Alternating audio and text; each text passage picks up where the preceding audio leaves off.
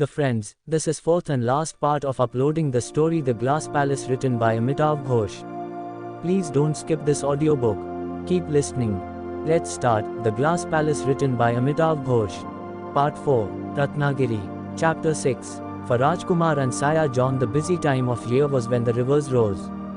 Every few weeks they would load a cargo of sacks, crates and boxes onto one of the Irrawaddy steamship flotilla's riverboats. Shuddering, paddle-wheel steamers, captained, more often than not, by Scotsmen and crewed mainly by Chittagong Khalasis, such as Rajkumar had himself once sought to be. With the weight of the engorged river behind them, they would go shooting downstream from Mandalay at such speeds as to put the flotilla's itineraries to rout. At sunset, when it was time to pull into shore, they would frequently find themselves anchoring beside some tiny river bank hamlet that consisted of nothing more than a few thatched huts, clustered around a police station parade ground.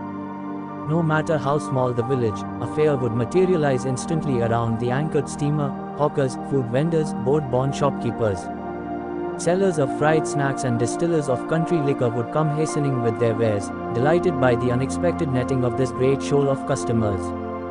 Sometimes news of the steamer's arrival would filter through to a traveling troupe of entertainers.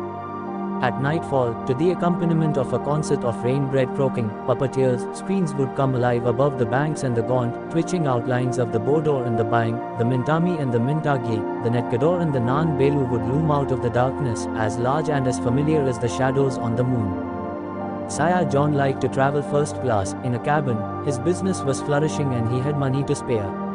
He had moved into a large house on Mandalay's 33rd Street, a dwelling that housed Rajkumar as well as everyone else who was in any way connected with his business. The British occupation had changed everything. Burma had been quickly integrated into the empire, forcibly converted into a province of British India. Courtly Mandalay was now a bustling commercial hub.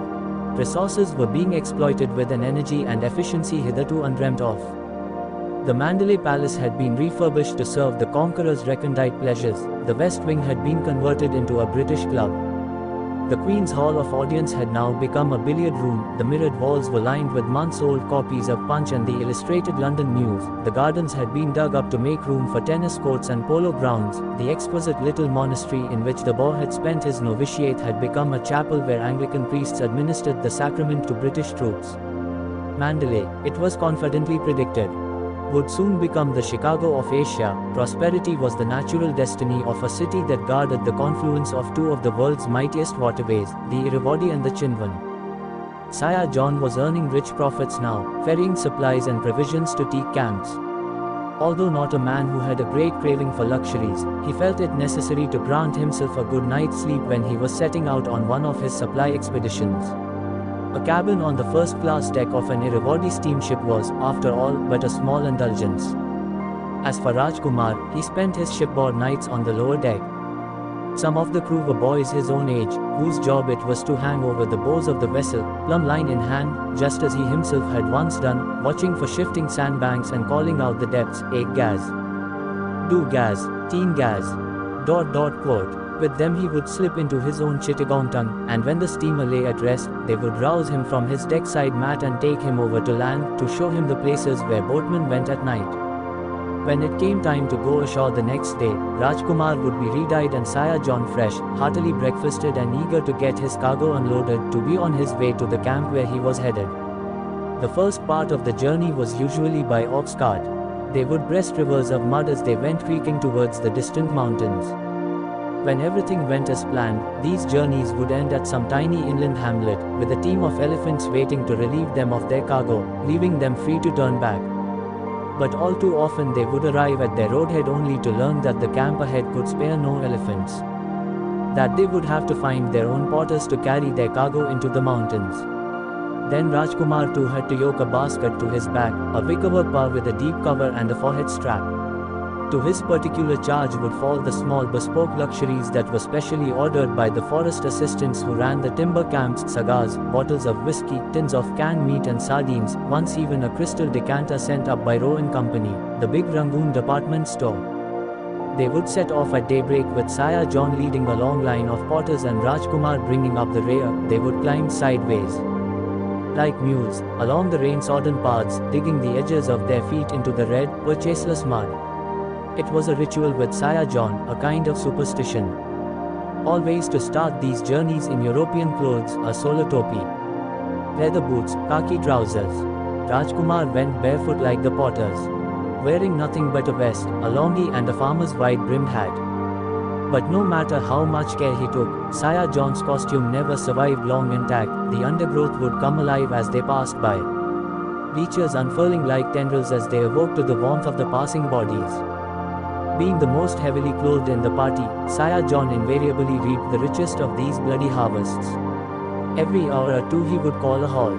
The trails were lined with thatched bamboo shelters, erected at regular intervals by the timbermen. Sitting huddled beneath the dripping thatch, Saya John would reach into his bags to retrieve the tarpaulin-wrapped packet in which Rajkumar had packed his matches and cheroots.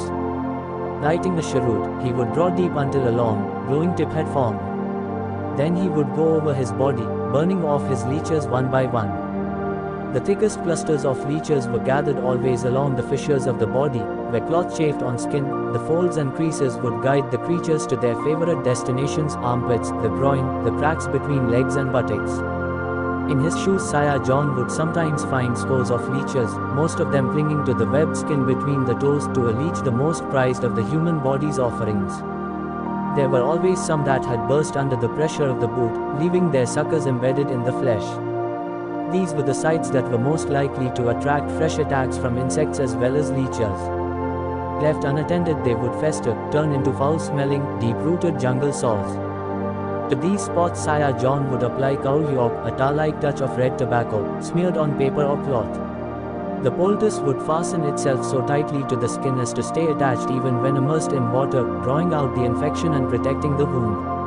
At each stop Saya John would shed an article of clothing, and within the space of a few hours he would be dressed like Rajkumar, in nothing more than a longi and a vest. Almost invariably they would find themselves following the course of a chon, a rushing mountain stream. Every few minutes a log would come hurtling through the water on its way down to the plain. To be caught in midstream by one of these hurtling 2-ton projectiles was to be crippled or killed. When the path switched from one bank of the chong to the other, a lookout would be posted to call out the intervals between logs so that the potters would know when it was safe to cross. Often the logs came not singly but in groups, dozens of tons of hardwood caroming down the stream together. When they hit each other, the impact would be felt all the way up the banks. At times a log would snag in rapids or on the shore, and within minutes a tangled dam would rise out of the water, plugging the stream. One after another logs would go cannoning into one another, adding to the weight of the accumulated hardwood. The weight of the mass would mount until it became an irresistible force. Then at last something would give. A log, 9 feet in girth, would snap like a matchstick. With a great detonation the dam would capsize and a tidal wave of wood and water would wash down the slopes of the mountain. Chongs are the trade winds of teak, Saya John liked to say. In the dry season, when the earth cracked and the forests wilted, the streams would dwindle into dribbles upon the slope, barely able to shoulder the weight of a handful of leaves, mere trickles of mud between strings of cloudy riverbed pools. This was the season for the timbermen to comb the forest for teak. The trees, once picked, had to be killed and left to dry. For the density of teak is such that it will not remain afloat while its heartwood is moist. The killing was achieved with a girdle of incisions, thin slits carved deep into the wood at a height of 4 feet and 6 inches off the ground. Teak being ruled, despite the wildness of its terrain, by imperial stricture in every tiny detail. The assassinated trees were left to die where they stood, sometimes for 3 years or even more. It was only after they had been judged dry enough to float that they were marked for felling. That was when the axemen came, shouldering their weapons, squinting along the blades to judge their victims' angles of descent. Dead though they were, the trees would sound great tocsins of protest as they fell, unloosing thunderclap explosions that could be heard miles away, bringing down everything in their path: rafts of saplings, loop nets of rattan. Thick stands of bamboo were flattened in moments, thousands of jointed limbs exploding simultaneously in deadly splinter blasts, throwing up mushroom clouds of debris. Then teams of elephants would go to work, guided by their handlers. Their uses and paces, butting, prodding, levering with their trunks. Belts of wooden rollers would be laid on the ground, and quick-fingered pickaches, specialized in the tying of chains, would dart between the elephants' legs, fastening steel harnesses. When finally the logs began to move, such was the friction of their passage that water carriers would have to run beside them, dousing the smoking rollers with tilted buckets. Dragged to the banks of chongs, the logs were piled into stacks and left to await the day when the chongs would awaken from the hibernation of the hot season. With the first rains, the puddles along the stream's beds would stir and stretch and join hands, rising slowly to the task of clearing away the debris accumulated over the long months of desiccation. Then, in a matter of days, with the rains pouring down, they would rear up in their beds, growing hundreds-fold in height, where a week before they had wilted under the weight of twigs and leaves, they would now throw 2-ton logs downstream like feathered darts. Thus would begin the logs' journey to the timberyards of Rangoon, with elephants nudging them over the slopes into the frothing waters of the chongs below. Following the lie of the land, they would make their way from feeder streams to tributaries, until they debouched finally into the engorged rivers of the plains. In years of bad rain, when the chongs were too feeble to heft these great weights, the timber company's profits plummeted. But even in good years they were jealous, punishing taskmasters these mountain streams. At the height of the season, a single snag tree could result in a pile-up of 5,000 logs or even more. The servicing of these white waters was a science unto itself, with its own cadre of adepts, special teams of horses and elephants who spent the monsoon months ceaselessly patrolling the forest. These were the famed Onging herds, skilled in the difficult and dangerous art of clearing chongs. Once, while sheltering beside a dying and girdled trunk of teak, Sire John gave Rajkumar a mint leaf to hold in one hand and a fallen leaf from the tree in the other. "Feel them," he said, "rub them between your fingers." Teak is a relative of mint, Tectona grandis, born of the same genus of flowering plant but of a distaff branch, presided over by that most soothing of herbs, verbena. It counts among its close kin many other fragrant and familiar herbs: sage, savory, thyme, lavender, rosemary, and most remarkably holy basil, with its many descendants, green and purple. Smooth-leaved and coarse, pungent and fragrant, bitter and sweet. There was a teak tree in Pagu once with a trunk that measured 106 feet from the ground to its first branch. Imagine what a mint's leaf would be like if it were to grow upon a plant that rose more than 100 feet into the air, straight up from the ground, without tapering or deviation. Its stem is straight as a plumb line, its first leaves appearing almost at the top, clustered close together and outspread like the hands of a surfacing diver. The mint leaf was the size of Rajkumar's thumb, while the other would have covered an elephant's footprint. One was a weed that served to flavor soup, while the other came from a tree that had felled dynasties, caused invasions, created fortunes, brought a new way of life into being. Yet even Rajkumar, who was in no way inclined to indulge the far-fetched or the fanciful, had to admit that between the faint hairiness of the one and the bristling, coarse-textured fur of the other, there was an unmistakable kinship, a palpably familiar link. It was by the bells of their elephants that teak camps made themselves known. Even when muted by rain or distance, the sound could always be counted on to produce a magical effect on a line of porters, lengthening their pace and freshening their step. No matter how long he had walked or how tired he was, Rajkumar would feel a surging in his heart when a camp loomed suddenly into view, a forest clearing with a few thatch-roofed huts clustered around a tie, an elongated wooden house on stilts. Teak camps were always the same, and yet they were all different, no two camps ever being built in the same place from one season to the next. The initial felling of the forest was done by elephants, with the result that the clearings were invariably scarred with upturned trees and ragged pits. A tie stood at the center of each campsite, and it was occupied always by the forest assistant, the company officer in charge of the camp. To Rajkumar's eye, these stays were structures of incomparable elegance. They were built on wooden platforms, raised some 6 feet off the ground on teak wood posts. Each was endowed with several large rooms, one leading into another and ending finally in a wide veranda, always so oriented as to command the best possible view. In a camp where the forest assistant was served by an industrious lugale, the veranda of the tie would be sheltered by a canopy of the flowering vines, with blooms that glowed like embers against the bamboo matting. Here would sit the assistant of an evening, with a glass of whiskey in one hand and a pipe in the other, watching the sun go down across the valley and dreaming of his faraway home. They were distant, brooding men, these assistants.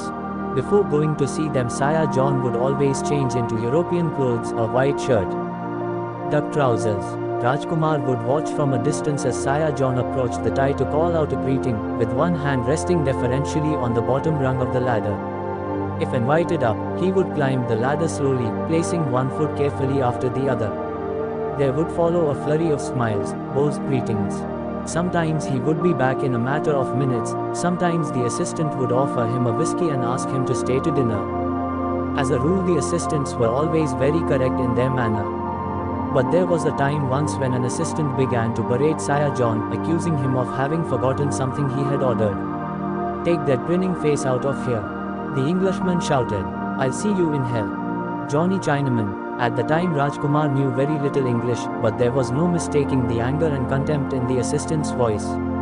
For an instant Rajkumar saw Sire John through the assistant's eyes, small, eccentric and erratically dressed in his ill-fitting European clothes, his portliness accentuated by the patched duck trousers that hung in thick folds around his ankles, with his scuffed solar topi perched precariously on his head. Rajkumar had been in Sire John's service 3 years and had come to look up to him as his guide in all things. He found himself growing hot with indignation on his mentor's behalf. He ran across the clearing to the tie, fully intending to haul himself up the ladder to confront the assistant on his own veranda. But just then Sire John came hurrying down, grim-faced and somber. "Sayagi, shall I go up?" "Go up where?" "To the tie." "To show that bastard." "Don't be a fool, Rajkumar. Go and find something useful to do." With a snort of annoyance, Sire John turned his back on Rajkumar. They were staying the night with the Chinook, the leader of the camp's Usis. The huts where the timbermen lived were well to the rear of the tie, so placed as not to interrupt the assistant's view. These structures were small, still supported dwellings of 1 or 2 rooms, each with a balcony-like platform in front. The Usis built the huts with their own hands, and while they were living in a camp, they would tend the site with the greatest diligence, daily repairing rents in the bamboo screens, patching the thatch and building shrines to their nats. Often they would plant small, neatly fenced plots of vegetables around their huts to eke out the dry rations sent up from the plains. Some would rear chickens or pigs between the stilts of their huts, others would dam nearby streams and stock them with fish. As a result of this husbandry, teak camps often had the appearance of small mountain villages, with family dwellings clustered in a semicircle behind a headman's house. But this was deceptive, for these were strictly temporary settlements. It took a team of Usis just a day or two to build a camp, using nothing but vines, freshly cut bamboo and plaited cane. At the end of the season, the camp was abandoned to the jungle, only to be conjured up again the next year at another location. At every camp it was the Chinook who was assigned the largest hut. And it was in these that Sire John and Rajkumar usually stayed. Often when they were at camp, Sire John and Rajkumar would sit on the hut's balconies, talking late into the night. Sire John would smoke cheroots and reminisce about his life in Malaya and Singapore and his dead wife. The night when Sire John was berated by the assistant, Rajkumar lay awake a long time, staring at the flickering lights of the tie. Despite Sire John's admonitions, he could not put aside his indignation at the assistant's behavior. Just as he was drifting off to sleep, Rajkumar heard someone crawling out to the balcony. It was Sire John, armed with a box of matches and a cheroot. Rajkumar was suddenly awake again and just as angry as he had been earlier in the evening. "Sayagi," Rajkumar blurted out, "why didn't you say something when that man was shouting like that?" "I was so angry that I wanted to go up to the tie to teach him a lesson." Sire John glanced across the clearing to the assistant's tie, where a light was still shining. The assistant's silhouette was clearly visible, outlined against the thin cane walls. He was seated in a chair, reading a book. "You have no business to be angry, Rajkumar. In his place you would be no different, perhaps worse. What amazes me is that more of them are not like this one. Why, Sayagi, think of the kind of life they lead here, these young Europeans.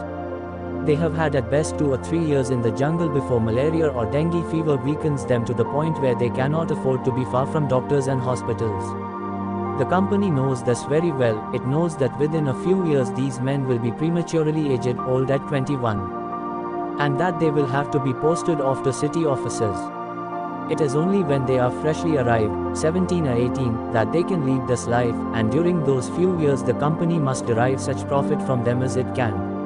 So they send them from camp to camp for months on end with scarcely a break in between. Look at this one. I am told he has already had a bad bout of dengue fever. That man is not much older than you, Rajkumar, maybe 18 or 19, and here he is, sick and alone. Thousands of miles from home, surrounded by people the likes of whom he has never known, deep inside a forest. And look at him, there he is. reading his book, with not a trace of fear on his face. "You are far from home too, Sayagyi," said Rajkumar. "And so am I, but we are not so far as he is. And left to ourselves none of us would have been here, harvesting the bounty of this forest. Look at the Usis in this camp, look at the Chinook, lying on his mat, dazed with opium, look at the false pride they have in their skill as trainers of elephants. They think, because their fathers and their families have all worked with elephants, that no one knows their animals as they do. Yet until the Europeans came, none of them had ever thought of using elephants for the purposes of logging. Their elephants were used only in pagodas and palaces, for wars and ceremonies. It was the Europeans who saw that tame elephants could be made to work for human profit. It was they who invented everything we see around us in this logging camp. This entire way of life is their creation. It was they who thought of these methods of girdling trees, these ways of moving logs with elephants, this system of floating them down river. Even such details as the structure and placement of these huts, the plan of the tie, the use of bamboo thatch and rattan, it was not the Usis with their hoary wisdom who thought of these things. All of this came from the minds of men like this one sitting in this tie, this boy who is not much older than you. The merchant thrust a finger at the silhouetted figure in the tie. "You see that man, Rajkumar," he said. "That is someone you can learn from. To bend the work of nature to your will, to make the trees of the earth useful to human beings, what could be more admirable, more exciting than this? That is what I would say to any boy who has his life before him." Rajkumar could tell that Sire John was thinking not of him, his Lugale, but of Matthew, his absent son, and the realization brought a sudden and startling pang of grief. But the pain lasted only an instant, and when it had faded, Rajkumar felt himself to be very much the stronger, better prepared. He was here, after all, in this camp, while Matthew was far away in Singapore. Chapter 7. In Ratnagiri there were many who believed that King the Boar was always the first to know when the sea had claimed a victim. He spent hours on his balcony every day, gazing out to sea with his gold-rimmed glasses. Fishermen had learned to recognize the distinctive twin flashes of the king's binoculars. Returning to the bay of an evening, they would look up in the direction of the hilltop balcony, as though for reassurance. Nothing happened in Ratnagiri, people said, but the king was the first to know of it. Yet the king himself was never seen after that first day when he rode up from the harbour with his family.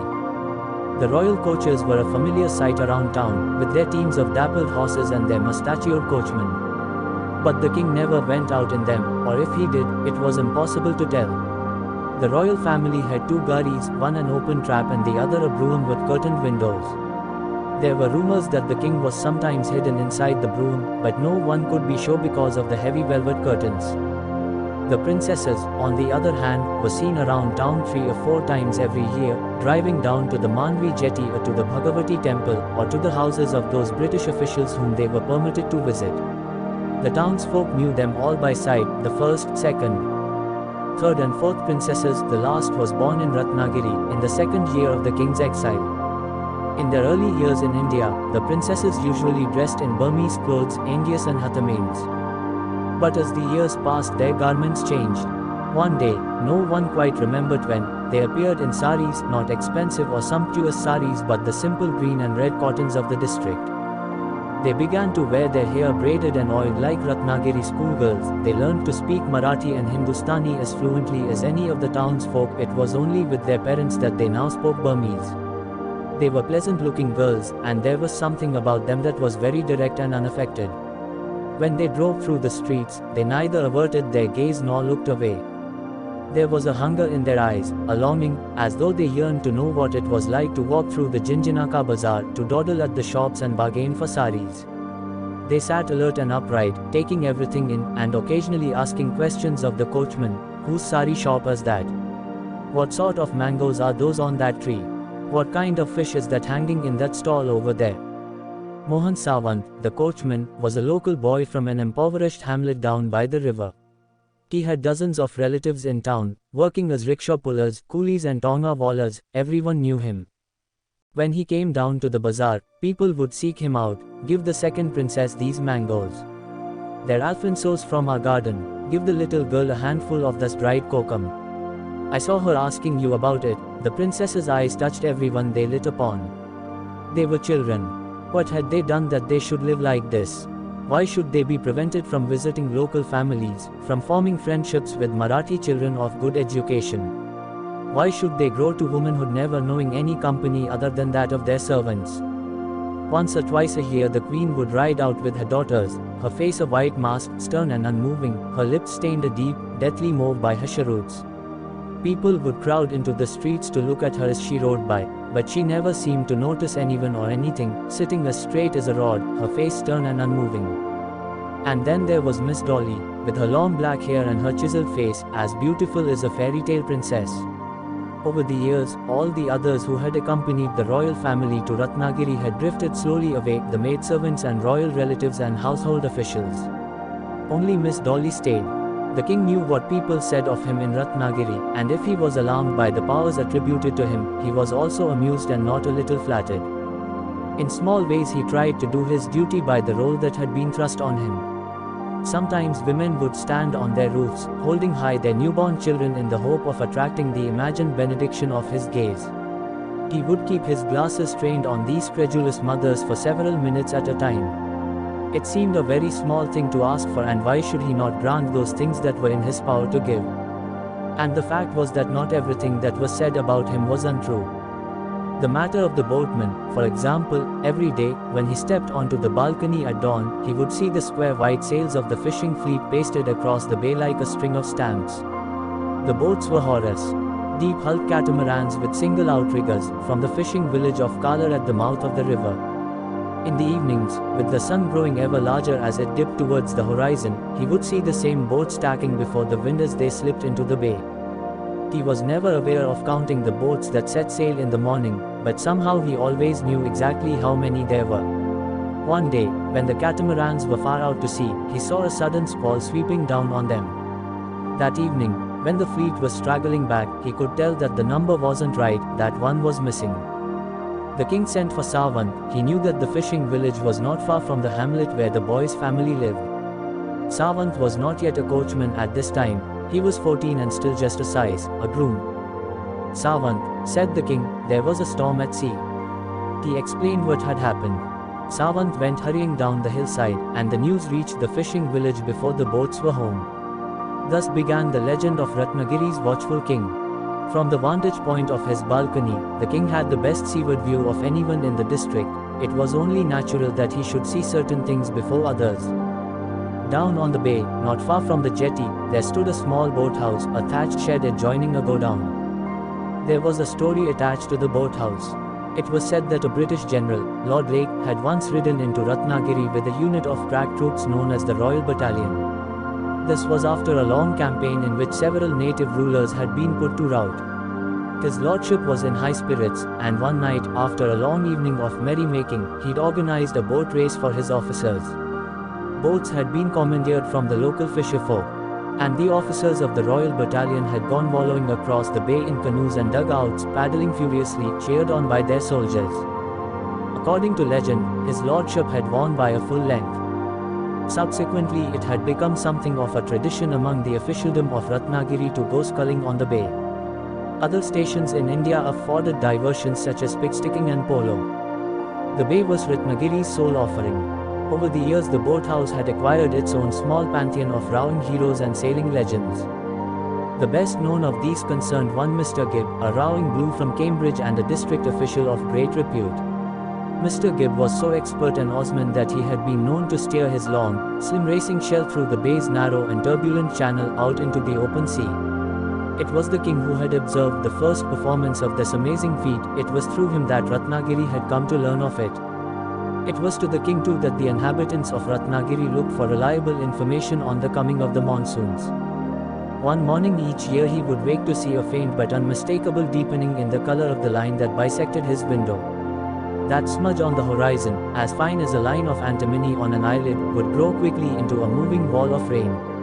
Perched high on the hill, Outram House would mark the monsoon's first landfall. Rain would come smashing into the balcony, it would seep under the door and through the cracks in the shuttered windows, gathering inches deep under the king's bed.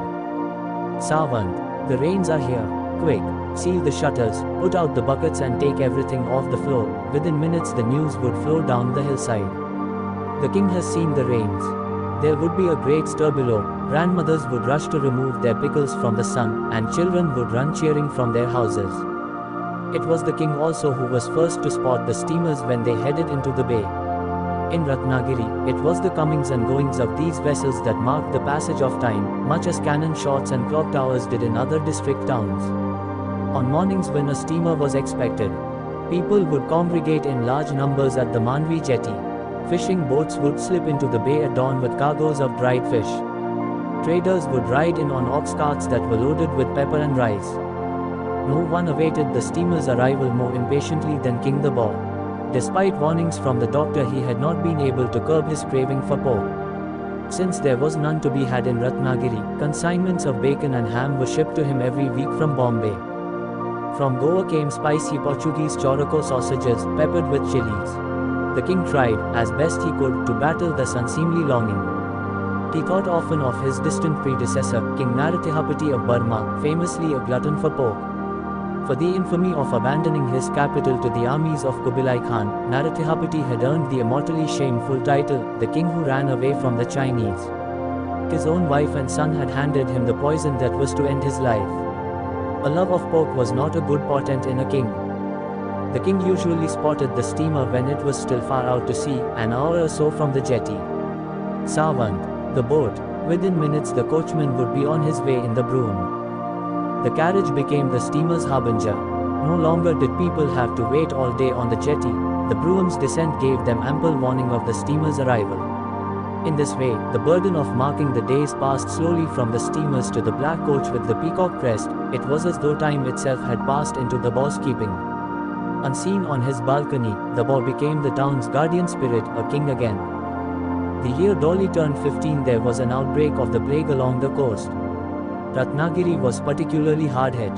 Fires burnt night and day in the crematorium. The streets empty. Many people left town, others locked themselves into their houses. Outram House was situated at a good distance from the sites of the outbreak, far enough from the principal centers of population to be safe from the contagion. But as terror spread through the district, it became evident that this isolation was not without its own perils. Outram House found itself besieged by neglect. The bungalow had no sewerage and no water supply. The toilets had to be emptied daily of night soil by sweepers, water had to be carried up in buckets from a nearby stream. But with the outbreak of the plague, the sweepers stopped coming and the coolies' water buckets lay upturned beside the kitchen. It was Dolly who usually served as the intermediary between the compound staff and the royal family. By default, over the years, more and more of the household's everyday duties had fallen on her. It was no easy job to deal with the scores of people who worked in the compound, the bearers, grooms, gardeners, ayahs, cooks. Even at the best of times, Dolly had trouble finding servants and persuading them to stay. The trouble was that there was never enough money to pay their salaries. The king and queen had sold almost everything they'd brought over from Mandalay. Their treasure was gone, all except for a few keepsakes and mementos. Now, with the town still by the fear of disease, Dolly had a taste of what it would mean to manage the house without help. By the end of the first day, the toilets were giving off an unbearable stench, the tanks were running empty and there was no water with which to wash or bathe. The only servants who remained were the half-dozen who lived on the estate, Savant among them. Savant had risen quickly from the position of sais to that of coachman, and his stolidity and cheerfulness had conferred a certain authority on him despite his youth. In moments of crisis, it was to him that everyone turned. For the first couple of days, with Savant's help, Dolly managed to make sure that the tanks in the queen's bedroom were kept filled. But there was no water for the king, and the toilets were very nearly unusable. Dolly appealed to Savant, "Do something, Mohan bhai, kuch to karo." Wait, Savant found a solution. If the queen were to allow the household's workers to build temporary shelters around the walls of the compound, then they too would be safe from the contagion. They would return, and, what was more, they would always be on hand to do their jobs. No more would messengers have to run back and forth between the compound and the town, summoning this cook or that ayah. No more would there be any talk of quitting. They would become a self-contained little village, up on the hill. Dolly gave his arm a grateful squeeze. Mohan bhai. For the first time in days she felt able to breathe again. How dependable he was, always ready with a solution. What would they do without him? But now, how to get the queen's consent? She was always complaining about how small the compound was, how cramped, how much like a jail. What would she say to the prospect of having the entire staff move up from town? But time was running out. Dolly went to the Queen's door. "Maybe." "Yes." Dolly raised her head off the floor and sat back on her heels. "The servants have stopped coming because of the sickness in town. In a day or two they will escape to the countryside. No one will remain in Ratnagiri. Soon there will be no water in the house. The toilets will run over. We will have to carry the filth down the hill ourselves." Mohan Bhai says, "Why not let the others build a few rooms around the compound, beyond the wall? When the fear is past they will leave. This will solve everything." The Queen turned away from the kneeling girl to look out of the window. She too was weary of dealing with servants, wretches, ungrateful wretches. What else could you say of them? The more you gave them, the more they seemed to want, yes, even the good ones, like this girl Dolly. No matter what they received, there was always something else, some other demand, more clothes, another necklace. And as for the rest, the cooks and sweepers and ayers, why did they seem harder to find with every passing year? You had only to step outside to see thousands of people standing about, staring, with nothing better to do than loiter by the roadside. And yet when it came to finding servants you would think you were living in a world of ghosts. And now, with this sickness spreading, they were sure to perish in their thousands. And what then? Those who were willing to work would become even rarer, like white elephants. Better have them move while there was still time. It was true what the girl said, it would be safer to have them on the hill, well away from town. Otherwise they might well carry disease into the compound. And there would be advantages to offset the unsightliness. They would be available to be called upon whenever necessary. Night or day. The Queen turned back to Dolly. "I have decided. Let them build their shelters on the hill. Tell Sawant to let them know that they can go ahead." Within days a basti arose around the compound, a settlement of shacks and shanties. In the bathrooms of Outram House, water began to flow. The toilets were clean again. The settlers in the basti daily thanked the Queen. Now it was her turn to be deified. Overnight she became a guardian goddess, or protector of the unfortunate, an incarnate Devi who had rescued hundreds from the ravages of the plague. After a month the outbreak subsided. There were some 50 families living around the compound now. They showed no signs of returning to their old homes in the congested lanes of the town. It was far nicer on the breezy hill. Dolly talked the matter over with the Queen, and they decided to let the settlers stay.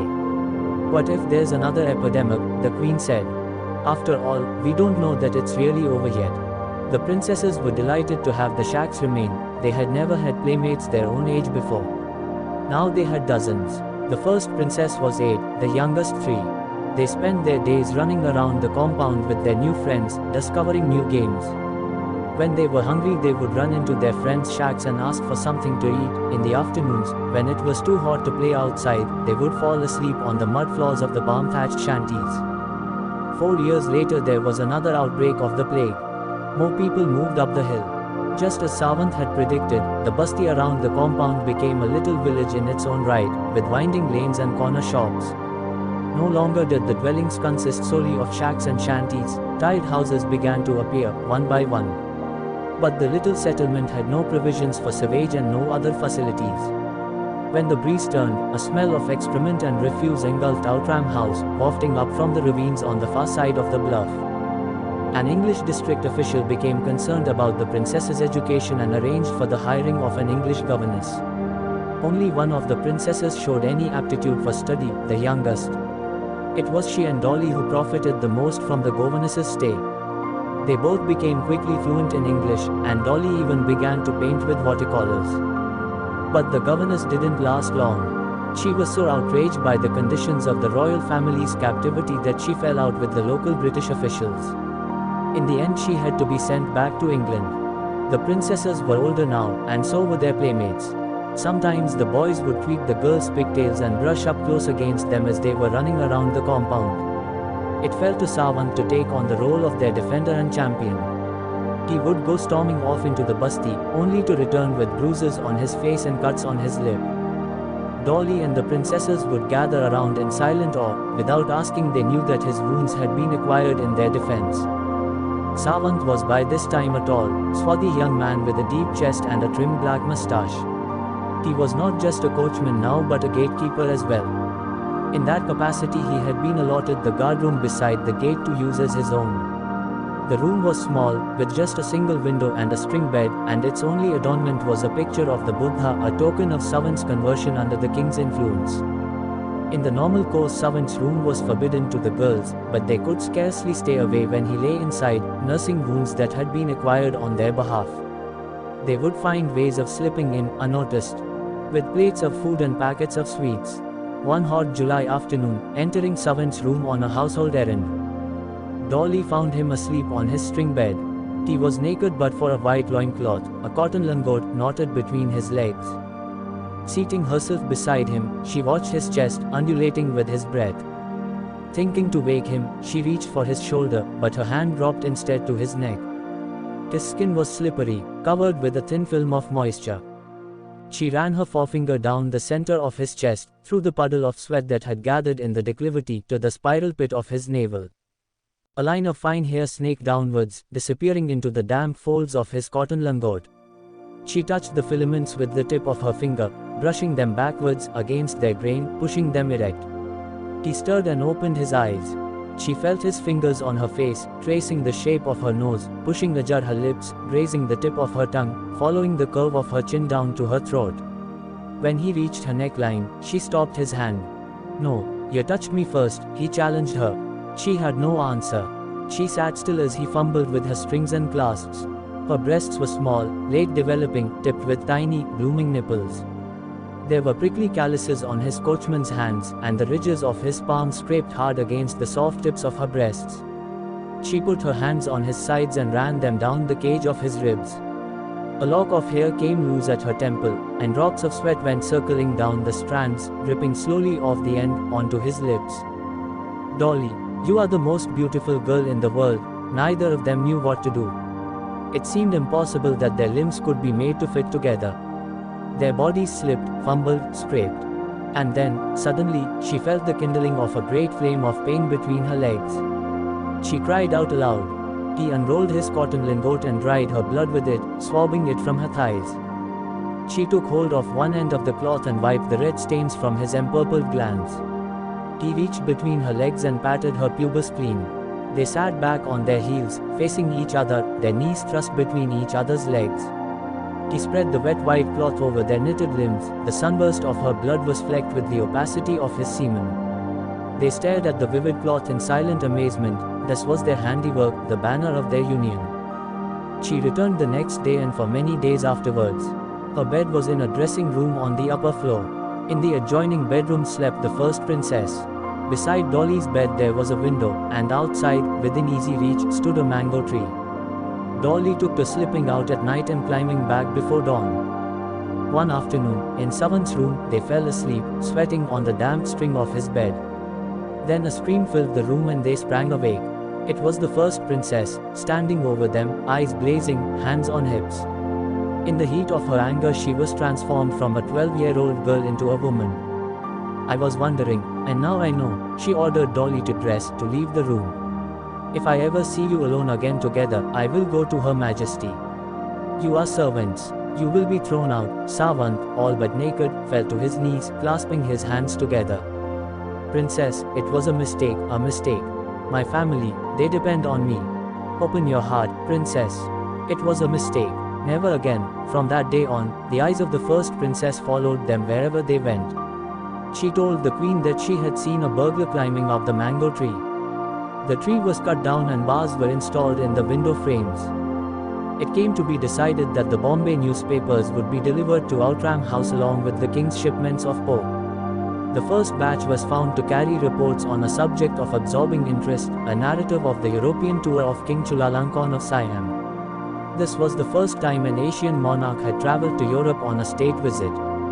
The tour lasted several weeks and through that time no other interest existed for King Dabor. In London King Chulalongkorn stayed at Buckingham Palace.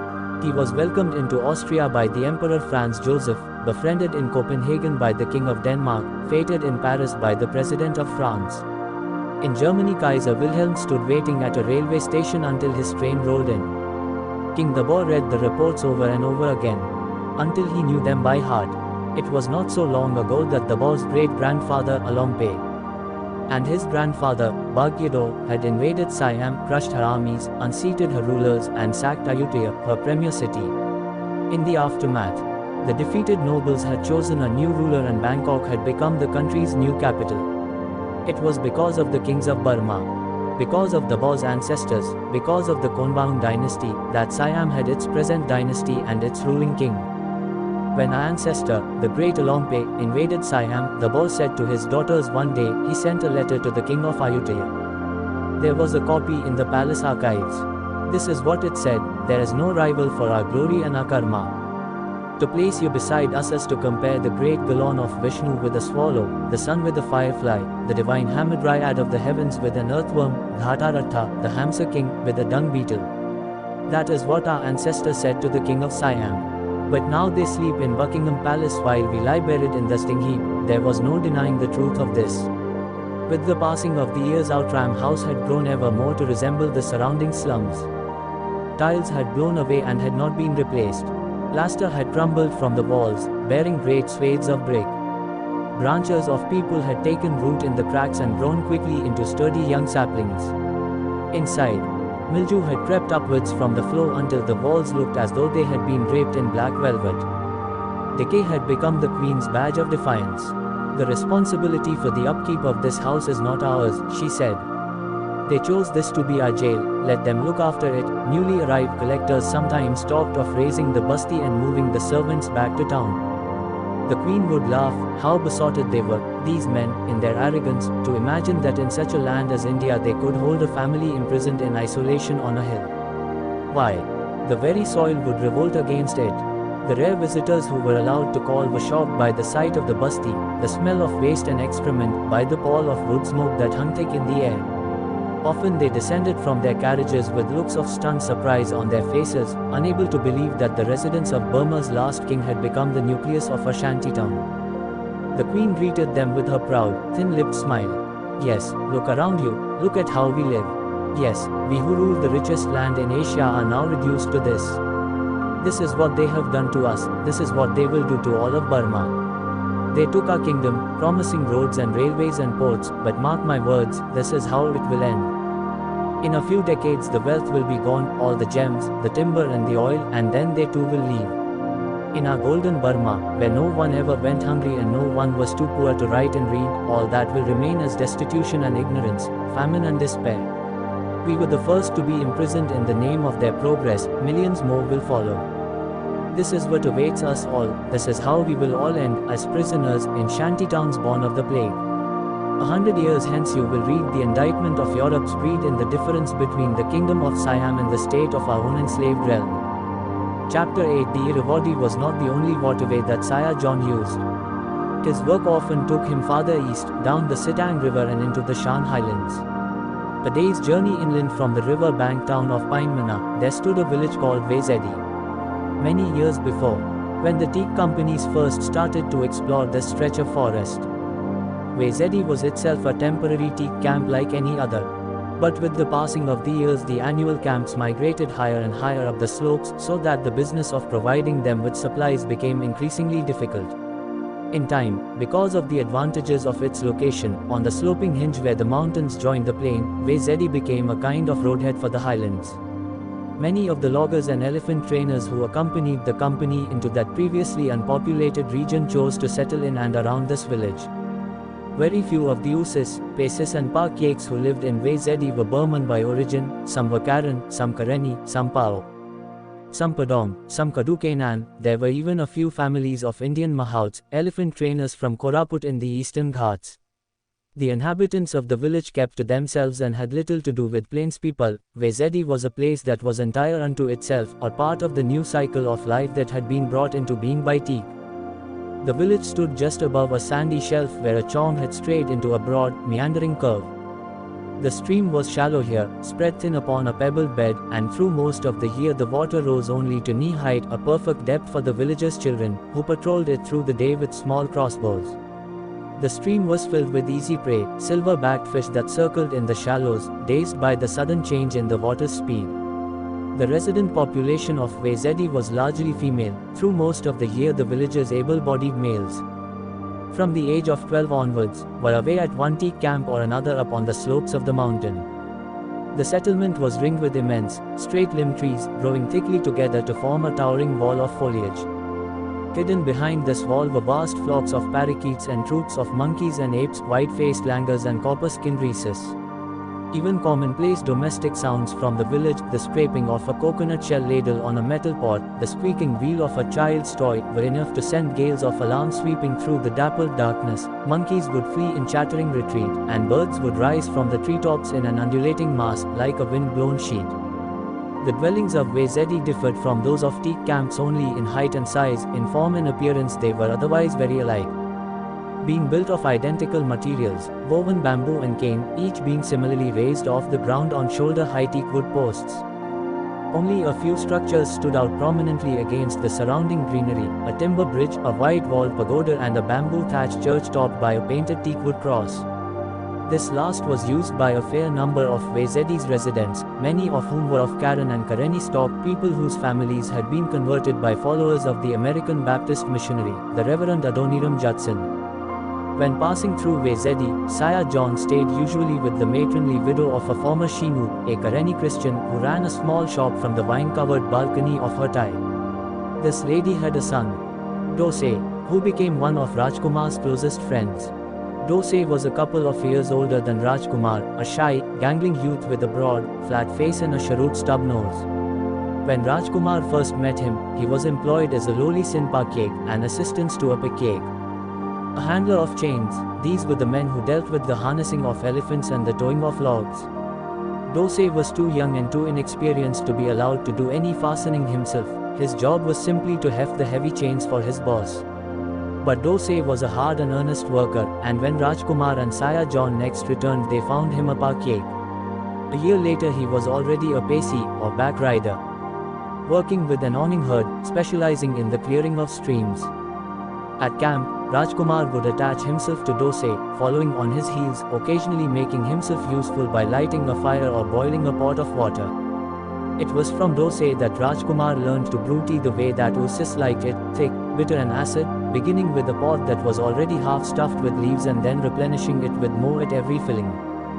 In the evenings he would help Dose with the weaving of cane walls, and at night he would sit on the ladder of his hut, chewing betel and listening to the Usis talk. At night the herd needed no tending. The elephants were hobbled with chain-link fetters and let loose to forage for themselves in the surrounding jungle. It was lonely at the camp, and Dose would often talk about his sweetheart, Norda, a girl in her early teens, slender and blooming, dressed in a tasseled white tunic and a homespun longi. They were to be married as soon as Dose was promoted to the rank of Usi. "And what about you?" Dose would ask. "Is there a girl you're thinking of?" Rajkumar usually shrugged this off, but once Dose persisted and he answered with a nod. "Who is she?" "Her name is Dolly." This was the first time that Rajkumar had spoken of her, and it was so long ago now that he could scarcely recall what she looked like. She had been just a child, and yet she had touched him like no one else and nothing before. In her wide eyes, saturated with fear, he had seen his own aloneness turned inside out, rendered visible, worn upon the skin. "And where does she live?" "In India, I think." "I don't know for sure." Dose scratched his chin. "One day you'll have to go looking for her." Rajkumar laughed. "It's very far, you'll have to go." "There is no other way." It was from Dose that Rajkumar learnt of the many guises in which death stalked the lives of Usis, the Russell's viper, the maverick log, the charge of the wild buffalo. Yet the worst of Dose's fears had to do not with these recognizable incarnations of death, but rather with one peculiarly vengeful form of it. This was anthrax, the most deadly of elephant diseases. Anthrax was common in the forests of central Burma and epidemics were hard to prevent. The disease could lie dormant in grasslands for as long as 30 years. A trail or pathway, tranquil in appearance and judged to be safe after lying many years unused, could reveal itself suddenly to be a causeway to death. In its most virulent forms, anthrax could kill an elephant in a matter of hours. A gigantic tusker, a full 15 arms length off the ground, could be feeding peacefully at dusk and yet be dead at dawn. An entire working herd of 100 elephants could be lost within a few days. Mature tuskers were valued in many thousands of rupees, and the cost of an epidemic was such as to make itself felt on the London Stock Exchange. Few were the insurers who would gamble against a disease such as this. The word anthrax comes from the same root as anthracite, a variety of coal. When anthrax strikes human beings, it shows itself first in small pimple-like inflammations. As these lesions grow, little black dots become visible at their centers, tiny pustules like powdered charcoal, thus the naming of the disease. When anthrax erupts on an elephant's hide, the lesions develop a volcanic energy. They appear first on the animal's hindquarters. They are about the size of a human fist, reddish-brown in color. They swell rapidly and, in males, quickly encase the penis sheath. The carbuncles are most numerous around the hindquarters, and as they grow they have the effect of sealing the animal's anus. Elephants consume an enormous amount of fodder and must defecate constantly. The workings of their digestive systems do not stop with the onset of the disease. Their intestines continue to produce dung after the excretory passage has been sealed, the unexpurgated fecal matter pushing explosively against the obstructed anal passage. The pain is so great, said Dose, that a stricken elephant will attack anything in sight. It will uproot trees and batter down walls. The tamest cows will become maddened killers, the gentlest calves will turn upon their mothers. They were at a camp together once when an epidemic struck. Saya John and Rajkumar were staying, as was their custom, with the camp's Chinook. A small, stooped man with a shoelace moustache. Late one evening Dose burst in to tell the Chinook that an Usi was missing. It was thought that he had been killed by his own elephant. The Chinook could make no sense of this. This elephant had been in its Usi's care for some 15 years and had not been known to cause trouble before. Yet just before his death the Usi had led his mount away from the herd and shackled her to a tree. She was now standing guard over his corpse and would not let anyone approach. None of this was as it should have been. What had gone wrong? Late as it was, the Chinook headed into the jungle with Dose and a few others. Saya John and Rajkumar decided to go with them. It so happened that the assistant who was in charge of the camp was away for a couple of days, staying in the company's chamari in Prom. In his absence there were no firearms in the camp. The Usis were armed only with flaming torches and their customary weapons, spears and das. Rajkumar heard the elephant from far away. The noise grew very loud as they approached. Often before Rajkumar had been amazed at the sheer volume of sound that a single elephant could produce, the trumpeting, the squeals, the flatulence, the crashing of saplings and undergrowth. But this was something other than the usual feeding time racket. There was a note of pain that pierced through the other accustomed sounds. They arrived on the scene to find that the elephant had cleared a large space around itself, flattening everything within reach. The dead Usi lay under a tree, battered and bloody, just a yard or two from the elephant's chain-shackled feet. Saya John and Rajkumar watched from a distance as the Chinook and his men circled around the angry cow, trying to determine what had gone wrong. Then the Chinook gave a cry and raised his hand to point at the animal's rump. Dim though the torchlight was, Rajkumar could tell that there were swellings on the elephant's rear, an angry red in color. Immediately the Chinook and his men turned around and plunged headlong into the forest, racing back the way they had come. Sayagi, what is it? Why are they running? Saya John was hurrying through the undergrowth, trying to keep the Usis torches in sight. Because of anthrax, Rajkumar. Saya John flung the word breathlessly over his shoulder. What? Saya, anthrax? But Saya, why don't they try to rescue the corpse? No one can approach the creature now for fear of contagion, said Saya John. And in any case they have more pressing things to think of, more pressing than their friend's body, very much more. They could lose everything, their animals, their jobs, their livelihood. The dead man gave up his life in an effort to keep this elephant from infecting the rest. They owe it to him to get the herd out of harm's way. Rajkumar had seen many epidemics come and go: typhoid, smallpox, cholera. He had even survived the outbreak that had killed his family. To him disease was a hazard rather than a danger, a threat that had to be lived with from day to day. He found it impossible to believe that the Usis would so easily abandon their comrade's corpse. Rajkumar laughed. They ran as if a tiger was after them. At the Saya John, usually so equable and even-tempered, turned on him in a sudden fury. Be careful, Rajkumar. Saya John's voice slowed. Anthrax is a plague, and it was to punish pride that the Lord sent it down. His voice slowed and deepened as it always did when he was quoting the Bible. And the Lord said unto Moses and unto Aaron, Take to you handfuls of ashes of the furnace, and let Moses sprinkle it toward the heaven in the sight of Pharaoh. And it shall become small dust in all the land of Egypt, and shall be a boil breaking forth with blains upon man, and upon beast, throughout all the land of Egypt. Rajkumar could understand only a few words of this, but the tone of Saya John's voice was enough to silence him. They made their way back to camp to find that it had emptied. Dose and the others had departed with the evacuated herd. Only the Chinook remained, to wait for the assistant. Saya John decided to stay on in order to keep him company. Early next morning they returned to the site of the accident. The infected elephant was quieter now than before, dazed by pain and weakened by its struggle with the disease. The swellings had grown to pineapple size, and the elephant's hide had begun to crack and break apart.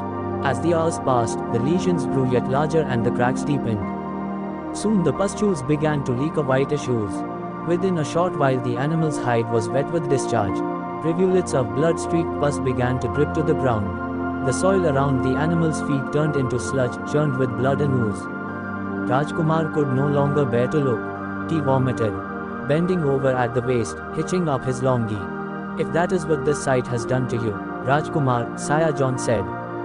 Think of what it must mean to the Usis to watch their elephants perish in this way. These men care for these animals as though they were their own kin. But when anthrax reaches this stage, the Usis can do nothing but look on as these great mountains of flesh dissolve before their eyes. The stricken elephant died in the early afternoon. Shortly afterwards the Chinook and his men retrieved their comrade's body. Saya John and Rajkumar watched from a distance as the mangled corpse was carried into the camp. And they took ashes of the furnace, Saya John said softly under his breath, and stood before Pharaoh, and Moses sprinkled it up toward heaven, and it became a boil breaking forth with blains upon man, and upon beast. And the magicians could not stand before Moses because of the boils, for the boil was upon the magicians. And upon all the Egyptians. Rajkumar was eager to be gone from the camp, sickened by the events of the last few days. But Saya John was proof against his entreaties. The Chinook was an old friend, he said, and he would keep him company until the dead Usi was buried and the ordeal ended. In the ordinary course of things, the funeral would have been performed immediately after the body's retrieval. But because of the forest assistant's absence, there arose an unforeseen hitch. It was the custom for the dead to be formally released from their earthly ties by the signing of a note. Nowhere was this rite more strictly observed than among Usis, who lived their lives in daily hazard of death. The dead man's note of release had still to be signed, and only the assistant, as his employer, could sign it. A messenger was dispatched to the assistant. He was expected to return the next day with the signed note. It only remained to wait out the night. By sunset the camp was all but deserted.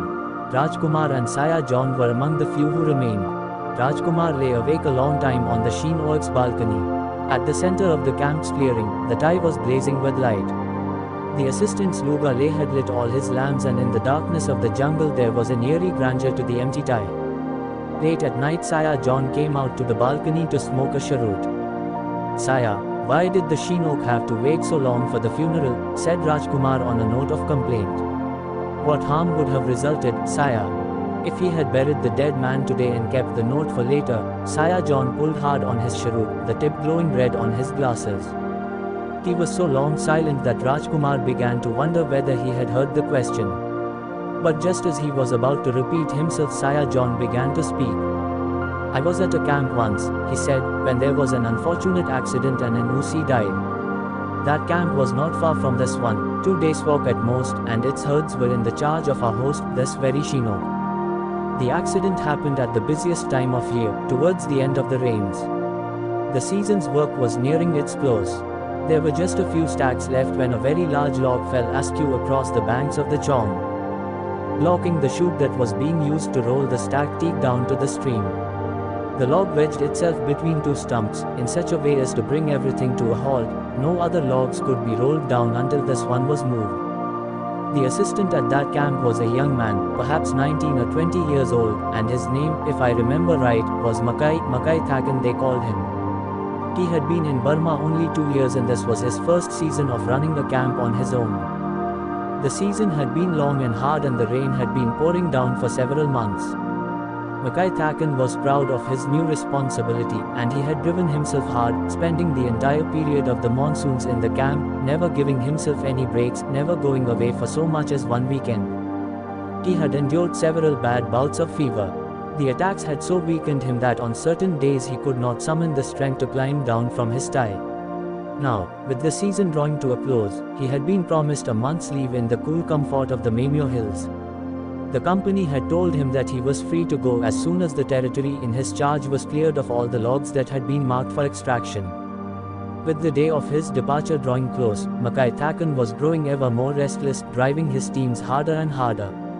The work was very nearly completed when the accident happened. The jamming of the chute occurred at about 9 in the morning, the time of day when the day's work draws to a close. The sheen oak was at hand, and he immediately sent his parkakes down to harness the log with chains so that it could be towed away. But the log was lodged at such an awkward angle that the chains could not be properly attached.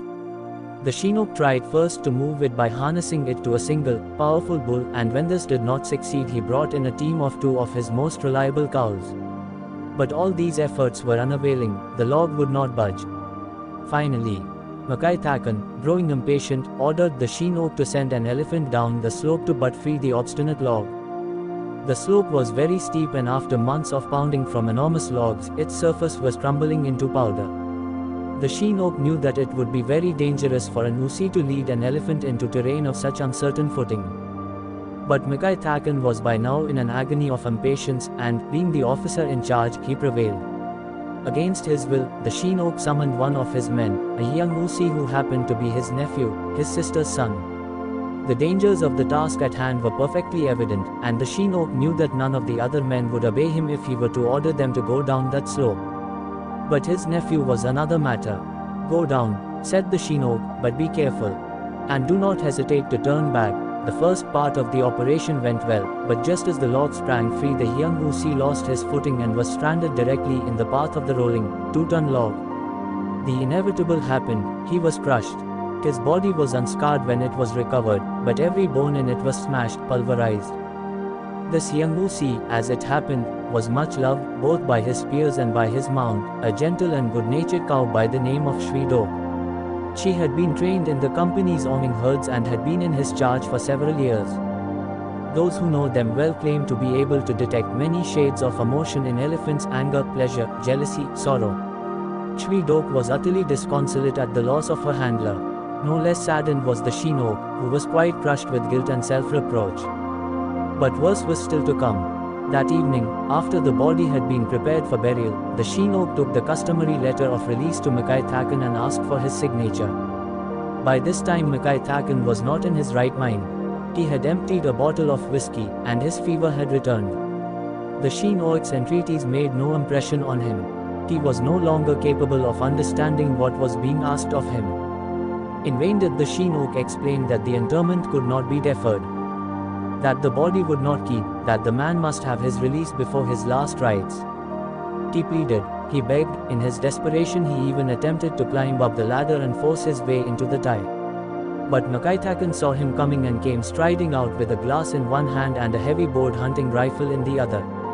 Emptying one barrel into the sky, he shouted, "For pity's sake, can you not leave me alone just this one night?" The sheen oak gave up and decided to go ahead with the burial. The dead man's body was interred as darkness was gathering. I was staying the night, as always, in the sheen oak's hut. We ate a sparse meal and afterwards I stepped outside to smoke a cheroot. Usually a camp is full and bustling at that time of day. From the kitchen there issues a great banging of tin plates and metal pots, and the darkness is everywhere pierced by the glowing tips of cheroots where the Usis sit beside their huts, savoring their last smoke of the day and chewing a final quid of betel. But now I saw, to my astonishment, that there was no one about. I could hear nothing but frogs and owls and the feathery flapping of great jungle moths. Absent also was that most familiar and reassuring of a camp's sounds, the tinkling of elephants' bells. Evidently, no sooner had the soil been tamped down on the dead man's grave than the other Usis had begun to flee the camp, taking their elephants with them. The only elephant that was still in the camp's vicinity was Shwedo, the dead man's mount. The sheen oak had taken charge of his nephew's riderless elephant after the accident. She was restless, he said, and nervous, frequently flapping her ears and clawing the air with the tip of her trunk. This was neither uncommon nor unexpected, for the elephant is, above all, a creature of habit and routine. So pronounced an upheaval is the absence of a long familiar handler can put even the gentlest of elephants out of temper, often dangerously so. This being the case, the she-oak had decided not to allow Shwe-dog to forage through the night, as was the rule. Instead he had led her to a clearing, some half miles distance from the camp, and supplied her with a great pile of succulent treetop branches. Then he had tethered her securely between two immense and immovable trees. To be doubly sure of keeping her bound, he had used not the usual lightweight fetters with which elephants are shackled at night, but the heavy iron towing chains that are employed in the harnessing of logs. This, he said, was a precaution. A precaution against what? I asked. By this time his eyes were dulled by opium. He gave me a sidelong glance and said, in a soft, slippery voice, "Just a precaution." There now remained in the camp only the she-oak and me and, of course, Mackay Thacken in his tie. The tie was brightly lit, with lamps shining in all its windows, and it seemed very high, perched on its tall, teakwood stilts. The she-oak's hut was small in comparison and much closer to the ground, so that standing on its platform I had to tilt my head back to look up at Mackay Thacken's glowing windows. As I sat staring, a low, reedy wail came wafting out of the lamplit windows. It was the sound of a clarinet, an instrument the Thacken sometimes played of an evening to while away the time. How strange it was to hear that plaintive, melancholy music issuing forth from those shining windows, the notes hanging in the air until they became indistinguishable from the jungle's nightly noise. Just so, I thought, must a great liner look to the oarsmen of a palm trunk canoe as it bears down on them out of the night, with the sounds of its ballroom trailing in its wake. It had not rained much through the day, but with the approach of evening clouds had begun to mass in the sky, and by the time I blew my lamp out and rolled out my mat there was not a star to be seen. Soon the storm broke, rain came pouring down, and thunder went pealing back and forth across the valleys, echoing between the slopes. I had been asleep perhaps an hour or two when I was woken by a trickle of water leaking through the bamboo roof.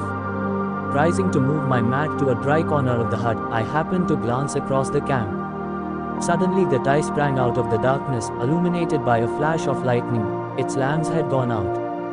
I was almost asleep again when, through the chatter of the rain, I heard a tiny, fragile sound, a distant tinkling. It was far away but approaching steadily, and as it drew nearer I recognized the unmistakable ringing of an elephant's bell. Soon, in the subtle tensing of the hut's bamboo beams, I could feel the animal's heavy, hurrying tread. "Do you hear that?" I whispered to the she-oak. "What is it?" "It is the cow, Shwe-dog, and who knows an elephant by its bell. It is by following that sound that he locates his mount every morning after its night-long foraging in the forest. To do his job well, a she-oak must know the sound of every animal in his herd. He must, if the need arises, be able to determine the position of all his elephants simply by concentrating on the ringing of their bells." My host was a she-oak of great ability and experience. There was not, I knew, the slightest likelihood of his being mistaken in his identification of the approaching bell. Perhaps, I ventured, Shwe-dog was panicked by the storm, perhaps she managed to break loose of her fetters. If she had broken loose, the she-oak said, the chains would still be dragging on her feet. He paused to listen. "But I hear no chains." "No, she has been freed by a human hand, but whose could that hand be?" I asked. He silenced me abruptly, with a raised hand. The bell was very close now, and the hut was shivering to the elephant's tread. I started to move towards the ladder but the she-oak pulled me back. "No," he said. "Stay here." The next moment the sky was split by lightning. In the momentary glare of that flat sheet of light, I saw Shwe-dog directly ahead, moving towards the tie with her head lowered and her trunk curled under her lip. I jumped to my feet and began to shout in warning, "Thacken, Mackay Thacken." Mackay Thacken had already heard the bells, felt the tremor of the elephant's approaching weight. A flame flickered in one of the tie's windows and the young man appeared on the veranda, naked, with a lantern in one hand and his hunting rifle in the other. 10 feet from the tie Shwe-dog came to a standstill. She lowered her head as though she were examining the structure. She was an old elephant, trained in the ways of the owning herd. Such animals are skilled in the arts of demolition. It takes them no more than a glance to size up a dam of snagged wood and pick a point of attack. Mackay Thacken fired just as Shwe-dog began her charge. She was so close now that he could not miss. He hit her exactly where he had aimed. In her most vulnerable spot, between ear and eye. But the momentum of Shwe-dog's charge carried her forward even as she was dying on her feet. She too hit the tie exactly where she had aimed, at the junction of the two cross beams that held it together. The structure appeared to explode, with logs and beams and thatch flying into the air. Mackay Thakan was catapulted to the ground over Sri Dok's head. Such is the footwork of the skilled onging elephant that it can balance its weight on the lip of a waterfall, perch like a crane upon a small midstream boulder, turn in a space that would trip a mule. It was with those small, practiced steps that Sri Dok turned now, until she was facing the assistant's prone body. Then, very slowly, she allowed her dying weight to go crashing down on him head first, her weight rolling over in a circular motion, in a technically perfect execution of the butting maneuver of the onging elephant, an application of thrust so precise as to be able to cause a 10,000-ton tangle of teeth to spring undone like a sailor's knot. Mackay Thakan's lantern, which had been sputtering beside him, went out and we could see nothing more. I threw myself down the hut's ladder with the sheen oak close behind me. Running towards the tie, I stumbled in the darkness and fell face first on the mud. The sheen oak was helping me up when a bolt of lightning split the sky. Suddenly he let go of my hand and unloosed a hoarse, stammering shout. "What is it?" I cried. "What did you see? Look." Look down at the ground. Lightning flashed again, and I saw, directly ahead of me, the huge scalloped mark of Sri Dok's feet. But beside it was a smaller impression. Curiously shapeless, almost oblong. "What is it?" I said. "What made that mark? It is a footprint," he said, "human, although crushed and mangled almost beyond recognition." I froze and stayed exactly where I was, praying for another bolt of lightning so that I would be able to ascertain for myself the truth of what he had said. I waited and waited, but an age seemed to pass before the heavens lit up again. And in the meanwhile it had rained so hard that the marks on the ground had melted away. Chapter 9. In 1905, the 21st year of the king's exile, a new district collector arrived in Ratnagiri. The collector was the district's administrative head, the official who was ultimately responsible for dealing with the Burmese royal family. The job was an important one, and the officials who were appointed to this post were almost always members of the Indian civil service, the august cadre of officials who administered Britain's Indian possessions. To join the Indian civil service, candidates had to pass a difficult examination that was held in England. The overwhelming majority of those who qualified were British, but there were also among them a small number of Indians. The collector who arrived in 1905 was an Indian, a man by the name of Beni Prasad De. He was in his early 40s and an outsider to the Ratnagiri region. He was a Bengali from Calcutta, which lay diagonally across the map of India, at the other end of the country. Collector Day was slim and aquiline, with a nose that ended in a sharp, beak-like point. He dressed in finely cut Savile Row suits and wore gold-rimmed eyeglasses. He arrived in Ratnagiri accompanied by his wife, Uma, who was some 15 years his junior, a tall, vigorous-looking woman with thick, curly hair. King Dabor was watching from his balcony when Ratnagiri's officialdom gathered at the Mandvi jetty to receive the new collector and his young wife. The first thing he noticed about them was that the new Madam Collector was dressed in an unusual garment. Puzzled, he handed his binoculars to the Queen. "What's that she's wearing?" The Queen took a long look. "It's just a sari," she said at last. "But she's wearing it in a new style." She explained that an Indian official had made up a new way of wearing a sari, with odds and ends borrowed from European costume, a petticoat, a blouse. She'd heard that women all over India were adopting the new style. But of course everything came late to Ratnagiri. She herself had never had an opportunity to look into this new fashion at first hand. The Queen had seen many collectors come and go, Indian and English. She thought of them as her enemies and jailers, upstarts to be held in scant regard. But in this instance she was intrigued. "I hope he'll bring his wife when he comes to call. It'll be interesting to see how this kind of sari is worn." Despite this propitious beginning, the royal family's first meeting with the new collector came close to ending in disaster. Collector Day and his wife had arrived at a time when politics was much on people's minds. Every day there were reports of meetings, marches and petitions. People were being told to boycott British-made goods, women were making bonfires of Lancashire cloth. In the Far East there was the war between Russia and Japan, and for the first time it looked as though an Asian country might prevail against a European power. The Indian papers were full of news of this war and what it would mean for colonized countries. It was generally not the king's custom to meet with officials who came to Outram House. But he had been following the Russo-Japanese war very closely and was keen to know what people thought of it.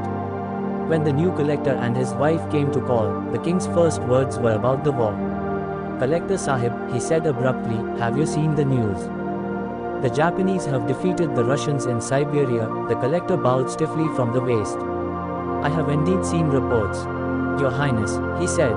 "But I must confess that I do not believe this to be an event of any great significance." "Oh," said the king. "Well, I'm surprised to hear that." He frowned in a way that made it clear that he wasn't about to let the subject drop. The night before, Uma and the collector had been briefed at length on their forthcoming visit to Outram House. They'd been told that the king was never present at these occasions. It was the queen who would receive them, in the reception room on the ground floor. But they'd entered to find the king very much present. He was dressed in a crumpled longi and was pacing the floor, smacking his thigh with a rolled-up newspaper. His face was pale and puffy, and his wispy grey hair was straggling unkempt down the back of his neck.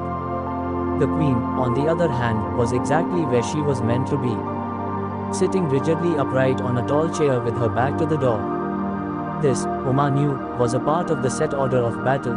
Visitors were expected to walk in and seat themselves on low chairs around Her Highness, with no words of greeting being uttered on either side. This was the Queen's way of preserving the spirit of Mandalay protocol. Since the representatives of the British were adamant in their refusal to perform the shiko, she in turn made a point of not acknowledging their entry into her presence. Uma had been told to be on her guard in the reception room, to look out for delinquent sacks of rice and stray bags of dal. This room was sometimes used as an auxiliary storeroom, and several unwary visitors were known to have come to grief in its hidden pitfalls. It was not unusual to find heaps of chilies hidden under its sofas and jars of pickles stacked on its bookshelves. On one occasion, a beefy superintendent of police had sat down heavily on the spiny remains of a dried fish. Another time, ambushed by a powerful whiff of pepper, a venerable old district judge had sneezed his false teeth clear across the room. They had fallen clattering at the Queen's feet. These reception room stories had caused Uma much apprehension, promoting her to secure her sari with an extravagant number of clips and safety pins. But on entering the room, she found its effects to be not at all as expected. Far from being put out, she felt oddly comforted by the familiar fragrances of rice and mung dal. In any other setting, Queen Supailat, with her mask-like face and mauve lips, would have seemed a spectral and terrifying figure. But the odors of domesticity seemed to soften her edges a little, adding an element of succor to her unyielding presence. Across the room, the king was smacking his newspaper loudly on his palm. "Well, Collector Sahib," he said, "did you ever think that we would live to witness the day when an Eastern country would defeat a European power?" Uma held her breath. Over the last few weeks, the collector had conducted many heated arguments on the implications of a Japanese victory over Russia. Some had ended in angry outbursts. She watched anxiously now as her husband cleared his throat. "I am aware, Your Highness," the collector said evenly, "that Japan's victory has resulted in widespread rejoicing among nationalists in India and no doubt in Burma too. But the Tsar's defeat comes as no surprise to anyone, and it holds no comfort for enemies of the British Empire. The empire is today stronger than it has ever been. You have only to glance at a map of the world to see the truth of this. But in time, Collector Sahib, everything changes. Nothing goes on forever." The collector's voice grew sharper. "May I remind Your Highness that while Alexander the Great spent no more than a few months in the steppes of Central Asia, the satrapies he founded persisted for centuries afterward. Britain's empire is, by contrast, already more than a century old, and you may be certain, Your Highness, that its influence will persist for centuries to come. The empire's power is such as to be proof against all challenges and will remain so into the foreseeable future. I might take the liberty of pointing out, Your Highness, that you would not be here today if this had been pointed out to you 20 years before." The king flushed, staring speechlessly at the collector. It fell to the Queen to answer for him. She leant forward, digging her long, sharp fingernails into the arms of her chair. "That is enough, Mr. Collector," she said. "Enough, Baskaro." There was a moment of stillness in which the only sound was that of the Queen's nails raking the polished arms of her chair. The room seemed to shimmer as though the floor had given off a sudden haze of heat. Uma was seated between Dolly and the second princess. She had listened to her husband's exchange with the king in dismayed silence, sitting frozen in her place. On the wall ahead of her was a small watercolor. The painting was a depiction of a landscape at sunrise, a stark red plain dotted with thousands of miscreant pagodas. Suddenly, With a clap of her hands, Uma uttered a loud cry. Pagan, the word had the effect of an explosion in a confined space. Everyone jumped, turning to look in Uma's direction. She raised a hand to point. On the wall, it's a picture of Pagan, isn't it? The second princess was sitting next to Uma. She seized eagerly on this diversion. Yes, that is it. Dolly can tell you, she painted it. Uma turned to the slim, upright woman on her left. Her name was Dolly Sane, she recalled. They had been introduced on the way in. Uma had noticed that there was something unusual about her, but she'd been too busy concentrating on protocol to give the matter any further thought. Did you really paint that? Uma said. Why, it's wonderful. Thank you, Dolly said quietly. I copied it from a book of prints. Their glances crossed and they exchanged a quick smile. Suddenly Uma knew what it was that she'd been struck by. This Miss Sane was perhaps the loveliest woman she'd ever set eyes on. Madam Collector. The Queen tapped a knuckle on the arm of her chair. How did you know that was a picture of Pagan? Have you had occasion to visit Burma? No, Uma said regretfully. I wish I had, but I haven't. I have an uncle in Rangoon and he once sent me a picture. Oh. The Queen nodded. She was impressed by the way the young woman had intervened to save the situation. Self-possession was a quality she'd always admired. There was something attractive about this woman. Uma Day, the liveliness of her manner was a welcome contrast to her husband's arrogance. If not for her presence of mind, she would have had to order the collector out of the house, and that could only have ended badly. No, thus Mrs. Day had done well to speak when she did. We would like to ask you, Madam Collector, the Queen said, what is your real name? We have never been able to accustom ourselves to your way of naming women after their fathers and husbands. We do not do this in Burma. Perhaps you would not object to telling us your own given name, Uma Debi, but everyone calls me Uma, said the Queen. That is a name that is familiar to us. I must say, you speak Hindustani well, Uma. There was a note of unfeigned appreciation in her voice. Both she and the king spoke Hindustani fluently, and this was the language she preferred to use in her dealings with officials.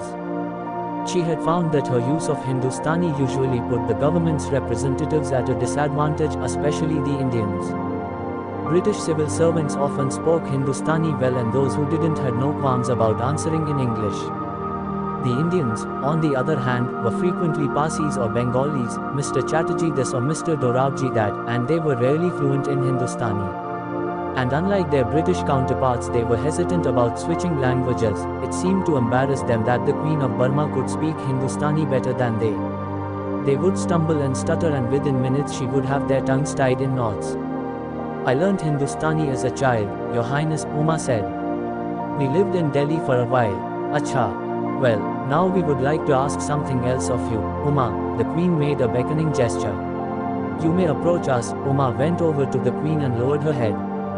Uma, the Queen whispered, we would like to examine your garments. Your Highness, as you can see, my daughters wear their saris in the local style. But I prefer this new fashion. It is more elegant, the sari looks more like a hatamain. Would it be too great an imposition to ask you to reveal the secrets of this new style to us? Uma was startled into laughter. I would be glad to, whenever you please. The Queen turned stiffly to the collector. You, Collector Sahib, are no doubt impatient to be on your way to the country and the many pressing tasks that await you. But may I ask if you will permit your wife to remain with us a little longer? The collector left, and in defiance of the initial auguries of disaster, the visit ended very amicably, with Uma spending the rest of the afternoon in Outram House chatting with Dolly and the princesses. The collector's house was known as the Residency. It was a large bungalow with a colonnaded portico and a steep, red-tiled roof. It stood on the crest of a hill, looking southward over the bay and the valley of the Kajali River. It was surrounded by a walled garden that stretched a long way down the slope, stopping just short of the river's gorge. One morning Uma discovered a narrow entrance hidden behind a thicket of bamboo at the bottom of her garden. The gate was overgrown with weeds, but she was able to open it just wide enough to squeeze through. 20 feet beyond, a wooded outcrop jutted out over the valley of the Kajali River. There was a peepul at the lip of the gorge, a majestic old tree with a thick beard of aerial roots hanging from its gnarled grey branches. She could tell that goats came to graze there. The earth beneath the tree's canopy had been cropped clean of undergrowth. She could see trails of black droppings leading down the slope. The goatherds had built themselves a platform to sit on by heaping earth and stones around the people's trunk. Uma was amazed by the view, the meandering river, the estuary, the curve of the bay, the windswept cliffs. She could see more of the valley from here than from the residency on top of the hill. She returned the next day and the day after. The goatherds came only at dawn, and for the rest of the day the place was deserted. She took to slipping out of the house every morning, leaving the door of her bedroom shut so that the servants would think she was still inside. She would sit in the people's deep shade for an hour or two with a book. One morning Dolly surprised her by appearing unexpectedly out of the people's beard of hanging roots. She called to return some clothes that Uma had sent over to Outram House, petticoats and blouses, for the princesses to have copied by their tailors. She'd waited in the drawing room of the residency while the servants went looking for Uma. They'd looked everywhere before giving up. Mem Sahib wasn't at home, they said. She must have slipped out for a walk. How did you know I was here? Our coachman is related to yours. Did Kanoji tell you? Kanoji was the elderly coachman who drove Uma around town. Yes, I wonder how he knew about my secret tree. He said he'd heard about it from the herdsmen who bring their goats here in the morning. They're from his village. Really? Uma fell silent. It was odd to think that the goatherds were just as aware of her presence as she was of theirs. Well, the view's wonderful. Don't you think? Dolly gave the valley a perfunctory glance. I've grown so used to it I never give it a thought anymore. I think it's amazing. I come here almost every day. Every day, just for a bit. I can see why you would. She paused to look at Uma. It must be lonely for you here in Ratnagiri. Lonely. Uma was taken aback. It hadn't occurred to her to use that word of herself. It was not as though she never met anyone or that she was ever at a loss for things to do. The collector made sure of that. Every Monday his office sent up a memorandum listing her engagements for the week, a municipal function, a sports day at a school, a prize giving at the vocational college. She usually had only one appointment a day, not so many as to keep her uncomfortably busy nor so few as to make her days seem oppressively long. She went through the list carefully when it arrived at the beginning of the week, and then she put it on her dressing table, with a weight on it so it wouldn't blow away. The thought of missing an appointment worried her, although there was little chance of that. The collector's office was very good about sending reminders. A peon came up to the residency about an hour before each new appointment to tell Kanoji to bring the gari around. She'd hear the horses standing under the porch. They'd snort and kick the gravel, and Kanoji would click his tongue, tuck tuck tuck. The nicest part of these appointments was the journey into town and back. There was a window between the coach and the driver's bench. Every few minutes Kanoji would stick his tiny, wrinkled face into the window and tell her about the places around them, the kachri, the jail, the college, the bazaars. There were times when she was tempted to get off so she could go into the bazaars and bargain with the fishwives. But she knew there would be a scandal. The collector would come home and say, "You should just have let me know so that I could have arranged some bandobast." But the bandobast would have destroyed any pleasure she might have taken in the occasion. Half the town would have gathered, with everyone falling over themselves to please the collector. The shopkeepers would have handed over anything she so much as glanced at, and when she got home the bearers and the khansama would have sulked as though she dealt them a reproach. "What about you, Dolly?" Uma said. "Are you lonely here?" "Me? I've lived here nearly 20 years, and this is home to me now, really." It struck Uma that there was something almost incredible about the thought that a woman of such beauty and poise had spent most of her life in this small provincial district town. "Do you remember anything of Burma?" "I remember the Mandalay Palace. Especially the walls." "Why the walls?" "Many of them were lined with mirrors. There was a great hall called the Glass Palace. Everything there was of crystal and gold. You could see yourself everywhere if you lay on the floor. And Rangoon.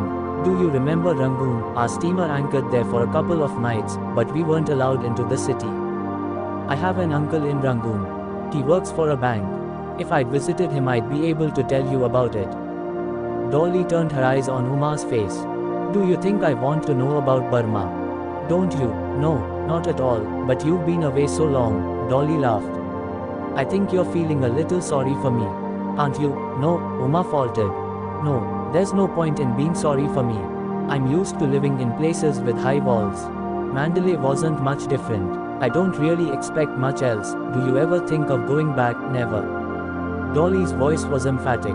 If I went to Burma now, I would be a foreigner. They would call me a Kala like they do Indians, a trespasser, an outsider from across the sea. I'd find that very hard, I think. I'd never be able to rid myself of the idea that I would have to leave again one day, just as I had to before. You would understand if you knew what it was like when we left. Was it very terrible? I don't remember much, which is a kind of mercy, I suppose. I see it in patches sometimes. It's like a scribble on a wall. No matter how many times you paint over it, a bit of it always comes through, but not enough to put together the whole. What do you see? Dust, torchlight, soldiers, crowds of people whose faces are invisible in the darkness. ... Quote. Dolly shivered. I try not to think about it too much. After this, in what seemed like an impossibly short time, Dolly and Uma became close friends. At least once a week, and sometimes twice and even more, Dolly would come over to the residency and they would spend the day together. Usually they stayed in, talking and reading, but from time to time Dolly would have an idea for an expedition. Kanoji would drive them down to the sea or into the countryside. When the collector was away touring the district, Dolly would stay over to keep Uma company. The residency had several guest rooms and Uma assigned one of these exclusively to Dolly. They would sit up talking late into the night. Often they would wake up curled on one another's beds, having drifted off to sleep in mid-conversation. One night, plucking up her courage, Uma remarked, "One hears some awful things about Queen Supailat. What? That she had a lot of people killed in Mandalay." Dolly made no answer, but Uma persisted. "Doesn't it frighten you," she said, "to be living in the same house as someone like that?" Dolly was quiet for a moment, and Uma began to worry that she'd offended her. Then Dolly spoke up. "You know, Uma," she said in her softest voice, "every time I come to your house, I notice that picture you have hanging by your front door. Of Queen Victoria." "You mean?" Yes, Uma was puzzled. "What about it? Don't you sometimes wonder how many people have been killed in Queen Victoria's name? It must be millions, wouldn't you say? I think I'd be frightened to live with one of those pictures." A few days later Uma took the picture down and sent it to the Kachri to be hung in the collector's office. Uma was 26 and had already been married 5 years. Dolly was a few years older. Uma began to worry. What was Dolly's future to be? Was she never to marry or have children? And what of the princesses? The first princess was 23, the youngest 18. Were these girls to have nothing to look forward to but lifetimes of imprisonment? "Why doesn't someone do something?" Uma said to the collector. "About arranging marriages for the girls, it's not that no one's tried," the collector replied. "It's the queen who won't allow it." In his offices at the Kachri, the collector had found a thick file of correspondence chronicling his predecessor's attempts to deal with the question of the princesses' futures. The girls were in the prime of their womanhood. If there were to be a scandal or an accident at Outram House, the incumbent collector would be held responsible. The Bombay Secretariat had left no room for doubt on this score. In order to protect themselves, several previous collectors had tried to find suitable grooms for the princesses. One had even written to his colleagues in Rangoon to make enquiries about eligible Burmese bachelors, only to learn that there were only 16 such men in the whole country. The custom of the ruling dynasties of Burma was to marry very closely within their houses. Only a man descended of Konbaung blood in both lines was eligible to marry into the royal family. It was the queen who was to blame for the fact that there were now very few such pure-blooded princes left. It was she who had decimated her dynasty by massacring all of the boss's potential rivals. As for the few eligible men that there were, none found favor with the queen. She announced that not a single one of them was a fit match for a true-born Konbaung princess. She would not allow her daughters to defile their blood by marrying beneath themselves. "But what about Dolly?" Uma said to the collector. "Dolly doesn't have to worry about finding a prince." "That's true," said the collector, "but hers is an even stranger circumstance. She spent her whole life in the company of the 4 princesses. But she's also a dependent, a servant, of unknown family origin. How would you set about finding a husband for her? Where would you start? Here or in Burma?" Uma had no answer for this. Neither she nor Dolly had ever broached the subject of marriage or children. With some of her other friends, Uma could talk of little else but of husbands, marriage, children and, of course, of remedies for her own childlessness. But with Dolly it was different. Theirs was not the kind of friendship that was based on intimate disclosure and domesticity, quite the opposite. Both she and Dolly knew instinctively what could not be spoken of Uma's efforts to conceive. Dolly's spinsterhood, and it was this that lent their meetings such an urgent wakefulness. When she was with Dolly, Uma felt as though a great burden had dropped from her mind, that she could look outside herself instead of worrying about her own failings as a wife. Driving in the countryside, for instance, she would marvel at the way in which people came running out of their houses to talk to Dolly, to hand her little odds and ends, fruits, a few vegetables, lengths of cloth. They would talk for a while in Konkani, and when they were on their way again, Dolly would smile and say in explanation, that woman's uncle or brother or aunt used to work at Outram House. Despite her shrugs of self-deprecation, Uma could tell that there was a depth to these connections that went far beyond the casual. Often Uma longed to know who exactly these people were and what they and Dolly were speaking of. But in these encounters it was she who was the outsider. The Mem Sahib, to her, for once, felt the silence of exile. Occasionally, when the crowds around them grew too large, Kanoji would issue scoldings from his bench, telling the villagers to clear the way for the collector's gari, threatening to call the police. The women and children would glance at Uma. On recognizing the collector's wife, their eyes would widen and they would shrink away. "You see," Dolly said once, laughing, "the people of your country are more at home with prisoners than jailers. I'm not your jailer. What are you, then?" Dolly said, smiling but with a note of challenge audible in her voice. "A friend, surely, that too, but by accident." Despite herself, Uma was glad of the note of scorn in Dolly's voice. It was a tonic restorative to the envy and obsequiousness she met with everywhere else as the wife of the collector and the district's preeminent Mem Sahib. One day, while driving out in the coach, Dolly had a sharp exchange of words with Kanoji through the connecting window. They quickly became absorbed in their argument and Dolly seemed almost to forget Uma's presence. At intervals she made attempts to resume her normal manner, pointing at landmarks and offering anecdotes about villages. But each time her anger got the better of her so that within moments she was at it again, whipping round to hurl a few more words at the coachman. Uma was mystified. They were speaking in Konkani and she could understand nothing of what they said. What could they possibly be arguing about with their voices tuned to the intimately violent pitch of a family quarrel? "Dolly, Dolly," Uma shook her knee. "What on earth is the matter?" "Nothing," Dolly said, pressing her lips primly together. "Nothing at all. Everything is all right." They were on their way to the Bhagavati temple, which stood on the windswept cliffs above the bay, sheltered by the walls of Ratnagiri's medieval fort. As soon as the gari came to a halt, Uma took hold of Dolly's arm and led her towards the ruined ramparts. They climbed up to the crenellations and looked over. Beneath them the wall fell away in a straight line, dropping sheer into the sea 100 feet below. "Dolly, I want to know what the matter is." Dolly shook her head distractedly. "I wish I could tell you, but I can't. Dolly, you can't shout at my coachman and then refuse to tell me what you were talking about." Dolly hesitated and Uma urged her again. "You have to tell me, Dolly." Dolly bit her lip, looking intently into Uma's eyes. "If I tell you," she said, "will you promise not to tell the collector?" "Yes." "Of course, you promise, solemnly." "I promise. It's about the first princess." "Yes." "Go on." "She's pregnant," Uma gasped, her hand flying to her mouth in disbelief. "And the father, Mohan Sawant, your coachman?" "Yes. That's why your Kanoji is so angry. He is Mohan Bhai's uncle. Their family wants the queen to agree to a marriage so that the child will not be born a bastard." "But, Dolly, how could the queen allow her daughter to marry a coachman?" "We don't think of him as a coachman," Dolly said sharply.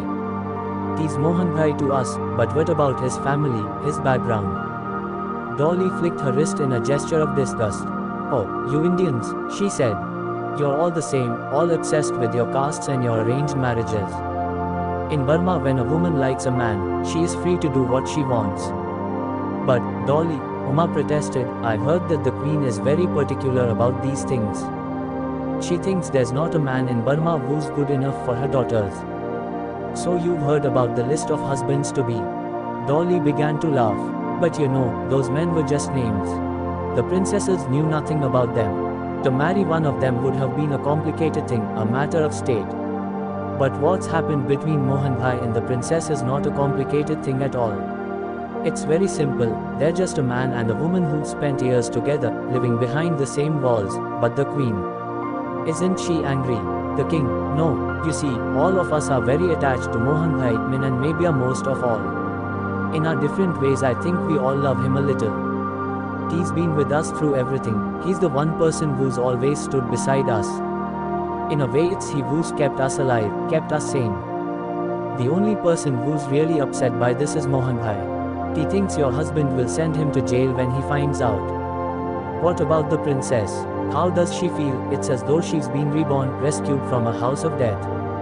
And what of you, Dolly? We never talk of you or your future. What about your prospects of marriage, of having children of your own? Do you ever think of these things? Dolly leant over the wall, fixing her eyes on the pounding sea. To tell you the truth, Uma, I used to think of children all the time. But once we learnt about the princess's child, Mohan Bhai's child, a strange thing happened. Those thoughts vanished from my mind. Now when I wake up I feel that the child is mine, growing inside me. This morning, I heard the girls asking the first princess, has the child grown? Did you feel her move last night? Where are her heels this morning?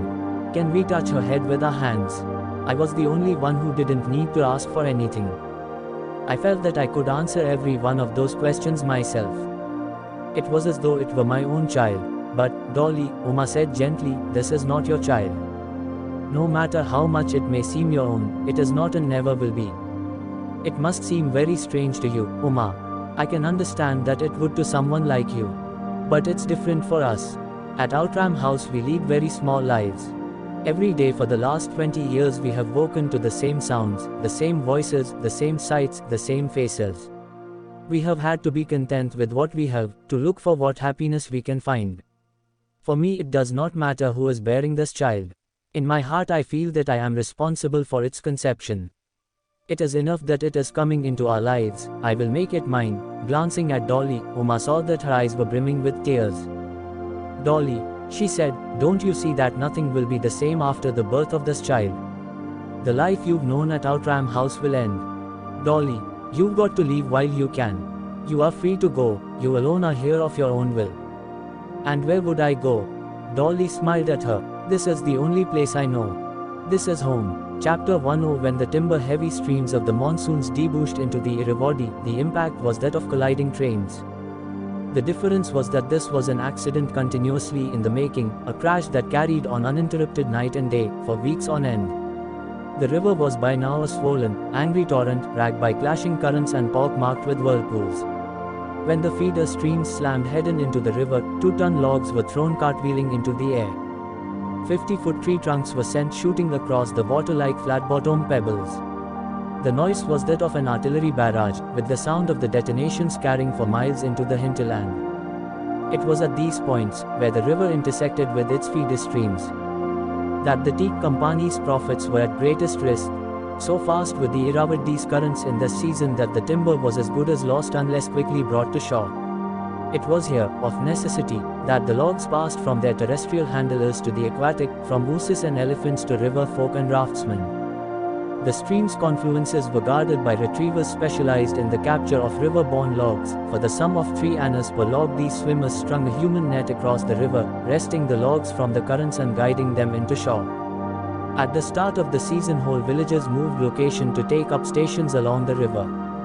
Children kept watch along the banks while their elders breasted the currents, darting between the giant trunks, treading water around churning whirlpools of teak. Some of these retrievers came back to shore lying prone on their captured logs while others sat astride them, legs dangling. A few rode in standing on their feet, guiding the spinning, moss-covered logs with prehensile toes. These were the monarchs of the river, the acknowledged masters of retrieval. Once brought to the banks, the logs were anchored and moored. When enough had accumulated, skilled raftsmen bound them together into river-worthy craft. These rafts were all the same size, the number of their logs being set, by the company's ordinance, at an exact 360 in each, a round sum of 30 dozen. At 1 ton or more per log, this gave each raft the tonnage of a small battleship and a deck space that was many times larger, wide enough to accommodate a fair or a parade ground. At the center of each of these immense floating platforms, there stood a small hut built by the raftsmen as housing for the crew. Like the temporary dwellings of teak camps, these raft-borne huts were erected in a matter of hours.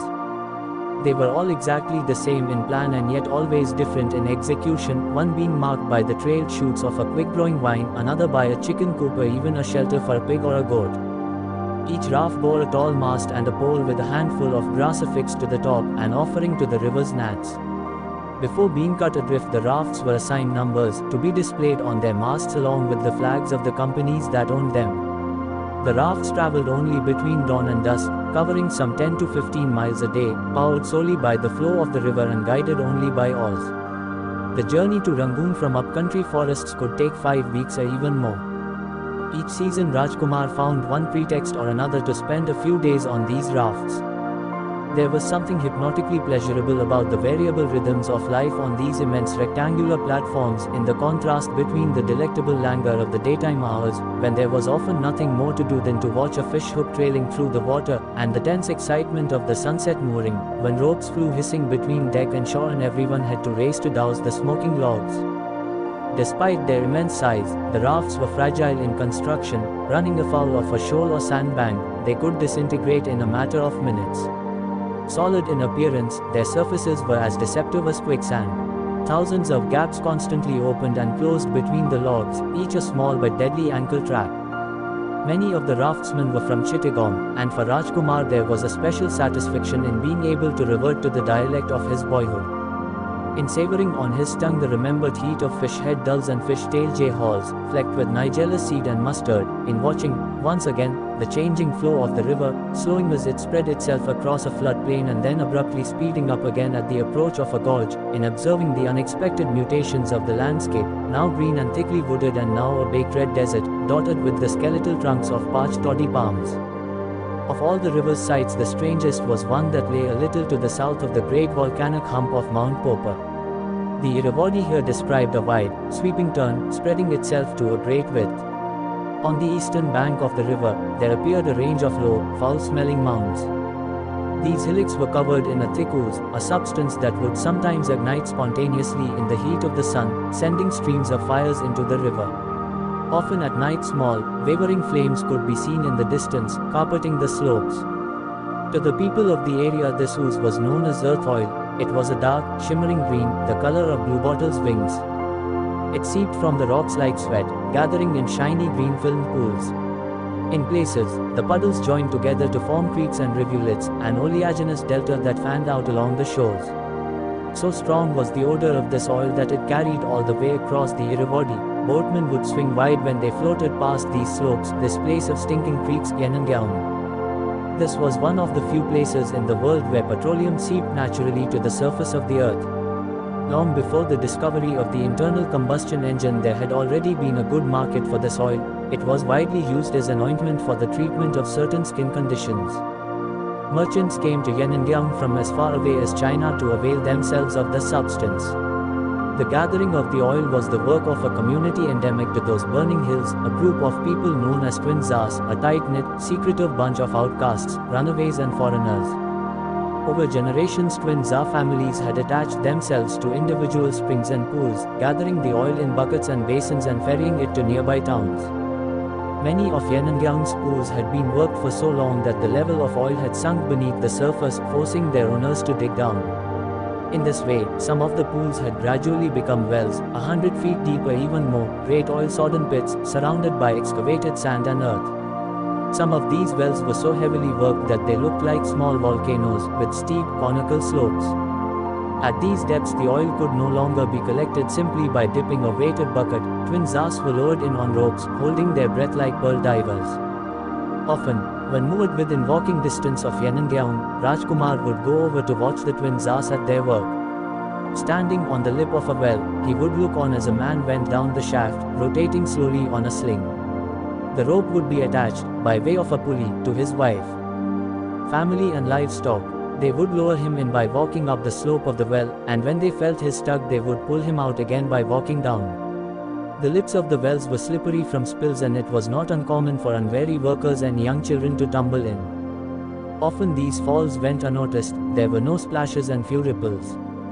Serenity is one of the properties of this oil. It is not easy to make a mark upon its surface. After these visits to Yanangaon, oil-soaked specters would haunt Rajkumar's imaginings. What would it be like to drown in the ooze? To feel that green sludge, the color of insects' wings, closing over your head, trickling into your ears and nostrils. When he was about 18, Rajkumar came upon an unfamiliar sight at Yanagaon. He noticed a couple of foreigners, white men, walking from well to well. From that time on, whenever he returned, there were more and more of these men around the slopes, armed with instruments and surveyors' tripods. They were from France, England and America, and they were said to be offering the twin Tsars good money, buying up their pools and wells. Wooden obelisks began to rise on the hillocks, cage-like pyramids inside which huge mechanical beaks hammered ceaselessly on the earth. On one of these visits to Yanagaon, Rajkumar's raft picked up a passenger. He was called Babu Rao and he was from Guntur in India. Hair grew so thick upon his body that even when wearing a cotton vest, he seemed to be coated in a fine wire mesh. He had a lot of money and dispensed liquor freely to the raftsmen, late into the night. He was a maestri, he said, a labor contractor. He had just transported 48 Koringis from eastern India to Yanagaon. There was no quicker money to be made anywhere. Many foreign companies were busy digging for oil, and they were desperate for labor. They needed workers and were willing to pay handsomely. It was hard to find workers in Burma. Few Burmese were so poor as to put up with conditions like those of Yanagaon. But back at home in India, Babu Rao said, there were uncountable thousands of people who were so desperate to leave that they would sign over many years' earnings. A young man like Rajkumar could grow rich quickly in this trade. What easier way to make money? All one needed was a few hundred rupees to pay one-way passages for the recruits. Rajkumar wandered slowly to the edge of the moored raft and lit a cheroot. Lying flat on his chest, his face was inches from the water, and schools of tiny river bank fish rose to the surface to snap at his flaking ash. The encounter with the maestri had come at a time when the future was much on his mind. For the better part of the last year, Sire John had been talking to him of planning ahead. Your days as a Lugale are coming to their end, Rajkumar. The time has come when you have to make your own place in the world. What Rajkumar wanted most was to go into the timber business. Of this he was certain, for he knew he would never be so well acquainted with any other trade. But the problem was that he possessed none of the specialized skills that would have let him join a company's workforce as an Usi or a raftsman. Nor did the prospect of earning a meager 20 or 30 rupees a month hold any appeal. What then? The best possible way to enter the teak business, Rajkumar had decided, would be through the acquisition of a timber yard. On his journeys downriver, Rajkumar stopped occasionally at the river port of Henzada. His old friend Dose lived there now, with his wife, Noda, and their 2 children. He worked in a small dockside yard, supervising a team of 2 elephants. Dose had suggested to Rajkumar that he set up a timber yard of his own. Warehousing was a good way of entering the trade. You can start small, he'd said. You can manage with just 1 elephant. I'll come and work with you for half the usual salary, in exchange for a share of the business. All that was needed was an outlay of capital. It was Rajkumar's practice never to collect more than a part of his salary, banking the rest with Sire John. But after all these years his savings still amounted to no more than some 200 rupees. The cost of setting up a timber yard amounted to several thousand, too much to ask from Sire John. To go to India with Babu Rao, on the other hand, would take not much more than he had already saved. And if he could persuade Sire John to lend him the rest, well, then, within a few years he might have enough for his yard. Back in Mandalay he waited for a good time to approach Sire John. All I need is a loan of a few hundred rupees, he said quietly, taking care not to explain too much. And it'll come back to you many times over. Sire. 3 months later Rajkumar left for India with Babu Rao. It took 4 days from Rangoon to Calcutta and another 4 to travel down the coast in the direction of Madras. Babu Rao rented 2 ox carts at a small market town and had them tricked out in festive clothes.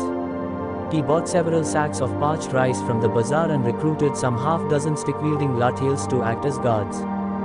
They headed into the countryside accompanied by drummers. It was as though they were a bridal procession, journeying to a wedding.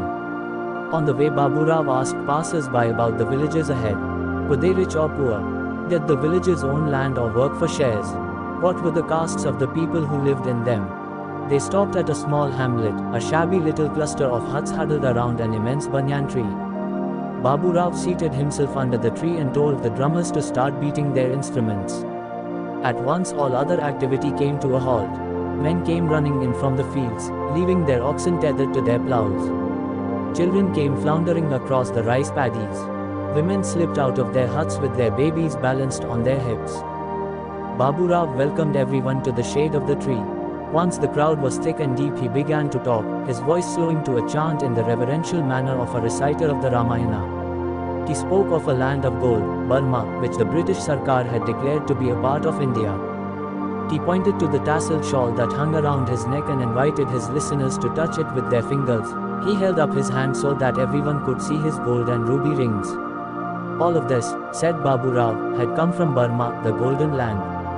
Before going there, he had had nothing. Not even a goat or cow. And all these things can be yours too, Babu Rao said to his listeners. Not in your next life. Not next year. Now. They can be yours now. All you need is an able-bodied man from your family to put his thumbprint on this sheet of paper. He took a handful of silver coins out of a velvet bag and let them fall back again, tinkling. Are there any here who have debts? Are there any who owe money to their landlords? You can settle your obligations right now, right here. As soon as your sons and brothers make their marks on these contracts, this money will be yours. In a matter of a few years they will earn back enough to free themselves of debt. Then they will be at liberty to return or stay in Burma as they choose. 15 men signed on in that village and 23 in the next. Some rushed eagerly forward, some were pushed on by their relatives and some had their hands held forcibly to the paper by their fathers and brothers. Carrying tin boxes and cloth bundles, the recruits followed Babu Rao's ox cart back to town. The Latils brought up the rear to make sure they kept in step. They stopped once every few hours to eat parched rice and salt. When they reached the coast, Babu Rao hired a country boat to take them to Calcutta. Many of the men had never been on the sea before. They were frightened by the waves, and that night one of the men leapt overboard. Babu Rao jumped in after him and pulled him back into the boat. The would-be runaway had swallowed a bellyful of water. He was limp and scrawny, with bones sticking out of his body. Babu Rao draped the man over the side of the boat, doubling him over the gunwale.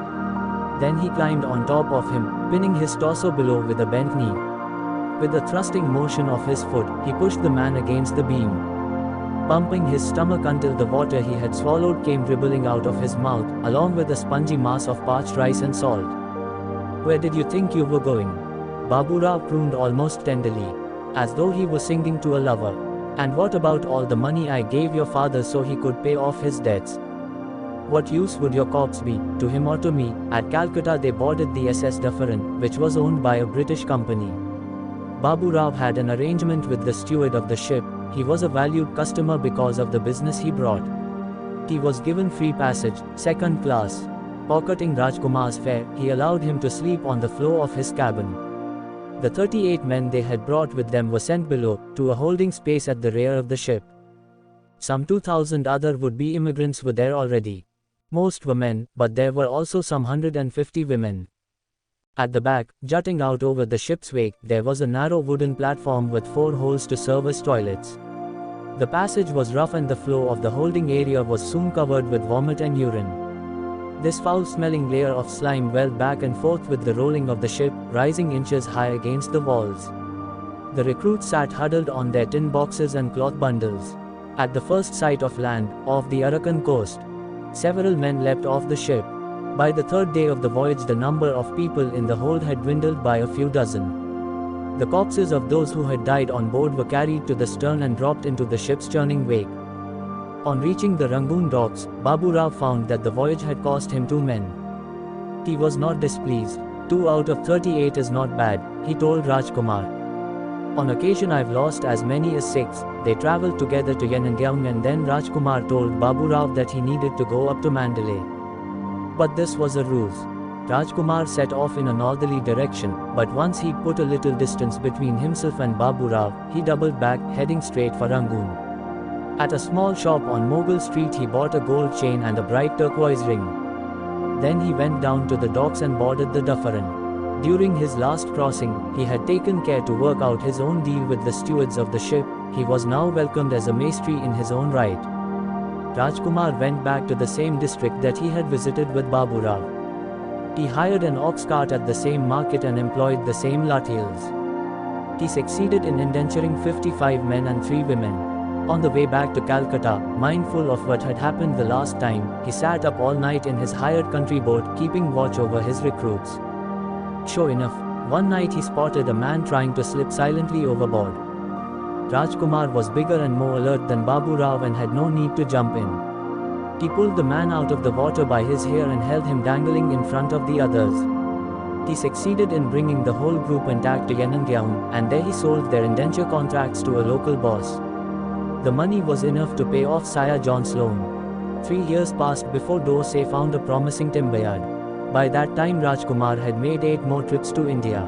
His accumulated savings now amounted to almost 2/3 of the asking price of the yard. Saya John lent him the rest. The yard was in Rangoon, off Lower Kemendine Road. There were many sawmills in the area, and the air was always filled with the fragrance of sawdust. There was a Hindu cremation ground nearby, in Sanchong. And sometimes, when the wind turned, clouds of ash would rise in circles above the funeral pyres. A brick wall ran most of the way round the compound. And at the back there was a narrow jetty, sticking like a tongue into the Rangoon River. At low tide the river bank expanded into a vast shelf of cottony mud. In the front of the yard there were 2 small cabins, built of cast-off lumber and bamboo thatch. Rajkumar moved into the smaller of the 2, the other went to Dosai, Norda and their children, of whom there were now 4.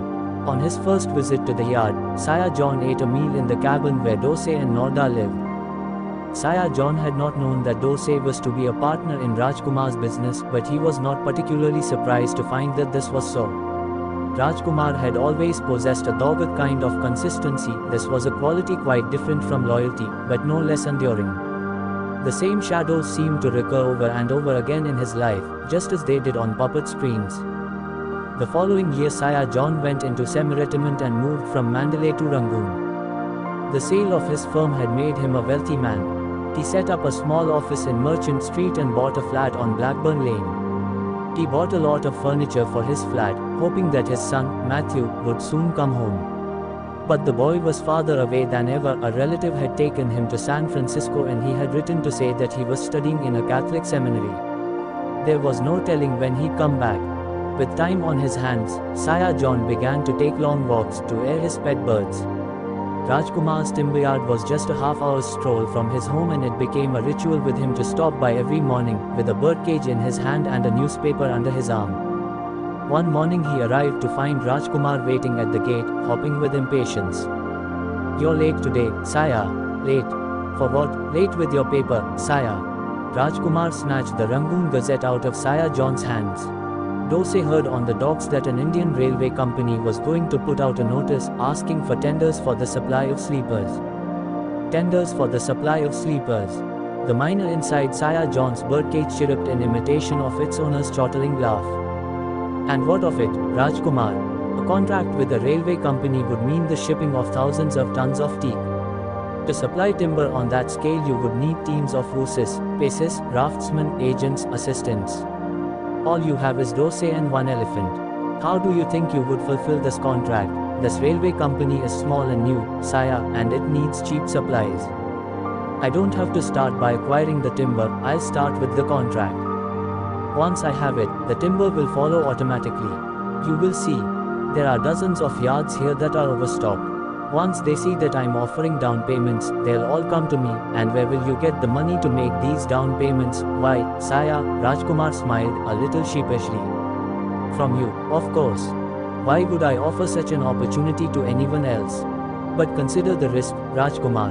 The big English companies could destroy you, make you a laughing stock in Rangoon. You could be driven out of business. But, Saya, look at what I have here now. Rajkumar gestured at his rickety cabin and his half-empty yard. Saya, this is no better than a roadside tea shop. I might as well be working for Macho. If I'm ever going to make this business grow, I'll have to take a few risks. Think, Rajkumar, think. You're just starting out. You have no idea of how these deals are struck in Rangoon. All the big people here know each other. They go to the same clubs, eat at the same restaurants, put money on each other's horses. ... It's not just the big people who always know everything, Saya, Rajkumar said. If I could find out exactly how much the other companies are going to quote, then I might be able to put in a winning bid. And how would you find out? I don't know, sire. But I think I have a way. We'll see. But, Rajkumar, you can't even read English. How do you think you're going to make this bid? Rajkumar grinned. It's true that I can't read English, sire, but I've learned to speak it.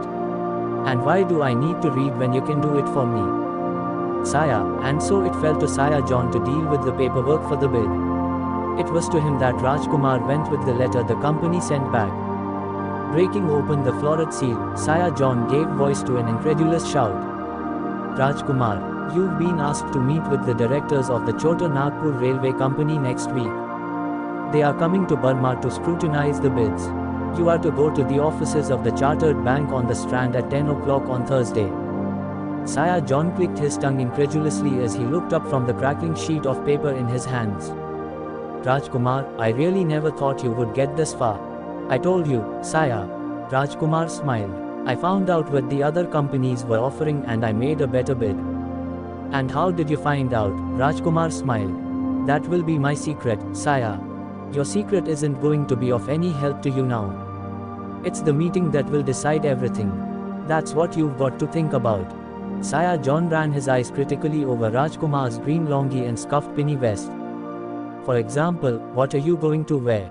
The Chartered Bank won't even let you past its doors if you're dressed like that. The next day Sire John came to the timber yard with a dapper young man. This is Yuba Kyo, he said to Rajkumar. He was a valet to an English planter in Maymyo. He can teach you many things, like how to eat at a European table with a knife and fork. Buy exactly what he says and do exactly as he tells you. On the morning of the meeting, Sire John arrived at the timber yard in a hired coach, dressed in his best black suit and equipped with a fine Malacca cane and a new hat. He stepped into Rajkumar's cabin to find him already clothed in his new trousers and shirt, standing rigidly still while Yuba Kyo worked on his tie. When Rajkumar's costuming had been complete, Sire John looked him over and decided that there was nothing to fault in his appearance. His suit was appropriately plain and black and his tie neatly tied, the collar turned to just the right angle. It was true that his clothes were not quite as well tailored as they would have been in Singapore or Hong Kong, but for Rangoon they were more than adequate.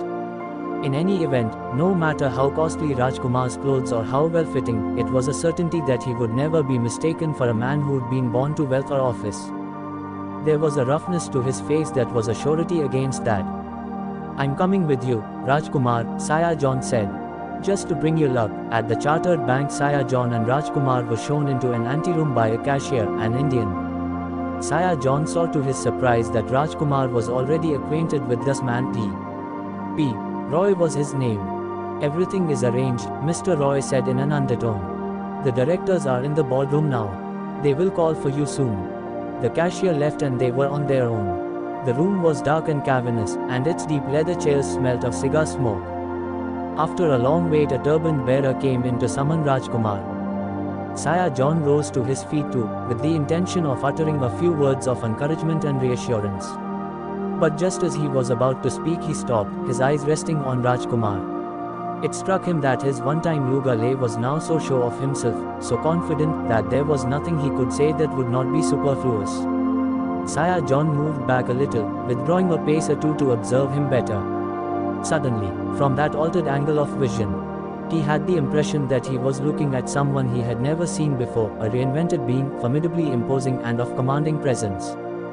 In that instant there flashed before Sire John's eyes a clear vision of that Mandalay morning when he had gone racing down an alley to rescue Rajkumar. He saw him as a boy, an abandoned Kala, a rags-clad Indian who had strayed too far from home.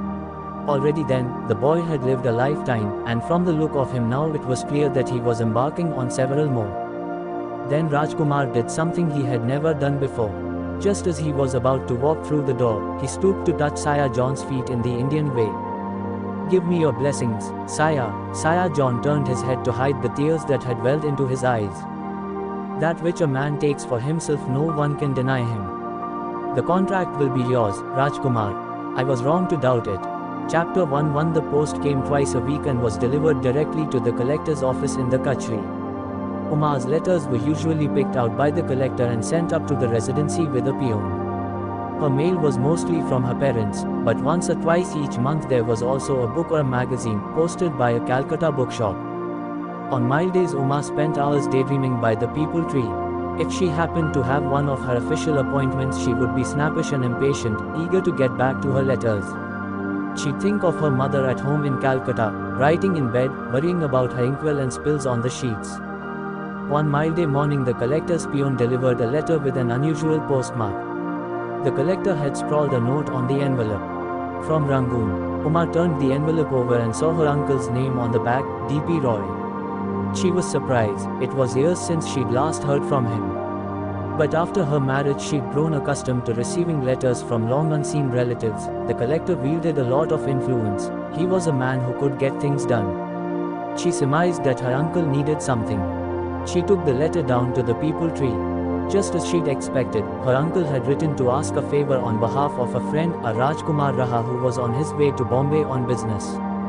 The man had expressed a desire to come down to Ratnagiri for a quick visit.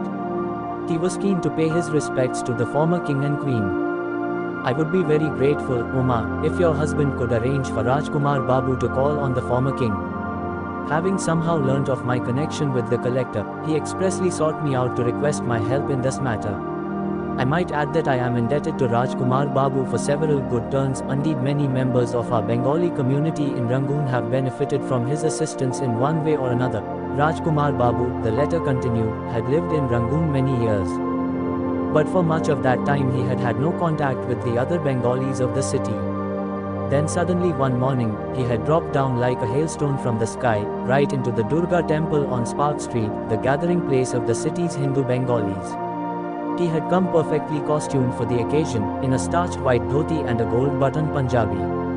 To ease his entry he had taken the precaution of bringing along a substantial donation for the Purohit. It turned out that Mr. Raha was in the timber trade.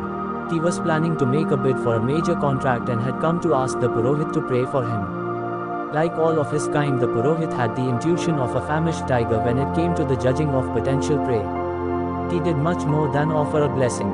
At the temple there were several employees of the big European banks and timber companies. The Purohit made it his business to introduce Rajkumar Babu to all these men. Over the next few days messages had flown back and forth between Spark Street and Merchant Street, between the Kalibari and the offices of the timber companies.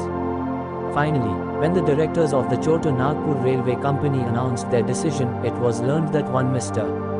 Rajkumar Raha, a name then unknown in the work of teak, had succeeded in underbidding all the major companies.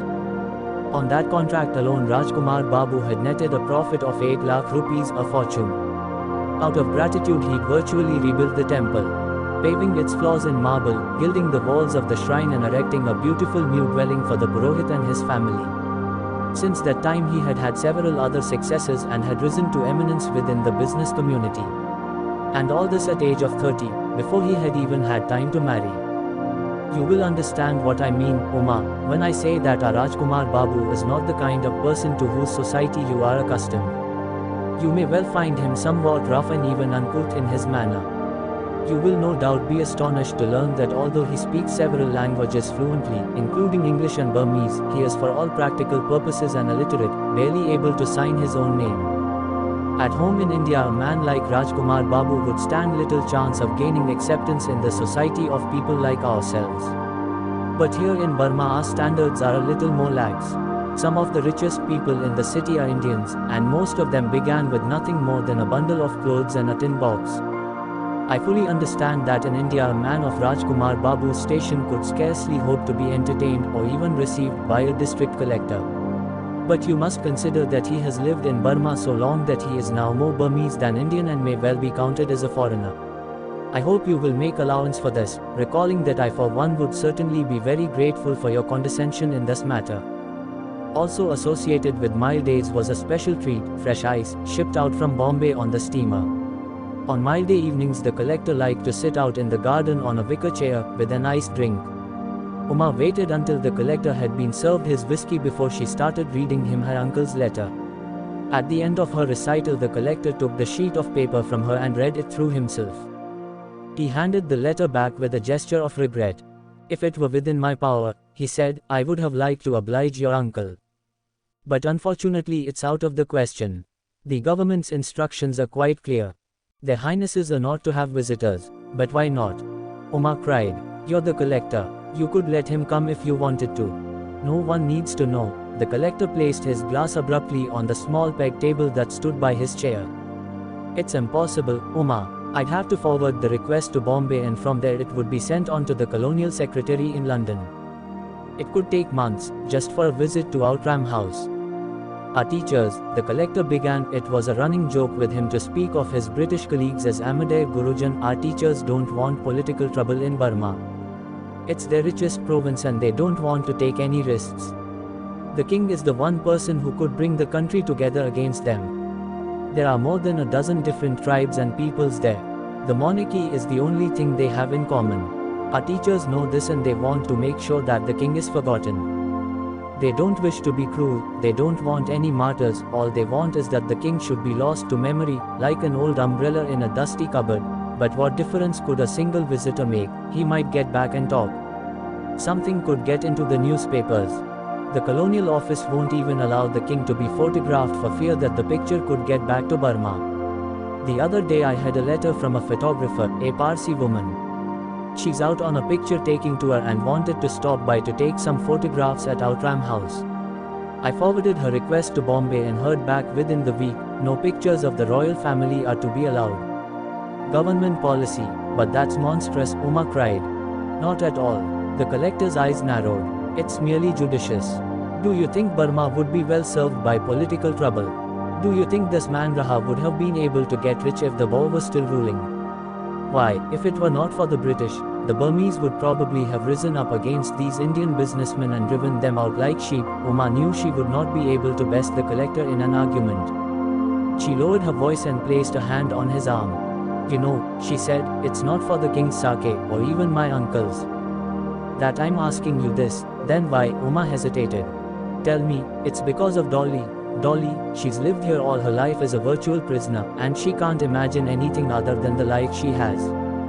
But she'll have to leave Outram House someday, and where is she to go? She's forgotten about Burma and I think she needs to talk to people who can remind her of it. Dolly can go back to Burma whenever she wants, but she doesn't have any family in Burma and she doesn't know anyone there. That's exactly why she needs to meet people who live there. The collector fell silent and Uma sensed that he was beginning to relent. It's such a small thing, she prompted. I'm sure there's a solution. All right, then, he said at last on a note of exasperation. Since it means so much to you, I suppose there is one thing I could do. What? I could invite this Raha here as my personal guest. I could say he's a relative by marriage. And then, if he were to pay a visit to Outram House, it would be just a private visit, nothing official. I'd be so glad. The very next morning a telegram was dispatched to Uma's uncle in Rangoon to tell him that his friend Mr. Raha was welcome to visit Ratnagiri. He would be received as the collector's personal guest. Chapter 1-2 Within moments of the steamer's arrival, word went out along the waterfront that there was a rich prince on board, one Rajkumar. A foreigner who was very free with his money. An uproar ensued. Coolies and porters laid siege to the gangplank, idlers drifted in from the shaded shoreline and gathered on the beach. Rajkumar was still asleep in his cabin when the steamer docked. It was Yuba Kyo who woke him. It was Rajkumar's practice to bring a number of his people with him when he was traveling abroad. This was his way of protecting himself from the pitfalls of his new circumstances. This particular journey had induced apprehensions of a novel kind, and as a result his retinue was even larger than usual. Along with a stenographer and an accountant he had also brought Yuba Kyo, his most trusted employee. Rajkumar sent Yuba Kyo ahead to distract the crowd and then slipped quickly off the steamer. There were two carriages waiting at the far end of the jetty, one was from the residency. The collector was out of town that morning, but he had left careful instructions on how the visitor was to be received. Kanoji was to drive him to the dark bungalow, where he was to stay. In the evening he was to dine at the residency. The other carriage at the jetty was the Outram House phaeton. Along with Kanoji, Sawant was leaning on a rail, watching the uproar on the jetty. Both men were taken by surprise when Rajkumar was pointed out to them. Of all the party he looked the least likely to be the man whom Kanoji had been sent to meet. After dropping Rajkumar at the dark bungalow, Kanoji headed back to the residency to give Uma a full account of the uproar at the jetty. His report was unsparingly detailed. He told Uma about the half-chewed cheroot in Rajkumar's mouth, the disheveled untidiness of his attire, his crumpled longi, his greasy vest and his uncombed hair. Uma was left with a sense of lingering unease. Was it prudent to invite someone like this to dinner? What exactly did he eat? In a striking departure from custom, the collector had entrusted the organizing of the evening's meal to Uma. Usually it was he who oversaw the residency's entertaining. Although otherwise uninterested in domestic matters, he was very particular about his dinner parties. He liked to examine the table and the place settings personally, tweaking the flowers and pointing out the plates and glasses that needed another round of polishing. It was to him that the servants went for their instructions on what to serve and which dinner service to use. That morning when the Khansama had come to inquire about the menu, Uma had been taken by surprise. Thinking quickly, she told him to serve exactly what he had served the week before, when the director of public education had come to dinner. She remembered shepherd's pie and fried fish and blancmange. "I want all of that tonight," she told the cook, "ekdam wo high cheese." Then, on an impulse, she wrote a note to the Anglo-Indian Superintendent of Police, Mr. Wright, asking him to come to dinner with his wife. She had already asked Mr. Justice Naidu and Mrs. Naidu, an elderly couple, unfailingly pleasant, undemanding. And of course Dolly was to come too. That had been arranged long before. As evening approached, Uma tried to recall everything the collector did before a dinner party. For once, she told herself, she would be a good Mem Sahib. She went to the dining room and fussed with the plates and forks and flowers. But when the collector came home, she discovered that she might as well have spared herself the effort. The collector was plainly unimpressed. After stepping into the dining room to inspect her handiwork, he emerged with an unspoken rebuke on his face. "The fish knives weren't in the proper place," he said. "And there was dust on the wine glasses." Quote. He made her go back to rearrange everything. "I'll come back again later to check." Waiting for the guests to arrive, Uma sat by a window, her hands folded in her lap like a chastened schoolgirl. Perhaps it was a mistake, this dinner party, inviting Dolly to meet this stranger. Perhaps even her own presence here was a mistake. This was a thought that had never occurred to her before. But its chill shadow lengthened quickly in her mind. Was this what they called a premonition? "Madam," it was the nidus, grey-haired, tall, brimming with soft-voiced goodwill. "How nice." Quote. And then in came the Wrights, with Dolly following a few minutes later. Rajkumar was the last to arrive. Rising to greet him, Uma found that her first impressions were unexpectedly favorable. Looking over her folded hands, she noted that he had gone to some trouble to dress neatly and plainly, in English clothes, a sober black suit, a carefully knotted tie. His pumps were polished to a fine sheen and in his hands he was carrying a Malacca cane with a handle of delicately carved jade. He looked much older than she'd expected. His face was weathered with hard use and his lips were heavy and richly colored, very red against his dark skin. Along the line of his jaw there was a fold of flesh that hinted at jowls to come. He was far from good-looking, but there was something arresting about him, a massiveness of construction allied with an unlikely mobility of expression as though life had been breathed into a wall of slate. Glancing over her shoulder, Uma spotted Dolly sitting half-hidden behind the scrolled arm of a chaise longue. She was wearing a mauve hatamain and an engi of white silk. A lily glowed like a light against the black sheen of her hair. "Dolly." Uma made a gesture of introduction in Rajkumar's direction. "This is Mr. Raha, I don't believe you've met." He recognized her at once, at first glance, beyond the remotest possibility of doubt. It was not that she looked the same, because she didn't. Her face was much longer than he remembered, and around the corners of her eyes and mouth there was a fine, almost invisible, filigree of lines, like the tracings of a goldsmith's awl. What he remembered was something else, an element of her expression, a kind of forlornness in her eyes. It was this that had held him that night at the Glass Palace and now it held him again. "Mr. Raha," there was a note of concern in Uma's voice, "is something the matter?" "No." He looked down to find that he was holding his cane suspended in mid-air. "No, not at all. Nothing is the matter." To prevent himself from leaving the room, he sat down heavily in the nearest chair. It was too soon. He had not expected to see her here. There was nothing he hated more than to be taken unawares. He had expected to prepare himself for this encounter in slow, measured steps. It had been difficult enough to walk into this house. Even now, after 2 years of dinners and parties, he found it hard to cope with this atmosphere of constrained enactment. "Did you have a pleasant journey, Mr. Raha?" It was his hostess, the collector's wife. There was a look on her face that told him that she was trying to draw him out. He nodded and tried to smile. He could feel his gaze staring towards the chaise longue and he quickly dropped his eyes.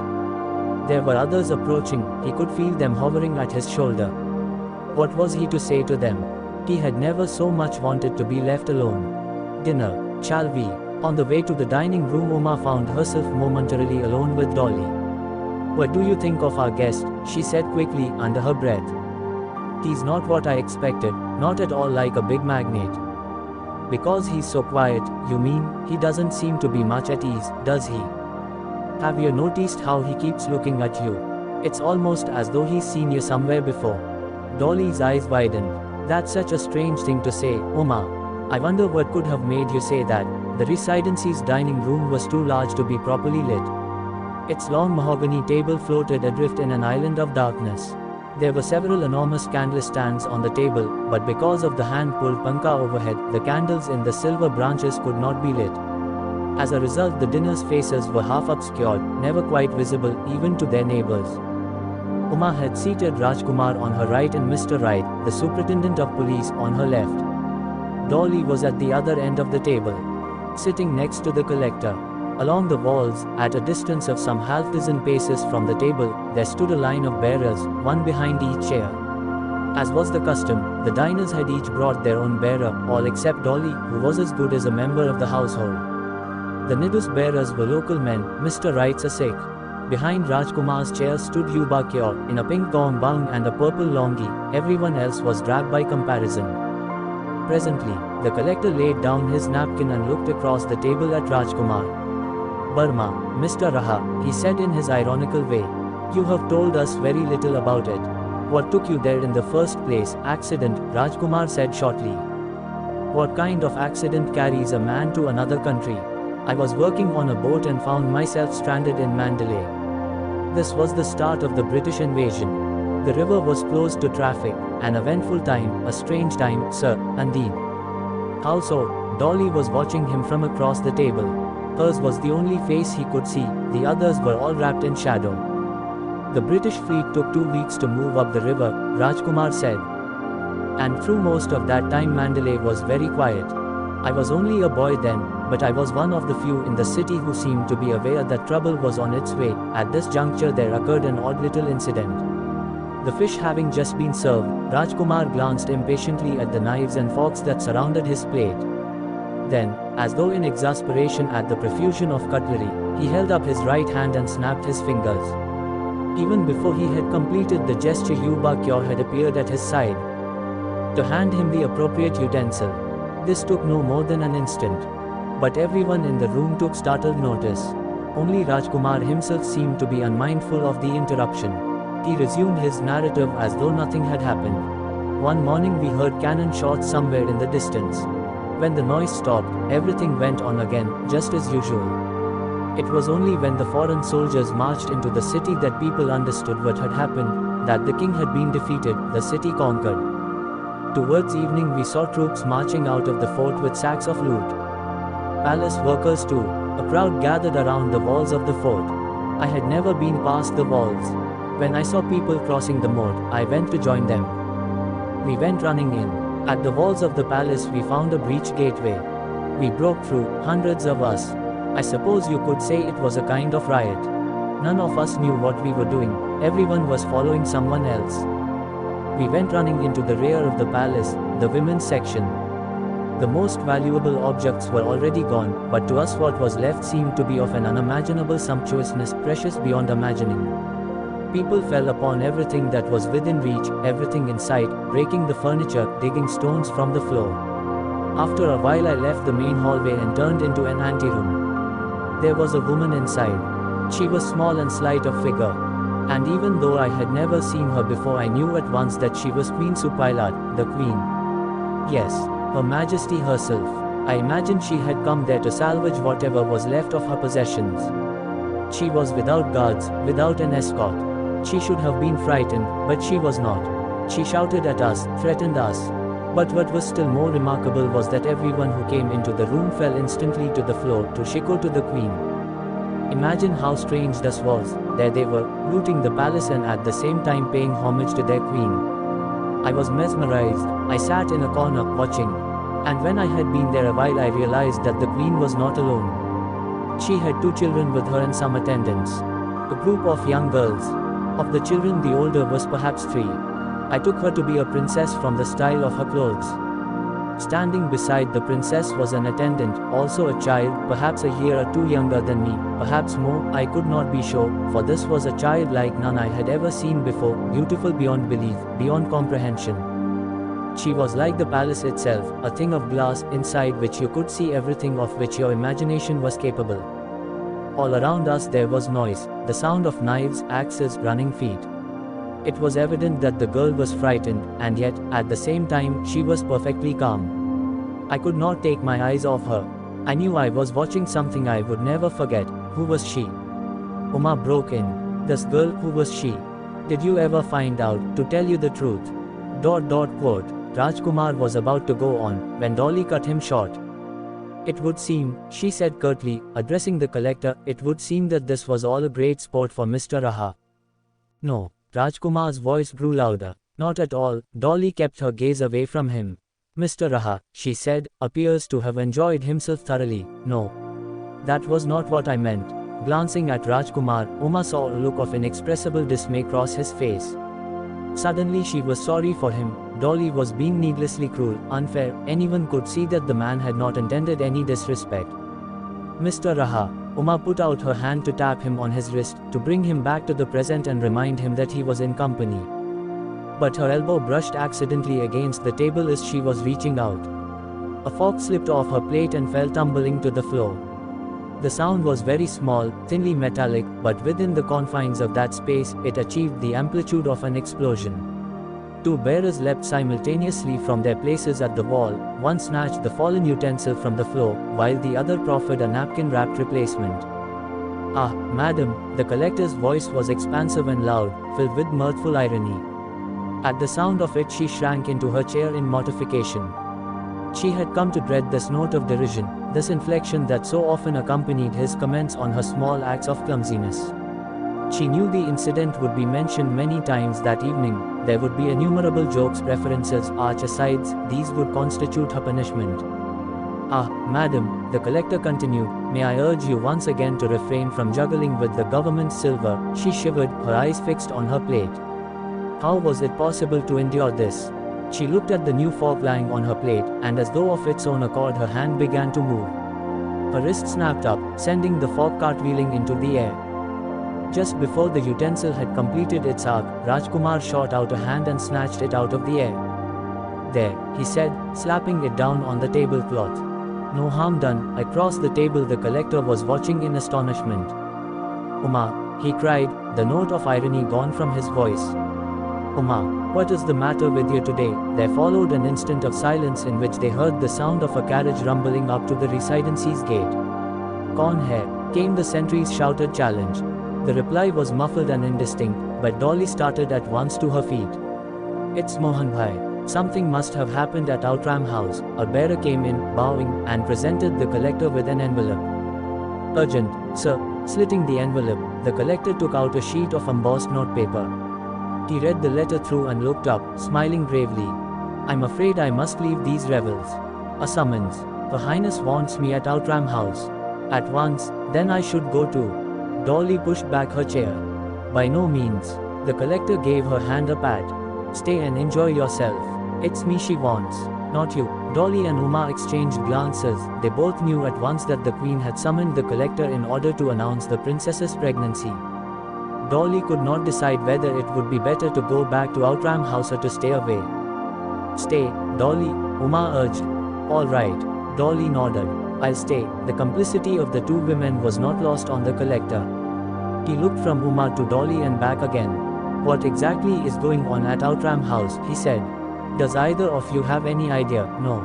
Uma was quick to answer, her voice a note higher than usual. Whatever it is, I'm sure it won't require Dolly's presence. All right then. The collector moved quickly around the table, saying his goodbyes. I'll be back when Her Highness sees fit. Do keep yourselves amused. The soothness of the collector's departure set the others astir. The Nidis and the Wrights rose whispering to their feet. It's very late. Ought to be on our way. There was a flurry of leave-taking and handshakes. Following her guests to the door, Uma stopped to whisper to Dolly, I'll be back after I see them off. Wait for me. Dolly went dazedly into the drawing room and opened one of the French windows. Stepping out into the garden, she stopped to listen to the voices of the departing guests. They were saying their goodbyes. Thank you. So nice. ... One of the voices was Uma's, but it seemed very far away. She couldn't think clearly right now, everything seemed a little blurred. It struck her that she should shut the French window to keep the insects out of the house. But she let it pass, there was too much to think about. Right now, at this very moment, at Outram House, the princesses were probably sitting by their windows looking down the road, waiting for the sound of the collector's carriage. Downstairs, the reception room was probably open already, the lamps lit, just to save on oil. The queen would soon be on her way down, in her patched crimson hatamain. In a moment she would seat herself with her back to the door. And there she would wait until the collector was shown in. This was how the accustomed world of Outram House would end. They'd known this all along, she and the princesses. This was exactly how it would happen. One day, suddenly, the queen would decide the time had come. The collector would be sent for immediately, not a minute to waste. The next day everyone would know, the governor, the viceroy, all of Burma. Mohan Bhai would be sent away, perhaps the princesses too. Only she, Dolly, would remain, to bear the blame. Miss Dolly, she recognized the voice. It was that man, the visitor from Burma. Miss Dolly, she turned to him, her temper rising. How did you know my name? I heard. ... He stopped to correct himself. The truth is that it was you who told me your name. Impossible, you did. Do you not remember, that night, in the glass palace? You were the girl with the princess. You must remember, I spoke to you, asked you your name. Dolly clapped her hands over her ears. It's a lie, every word of it. You've made it all up. Everything, every last word. There was not a line of truth in anything you said tonight. Min and Mabia were gods to the people of Mandalay. No one would have dared do the things you described. People cried when we were taken away, they did. That is true. But this too is true, the mob, the palace. I was there, and so were you. You must recall that night in the palace, someone had snatched something from you, a box. I found it and gave it back. That was when you told me your name, Dolly. I can still hear your voice. She averted her face. And you are here because of this. Because of what you saw that night at the palace, yes. You've made a mistake, Mr. Raha. Her voice rose to a cry of plaintive denial. It wasn't me you saw. It was someone else. Children change as they grow. I have no memory of what you describe. I was not there. There were many of us girls working in the palace. Perhaps it was someone else. I don't know. It wasn't me. I was not there. I remember what I saw. How can you be sure? I remember nothing of that time. I have never wanted to. And you yourself were a boy, a child. But I still remember, and for that you came here looking for me. Miss Dolly, I have no family, no parents, no brothers, no sisters, no fabric of small memories from which to cut a large cloth. People think this sad and so it is. But it means also that I have no option but to choose my own attachments. This is not easy, as you can see. But it is freedom of a kind, and thus not without value. And what did you expect to find? Did you come here thinking to find me still a child? Someone who could take you back to your boyhood? I came because I could. Expecting nothing, Dolly fanned her face with her hands. She could smell the evening's fallen frangipani dying on the grass around her. Mr. Raha, she was calmer now, breathing more evenly. You are a rich man, I am told, a successful man. You have evidently lived a colorful life. I am at a loss to understand what it is exactly that has brought you here. I should tell you that, as far as I am concerned, this is my home and I have no other. I have spent 20 years here. I lead a very simple, practical life. There is nothing in me or the life I lead that can be of the remotest interest to someone like yourself. I would like to say, with respect, that is not for you to judge. Mr. Raha, it is best that you leave now. I could not bring myself to leave without telling you that you had misunderstood me tonight at the dinner table. That is why I doubled back on my way out. I have come a long way. I could not leave on that note. A shadow appeared in the distance, framed against the drawing room's open window. It was Uma, calling out through cupped hands. Where are you, Dolly? In the garden, Dolly lowered her voice. Mr. Raha, I am sorry if I said anything unjust or unkind. I am sure you meant no harm. But your coming here was a mistake and you would do best to put it behind you as quickly as possible. It is a pity that you have wasted so much time and effort. It was not a waste. There is nothing more to say, Mr. Raha. Dolly joined together the palms of her hands. I must go now. I do not think we shall meet again. But I wish you well. Namaste. The Queen received the collector, as always, seated in her ornate black armchair with her back to the door. Her face was a pointed mask, her lips a sunburst of red. Her ivory skin seemed almost translucent in the dim candlelight. She was dressed in a hatamain of red silk, and her stocking feet were enclosed in black slippers, embroidered with fraying threads of gold. Gesturing to the collector to seat himself, she began without preamble. Speaking in Hindustani, it is His Majesty the King's wish, Collector Sahib, that you be informed that our eldest daughter, Princess Ashin Hateksu Might Faigyi, is pregnant and that her confinement is perhaps just a week or two away. We would be grateful if you would convey the good news to your superiors in the government of India. The collector's first instinct was to correct her. But, Your Highness, this cannot be, for the princess has no husband, not to your knowledge perhaps. This is not a matter of opinion, said the collector. I have not issued a license for the princess's marriage. Therefore she cannot be legally married. The Queen was silent for a moment and then a slight smile appeared on her face. Collector Sahib, you keep yourself so well informed. I'm surprised that none of your spies has ever thought to tell you that children can be born without a license.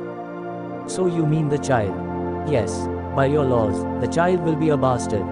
And the father, you've met him often. She fixed him with an unwavering gaze. He is our coachman, a fine young man. It was only now that the collector began to grasp the full import of what she had said. But what am I to report? What am I to tell the government? You will convey what you have been told. You will say that our daughter is soon to have a child and that the father is our coachman, Savant. But, Your Highness, the collector said, consider the princess's reputation, consider your standing in society. Our standing. And what exactly is that, Collector Sahib? Your husband is the king of Burma, albeit deposed. Your daughter is a princess. I assure you, Collector Sahib, that you of all people need not trouble to remind us of this. He could feel the sweat breaking out on his forehead. There was still time, he told himself. The matter could be handled discreetly, without any inkling of it reaching the public. The young man could be persuaded to go quietly back to his village and family. If he made trouble, Mr. Wright and his policemen would deal with him. Your Highness, I beg you to reflect. Is it appropriate that a princess of Burma should link herself to a household employee, a servant? A tiny, trilling laugh escaped the Queen's lips. Collector Sahib, Savant is less a servant than you. At least he has no delusions about his place in the world. The collector stared at her. I am frankly amazed, he said, that Your Highness should choose to make light of such a scandal. The Queen's eyes hardened as she repeated the English word. You have the insolence to come here and speak to us of scandals. There is no scandal in what my daughter has done. The scandal lies in what you have done to us, in the circumstances to which you have reduced us. In our very presence here. What did my daughters ever do, Collector Sahib? That they should have to spend their lives in this prison. Did they commit a crime? Were they tried or sentenced? We have heard so many lectures from you and your colleagues on the subject of the barbarity of the kings of Burma and the humanity of the Ingress. We were tyrants, you said, enemies of freedom, murderers. The English alone understand liberty. We were told, they do not put kings and princes to death, they rule through laws. If that is so, why has King Dabor never been brought to trial? Where are these laws that we hear of? Is it a crime to defend your country against an invader? Would the English not do the same? The collector knew that the appropriate response was to make a gesture of protest, a show of indignation. But under the Queen's hard-eyed scrutiny he was unable to find the right words. Your Highness, he said at last, I am not your enemy. On the contrary, I have acknowledged to you many times that I believe your grievances to be well-founded. The matter unfortunately is not in my hands. Please believe me when I say that I have only your best interests at heart. It is solely out of concern for you and your family that I am requesting you to reconsider your decision to accept this man, this coachman, into your family. I implore you, Your Highness, to think of how the public will view this, of the damage to your family's reputation. The Queen tilted her head. We are not public servants, Collector Sahib. To us the opinions of people at large are a matter of utter indifference. I see your mind is made up. Shame on you, Collector Sahib, that you should presume to judge the conduct of my children. Shame on you that you should have the effrontery to come into this house and speak to me of scandal. The collector rose to his feet. Your Highness, may I mention one last consideration? I do not expect it to weigh very greatly with you, but I feel that I have the right, nonetheless, to bring it to your attention. You should be aware that if this matter becomes public, as your custodian-in-chief it is I, in all likelihood, who will bear the blame. Indeed, it would almost certainly mean the end of my tenure here as collector. I assure you, Collector Sahib, the Queen laughed. We are well aware of this. She laughed again, raising a tiny hand to cover her mouth. I am sure you will find a way to preserve yourself. Public officials usually do. If not, you'll have only yourself to blame. There was nothing more to say. With a few mumbled words of regret, the collector excused himself from the Queen's presence. On his way out, he spotted Sawant coming out of the gatehouse. He could hear a woman's voice calling out from within. Walking past the door, eyes discreetly averted, he caught a whiff of the hot, damp air inside. He quickened his pace. Was this where they cohabited, then, the coachman and the first princess, in that tiny hutch of a room? A profusion of images welled up before his eyes. Sawant, leaning on the doorpost, stroking his oiled moustache, beckoning to the girl with a smile, the princess, stealing in through an unlatched door while the rest of the household lay asleep, the rank little room, reeking of sweat and echoing to their muffled cries, the creaking of a charpai. He hurried into his gari, calling impatiently to Kanoji, Chalo. Jaldi chalo, jaldi, to the residency, quickly. He leant out of the gari's window, breathing hard, but even the cool night air could not clear his nostrils of the smell of that room. Was this love, then, this coupling in the darkness? A princess of Burma and a Marathi coachman, this heedless mingling of sweat. And the Queen, with her snapping black eyes. He had heard it said once that she had always really loved the boy. But what could they possibly know of love, of any of the finer sentiments, these bloodthirsty aristocrats? These semi-illiterates who had never read a book in all their lives. Never looked with pleasure upon a painting. What could love mean to this woman, this murderer, responsible for the slaughter of scores of her own relatives?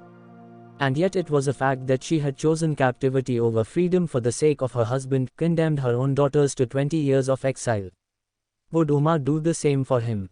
Would anyone? He shivered, stretching out his arms to steady himself against the sides of the carriage. At the residency, Umar was waiting up. She came running to the door to let him in, waving the servants away. What happened? What did she say? Tell me, where's Dolly? The collector asked. She was tired. She went straight to bed. Come. The collector led her to their bedroom and shut the door. You knew, didn't you, about what, Umar? Whatever I am, I'm not a fool. I'm talking about the princess's pregnancy. Umar sat down on the edge of their mosquito-netted bed, averting her gaze. So you knew, didn't you? Yes, Dolly told you, yes. And it never occurred to you to tell me that this might be a matter of some importance, that it would have consequences for me. How could I tell you? I promised not to. He came to stand beside her, looking down at her lowered head. And your promise to Dolly meant more than the bond between us. You and me.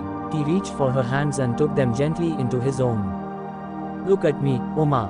Why could you not trust me? Have I ever betrayed you, in any way? Did you think I would not be discreet? I promised. He stared at her in bemusement. You've known of this for days, perhaps months. We were together all that time. Did you never once feel the desire to talk of this with me? Not as the collector of Ratnagiri, not even as your husband, but just as a companion, someone in whose company you spend your days. She pulled her hands free of his grip. What did he want of her? She did his bidding in all things. She went to the club when he told her to. She went to all her appointments. What more was there to give? She began to sob, covering her face with her hands. The wifely virtues she could offer him he had no use for. Cambridge had taught him to want more, to make sure that nothing was held in abeyance, to bargain for a woman's soul with the coin of kindness and patience. The thought of this terrified her. This was a subjection beyond decency. beyond her imagining. She could not bring herself to think of it. Anything would be better than to submit. Chapter 1-3. It seemed to Uma that she had only just drifted off, after many long hours of sleeplessness, when she heard a voice at her bedside. Mem Sahib, Mem Sahib, she stirred drowsily, pushing her pillows back against the polished headboard. Mem Sahib. It was an ayah, her face veiled by the cloudy gauze of the mosquito net. Get up, Mem Sahib, get up. The windows were open and the ceiling was bathed in reflected sunlight. There was a smell of freshly mown grass in the air. She heard scythes hissing in the garden and remembered that she told the malice to mow the lawn. Mem Sahib, wake up. A gentleman is waiting in the Baithak Khana. A gentleman. Who? The one who was here for dinner yesterday, the Baharka gentleman, Mr. Raha. Uma sat up with a start. What is he doing here? He asked to see you. And Dolly Mem Sahib, have you told her this? Dolly Mem Sahib isn't here. She left early this morning. When? Very early. Kanoji took her back to Outram house. The mosquito net had somehow worked its coils around Uma. She couldn't get the webbing off her face. Why wasn't I told? Collector Sahib said not to wake you. She scratched impatiently at the net with clawed fingers. There was a tearing sound and a gap opened suddenly in front of her. She climbed through the rent, swinging her legs off the bed. It wasn't like Dolly to leave in such a hurry, without a word. Send some tea to the Baithak Khana, she said to the ayah. And tell the gentleman I'll be out soon. She dressed quickly and went hurrying down the corridor. She took the ayah with her into the drawing room and left her squatting by the door for propriety. Mr. Raha, he was on the far side of the room, blowing smoke through an open window.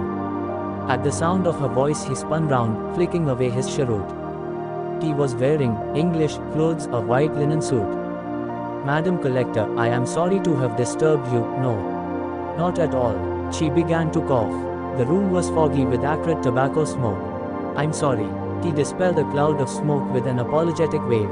I came to thank you for last night. There was a pause in which she heard him swallow as though he were trying to collect himself to say something. And I wanted to thank Miss Sain too, if I could, Dolly. But she isn't here.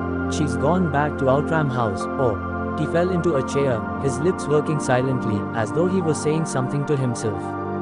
She noticed that his hair was disheveled and his eyes bleary from lack of sleep. May I ask if she is likely to return here today, Mr. Raha, said Uma quietly. I have to say that I am a little surprised that you should concern yourself so much with someone you hardly know. He looked up at her. Madam Collector, yes, there is something I should tell you. Go on, I have not been entirely frank with you.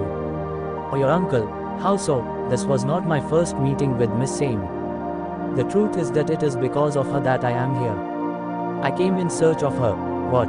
Uma tried to laugh. There must be some mistake, Mr. Raha. You are surely thinking of someone else. You could not have met Dolly before this. Dolly has lived here all her life. I can assure you of that.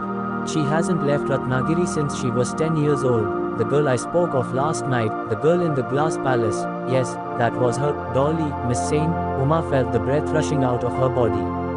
She rose unsteadily to her feet and stepped through one of the French windows into the garden.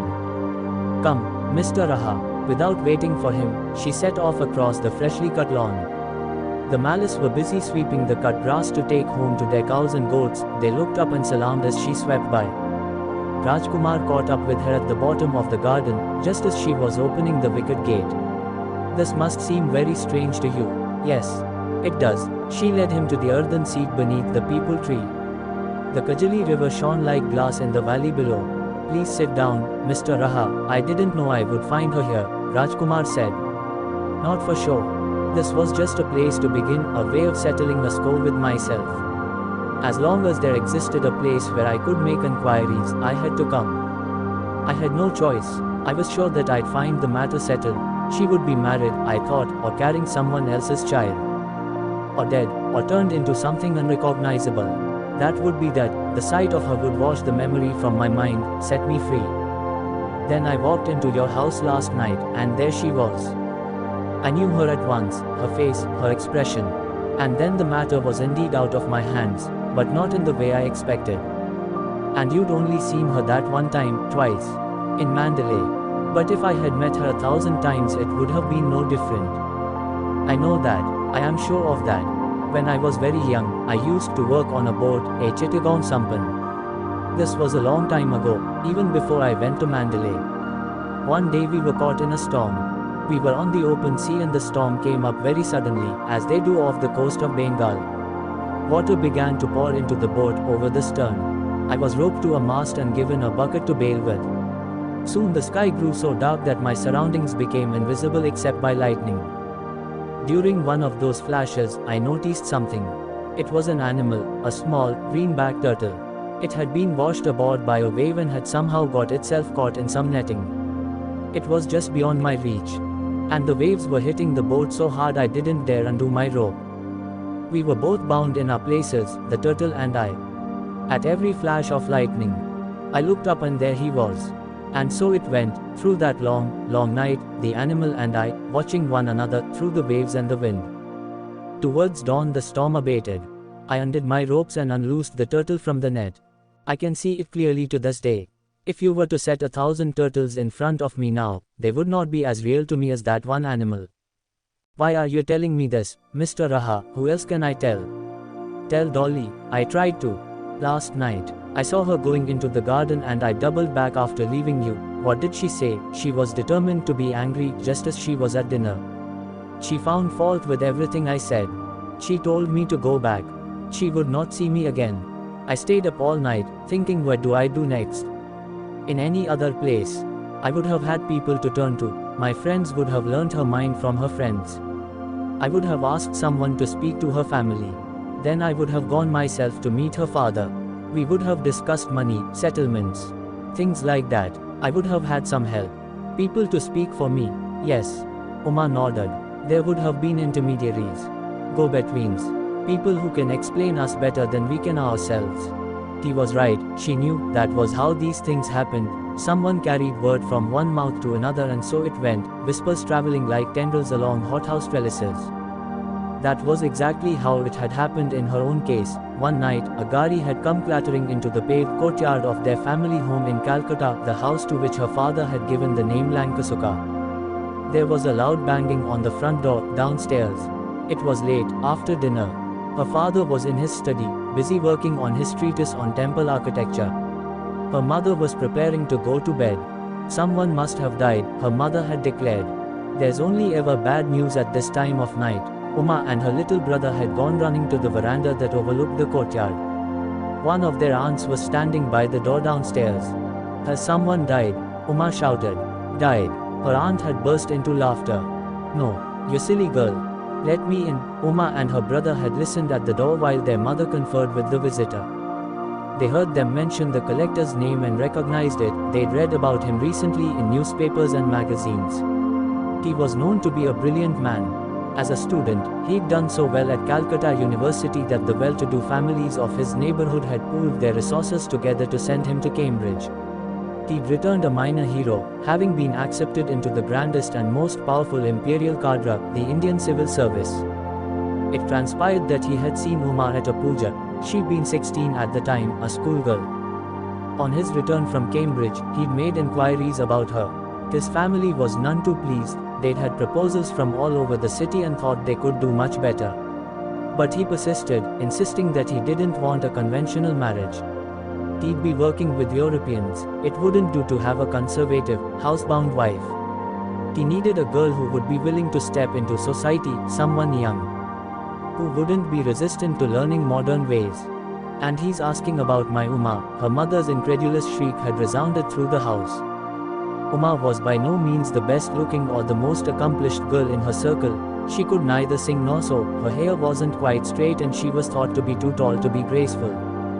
My Uma, her brother had backed away from her, his mouth falling open in disbelief. You. To tease him she'd said, well, he can hardly marry you. He'd burst into tears, as though that were exactly what he'd been hoping for. Why me? Uma had asked the question over and over again of all the usual intermediaries and go-betweens. Why me? The most that anyone had been able to tell her was, he thinks you'll be quick to learn. Their wedding was unlike any other. The governor came, and many English civil servants and army officers. Instead of a Sanai there was a military band from Fort William. When they were alone, in the flower-hung bedroom of the first night, They'd both sat a long while silent on the bed, held still by shyness, he no less than she. They'd listened to the voices of their friends and relatives, clustered around the closed door, laughing, making the usual ribald jokes. At last, to her relief, he'd begun to talk. He told her about Cambridge, about the cobbled streets and stone bridges, about concerts he'd attended. He'd hummed a tune. It was by his favorite composer, he said. She liked the liveliness of the tune and asked, "What is it called?" He was pleased that she'd asked. "It's from The Trout," he explained, "by Schubert. It's nice. Hum it again." She drifted off to sleep, waking hours later to his touch. The pain was not as terrible as she'd been told, not much worse than going to the doctor, and the room was very dark, which made it easier. When her mother asked the next day, she was embarrassed that she didn't have a fearsome story to tell, like everyone else. He was kind, gentle, what more could anyone ask, her mother had said. Treasure your good fortune, Uma. Don't let a day go by without being grateful for what you've got. A month later, in a train, the collector had asked suddenly if she remembered the name of the tune he'd hummed that night. Her mind had gone empty. They were heading through the stark flatness of western Rajputana and she was entranced by the landscape. "I don't remember," she'd said. He had turned abruptly away, his face lengthening into a downcurl of disappointment. She had felt a tremor of dismay creeping slowly through her body like palsy. There would be more of this, she knew. These small episodes of disappointment would follow quickly on each other, in a long leaden chain. Rajkumar's voice startled her back to the present. "Will you help me then, madam? You are the only person through whom I can reach Dolly now. There is no one else I can turn to." She tried to picture Dolly through the eyes of the man who was sitting beside her, this virtual stranger. Suddenly she felt her heart brimming over with tenderness, with love. Whose was it, thus love?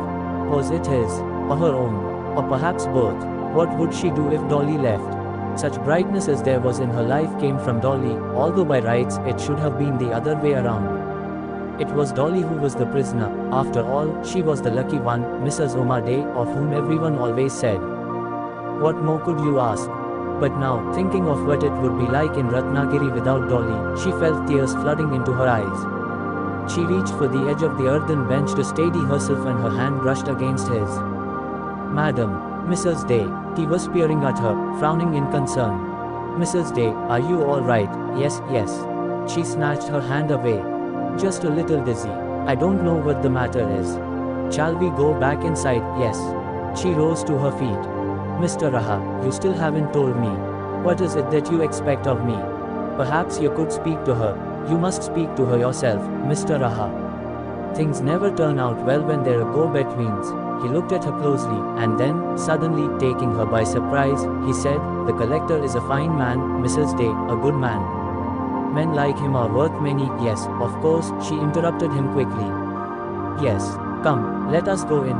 Dia led Dolly to the drawing room and showed her the open window.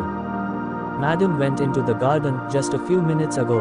Dolly nodded. Of course, at this time of the day Uma was always to be found under the peepul tree. She went hurrying down the lawn, past the salaaming malice, to the wicket gate. Just as she was fumbling with the latch, she heard voices. Before she could turn back, Uma and Rajkumar appeared before her, stepping suddenly out of the people's gnarled grey beard. They stood staring at each other, all three of them.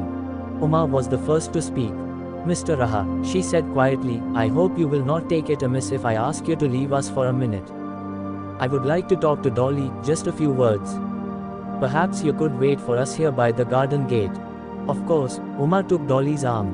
"Come, let's go and sit under the tree for a bit." As they were picking their way through the labyrinth of roots beneath the peepul tree, Dolly whispered, "What was he doing here, Uma? What does he want?" "He was talking about you." "What did he say?" "I think he was trying to tell me that he's in love with you." Uma seated herself under the tree and pulled Dolly down beside her. "Oh, Uma." Dolly buried her face in her hands. "Last night, in your garden, he said so many things to me. It was so strange, so upsetting. I couldn't sleep. I kept thinking of home, Mandalay, the palace, the walls of glass." "He said you had no memory of him." "I thought not. Do you?" "Then, I'm not sure, Uma. I remember someone, a boy, very dark. I remember being given a little packet of food. I remember Evelyn saying, 'Take it. Take it.' But nothing is clear. It was so long ago, and whenever I think of it, I am frightened. I think he really is in love with you, Dolly. He's in love with what he remembers. That isn't me. What about you, Dolly? What do you feel? I'm frightened, Uma. I've made such terrible mistakes in the past. I promised myself I would never allow myself to make another. What mistakes? I've never told you this, Uma, but many years ago, I thought I was in love with Mohan Bhai, our coachman. Then the princess found out. She threatened us. I suppose she was already in love with him herself. Did you want to marry him? I don't know, Uma. I was very young, and I didn't really understand what was happening. During the day I would keep him out of my mind. But at night I would dream of him, and then I would wake up and think, why can't we run away? Why can't I just wrap my things in a bundle right now and go down to him and wake him up and say, Mohan Bhai, let's go. There's nothing for us here at Outram house. But where could we have gone? And what would we have done? His family is very poor and they depend on him. In my heart I knew that even if I had begged him he would not have left. And this was the worst part of it, the humiliation. I would think to myself, have I too become a servant in my heart, as he has? Did you ever tell him? No. We never spoke, except of everyday matters. And after a while the dreams stopped and I thought, I am free of him now, it's all right at last. But last night, when I was sleeping in that room of yours, I began to dream again. I was at Outram house, in my bed. There was a mango tree beside my window. I got out of my bed and tied my things together, in a bundle, and slung it over my back. I climbed down and went running through the compound to the gatehouse. The door was open and I went in. It was dark and all I could see of him was his white lingot, knotted tightly between his legs, rising and falling with his breath. I put my hand on his body. My knuckle fitted perfectly into the hollow at the base of his throat. He woke up and he looked at me and touched my face. And then he said, shall we go? We went outside, and when we were in the moonlight I saw that it was not Mohan Bhai. Who was it? It was him. She inclined her head in the direction of the gate, where they had left Rajkumar. And then, I woke up. I was terrified. I was in your house, in that bedroom. I couldn't bear to stay another moment. I went and woke Kanoji, Dolly. I think you have to tell him. Mr. Raha. No. Dolly began to sob with her head on Uma's shoulder. No. Uma, all I can think of now is the birth of my child. There is no space in my head for anything else. Gently, Uma ran her hand over Dolly's head. The child is not yours, Dolly. But it could have been. Dolly, listen to me. Putting her hands on Dolly's shoulders, Uma propped her up so she could look into her face. Dolly, will you believe me if I tell you that I love you like I've never loved anyone before? I was just a girl before I met you. You've shown me what courage is, what human beings can endure. I can't bear to think of being without you. I don't think I could remain here a single day if you weren't here. But I know this too, Dolly, you must go if you can. You must go now. The birth of this child will drive you out of your mind if you stay on at Outram house.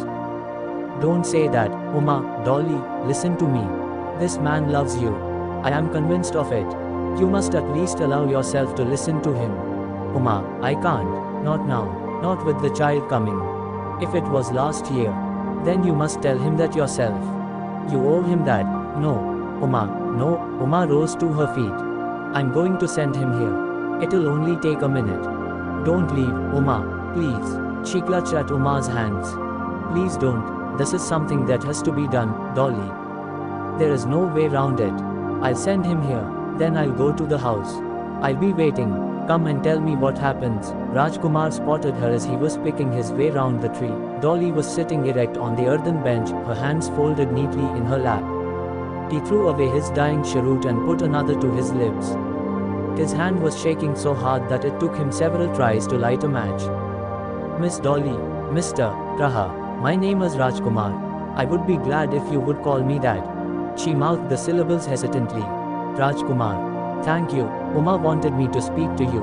Yes, but the truth is I have nothing to say.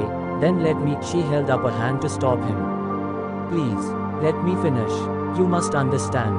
It's impossible. Why is it impossible? I would like to know. I am a practical man. Tell me and I will try to do something about it. There is a child. A child. Rajkumar removed the cheroot from his mouth. Whose child? Yours. The first princess is with child. The father works in Outram house. I too was once in love with him, the father of the princess's child. You should know this. I am not the 10-year-old girl I was in Mandalay. Are you in love with him now? No, then the rest is immaterial to me. Mr. Raha, you must understand. There are things you cannot change no matter how much money you have. Things might have been different for us in another time, another place. But it's too late now. This is my home. I have lived all my life here. My place is here at Outram House. Now, at last, the hopes that had sustained him thus far began slowly to leak away. He had said all he could. He could think of no other way to plead with her, and she silenced him before he could begin. Please, I beg you, do not say anything more. You will merely cause unnecessary pain. There are things in this world that cannot be, no matter how much we may want them, but this can be. Could be, if only you would allow yourself to think of it. No. Please say no more. I've made up my mind. There is only one thing I want to ask of you now.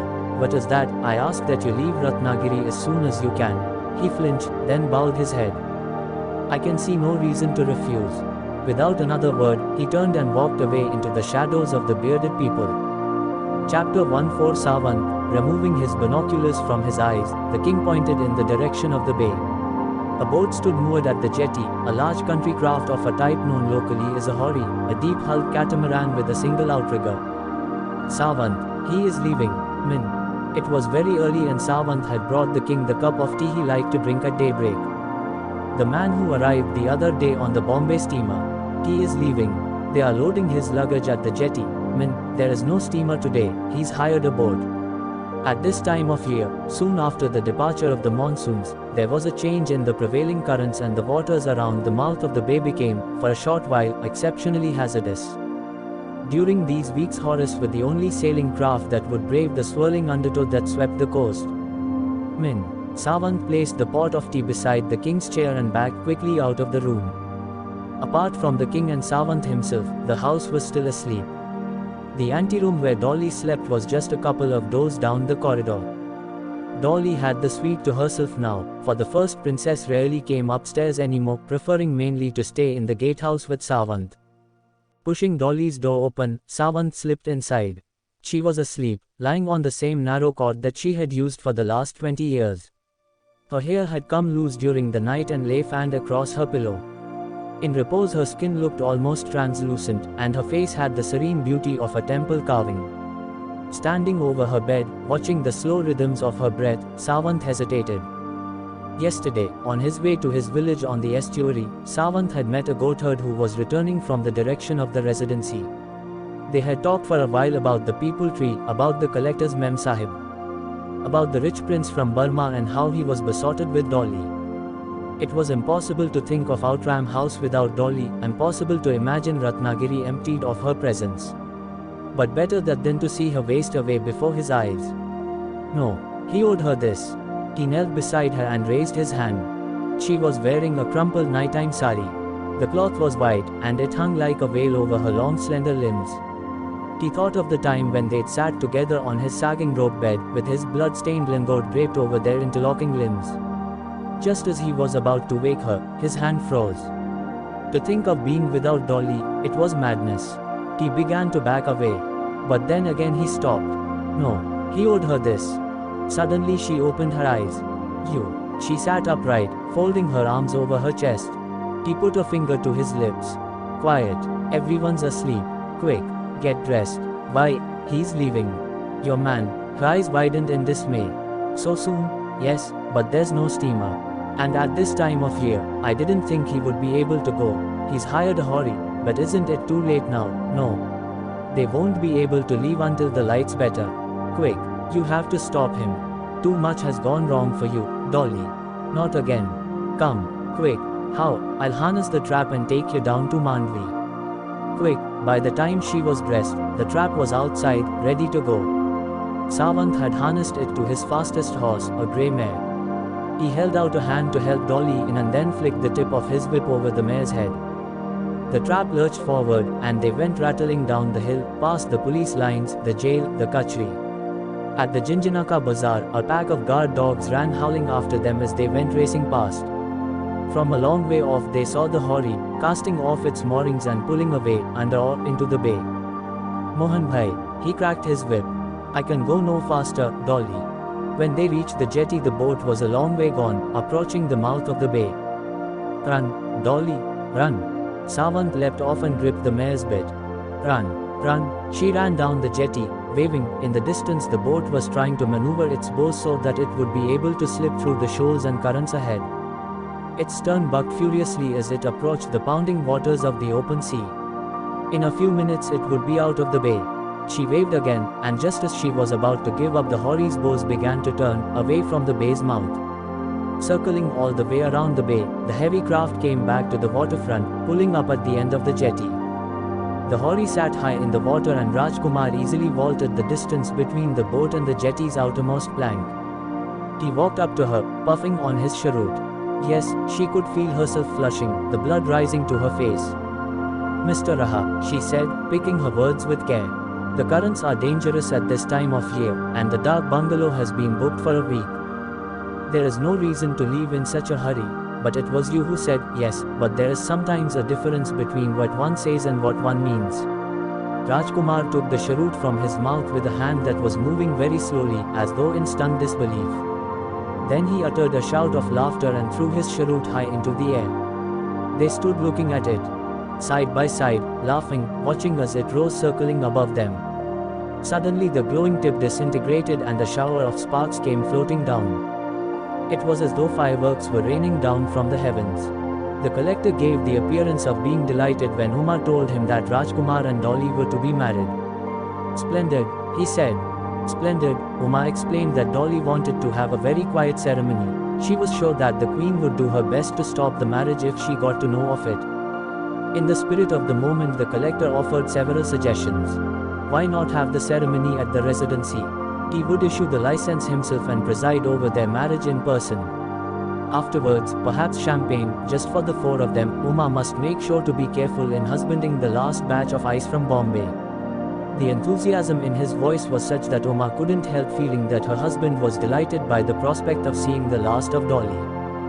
The day came, and Uma provided 2 garlands of marigolds and jasmine. She wove them herself with flowers picked from the garden. At the end of the civil ceremony, in the collector's camp office, Dolly and Rajkumar garlanded each other, smiling like children. The plan was for the couple to spend their wedding night at the dark bungalow, where Rajkumar was staying. Dolly had smuggled a few belongings and a bag full of clothes out of Outram house with the help of the first and second princesses. The first princess had given her a pair of earrings and the second a jade bracelet. They were happy for her, and they were sure the other girls would be too. But for the moment, in order to keep the news a secret, they hadn't told the 2 younger princesses. Later, when everything was safely signed and sealed, Dolly could go back to Outram house with her new husband to pay her respects. Everything went as planned until it came time for Dolly and Rajkumar to sign the register. Uma was the only available witness, and Dolly balked at asking the bearers. But just then, quite miraculously, Mrs. Khambatta, a lady photographer from Bombay, drew up in a gari, toting her bags and her camera. Rajkumar went running out to rope her in. She readily agreed to be a witness, and afterwards they all went out to the garden. The collector called for champagne. A gentle breeze was blowing in from the sea. The light was mellow and golden. Mrs. Khambatta's camera was an instrument of superb craftsmanship, a 1901 reflex single-lens reflex with a cube-like body, a bellows extension and a 4-sided hood. It was fitted with a globe wide-angle lens which proved perfect for the panorama deployed before the shutter. Before exposing her first plate, Mrs. Khambatta spent a full half-hour working with a Herter and Riffield actinograph exposure calculator, peering at its slide rule and calibrating its rotary cylinder for the present time and latitude. Then, signaling her readiness with an upraised hand, she exposed several plates in quick succession, standing back from her camera to squint at the group before squeezing the bulb of her gari flak shutter. At dusk, Rajkumar and Dolly gathered up their belongings. Uma lent them Kanhoji's gari. On the way to the dark bungalow, Dolly changed her mind. "Let's go to Outram house now," she said to Rajkumar. "Let's talk to the queen. Let's get it over with." It was dark by the time they got there. A lamp was shining in the king's room and another in servants by the gate. The princesses would be downstairs, Dolly thought, sitting around a single light to save oil. How surprised they would be. The gates were locked, so she told Kanhoji to use the knocker. He banged hard for a full 5 minutes, but there was no answer.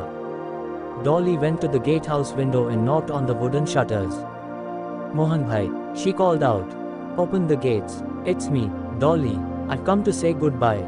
Open the gates. The lights in the room went out, and a minute or two later, she heard someone's voice whispering, Dolly, where are you? Mohan bhai, here. By the gate post. He was peering through the crack between the wall and the gate. Dolly, Mabia knows. She's told me not to let you in.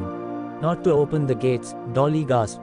How could she leave Ratnagiri without saying goodbye to Min and Mabia, to the princesses? But, Mohan bhai, it's me, Dolly. Let me in. I can't, Dolly. You know I would if I could. But Mabia is in one of her rages. You know how angry she gets. There was a pause and then a cloth bundle appeared at the top of the gate. Mabia had us pack some of your things, said Savant. She told me to make sure you got this. Dolly let the bundle drop to the ground. Mohan bhai, let me in. She was pleading now. Just for a few minutes. Just to say goodbye. I can't, Dolly. I really can't. Mabia said she would sack me if I did. She said we couldn't ever say your name again in this house. Dolly began to sob, knocking her head against the gatepost. Don't cry, Dolly.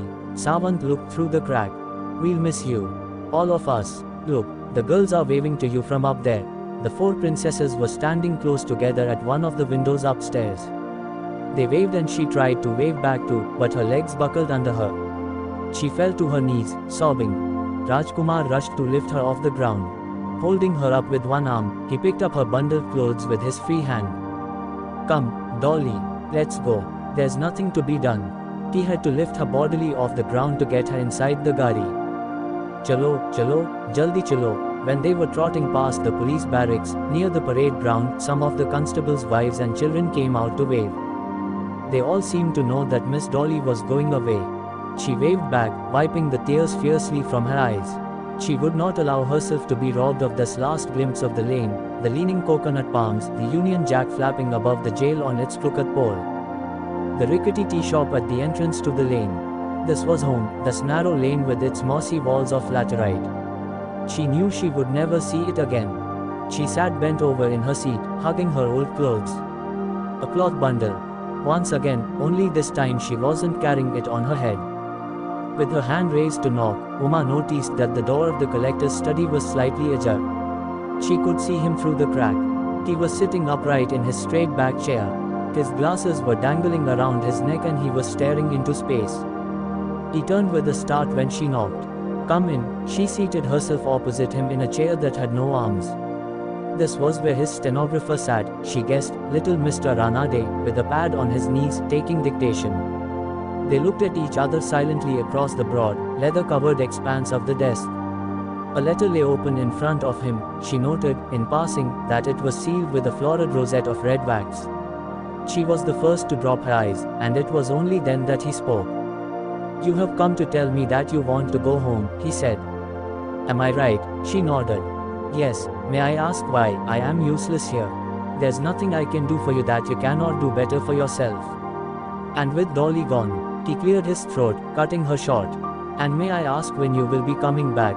She made no answer, looking silently down at her lap. Well, you deserve better than me. He turned his face away abruptly, so that she could see only one side of his face. You can marry again, she said quickly, take another wife. I will see that my family makes no objection. He raised a finger to silence her. Could you tell me, he said in a coldly formal voice. What did I do wrong? Did I mistreat you? Behave badly? No, never. The tears welled up in her eyes, blinding her. You have been nothing but kind and patient. I have nothing to complain of. I used to dream about the kind of marriage I wanted. He was speaking more to himself now than to her. To live with a woman as an equal in spirit and intellect, this seemed to me the most wonderful thing life could offer. To discover together the world of literature, art, what could be richer, more fulfilling. But what I dreamt of is not yet possible, not here in India, not for us. He ran his fingers over the letter in front of him, picking idly at the heavy wax seal. So you'll go back to live with your parents, then? Yes, you've picked a good time. He gave her his thin, ironic smile. You would have had to pack your things soon enough anyway. Why? She was suddenly alert. What are you talking about? He picked the letter off his desk and tapped it with his gold-rimmed glasses. "This is from the Chief Secretary in Bombay. It came today. A reprimand, as it were. The princess's pregnancy has awoken our teachers suddenly to the enormity of what they have done to this family. All the letters that I and my predecessors wrote had no effect whatever. But the smell of miscegenation has alarmed them as nothing else could have. They are tolerant in many things, but not this. They like to keep their races tidily separate. The prospect of dealing with a half-caste bastard has set them rampaging among their desks. I am to be the scapegoat for 20 years of neglect. My tenure here is terminated and I am to return to Bombay." He brought his fingertips together and smiled across the desk in his thinly ironic way. "As I said, you've chosen a good time to leave. In the Ratnagiri boathouse there was one craft that was rarely used. This was the double-oared racing scull that had once belonged to Mr. Gibb, the rowing legend. It was the collector's practice to go down to the Ratnagiri boathouse a couple of times each week. He had done a little rowing at Cambridge and would have done more if he had not been so busy studying for the civil service examinations. He enjoyed the focused concentration of the sport, the sense of moving ahead at a regulated pace, quick but unhurried. Besides, he had an almost religious belief in the importance of exercise. Today, as he was walking into the boathouse, the collector's eyes fell on Mr. Gibb's racing shell. The elderly chokada who looked after the boathouse talked often of Mr. Gibb. He was a rowing guru, Mr. Gibb, and a skilled sailor besides. In the history of the Ratnagiri Club he was the only person who was known to have taken the slim, fragile craft out into the open sea and come back to tell the tale. On his departure Mr. Gibb had donated his shell to the boathouse. Since that time the boat had turned into a monument of sorts, a reliquary of Mr. Gibb. It lay at one end of the shed and was never used. The collector said to the chokada, "How about this one?" "That was Mr. Gibb's boat," came the answer. "It was in that boat that Gibb Sahib used to row out to sea." "Is it usable?" "Yes, Sahib." Of course. The chokada was proud of his job and worked hard to keep his boats in good repair. "Well, then, perhaps I'll take it out today, you, Sahib." The chokada gasped. But Mr. Gibb was very experienced. The collector bridled at his tone. "I think I can manage it," he said coldly. "But, Sahib, please do as you're told." The boat was carried out to the water and the collector climbed in and picked up the oars. He rowed once across the bay and turned around. He felt oddly exhilarated. The gap between the two arms of the bay began to beckon. For several weeks now, he'd been thinking of trying the sea channel. He'd watched the local fishermen when they were slipping out of the bay, marking in his mind the precise point of their exit, the route through which they led their crafts into the open sea. One day, he told himself, one day, he would start with a short, experimental foray to test the waters, as it were. One day, but there were no more days now. Next week he would be in Bombay in a windowless office, dealing with municipal taxation. He scarcely noticed that his craft had veered from its trajectory, that its nose had turned westwards, pointing towards the opening of the bay. It was as though the shell had been reclaimed by the spirit of some other, departed official, as though it was steering itself. He felt strangely reassured, at peace. It was best to leave these things to men like Mr. Gibb. You would always be safe with them, looked after, provided for. There was no reason to hurry back to the residency. No one was waiting for him there. The sea seemed warm and inviting and the scull seemed to know its own way. High above the bay, in Outram House, the king was on his way to the balcony with his father's gilded glasses clasped in one hand. He had lain awake much of the night and was up even earlier than usual. Dolly's departure had created an unquietness in the house. He was sensitive to these things, they upset him. It wasn't easy to cope with change at his age. He'd found it hard to sleep. He lifted the glasses to his eyes. The light was not good.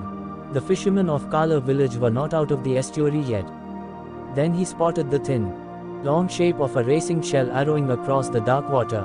The oarsman was rowing in a strong, steady rhythm, almost touching his knees with his forehead before straightening out again. He was taken aback. It was a long time since he had last seen the shell steering for the open sea, not since Mr. Gibb, and that was a long time ago, more than 10 years now.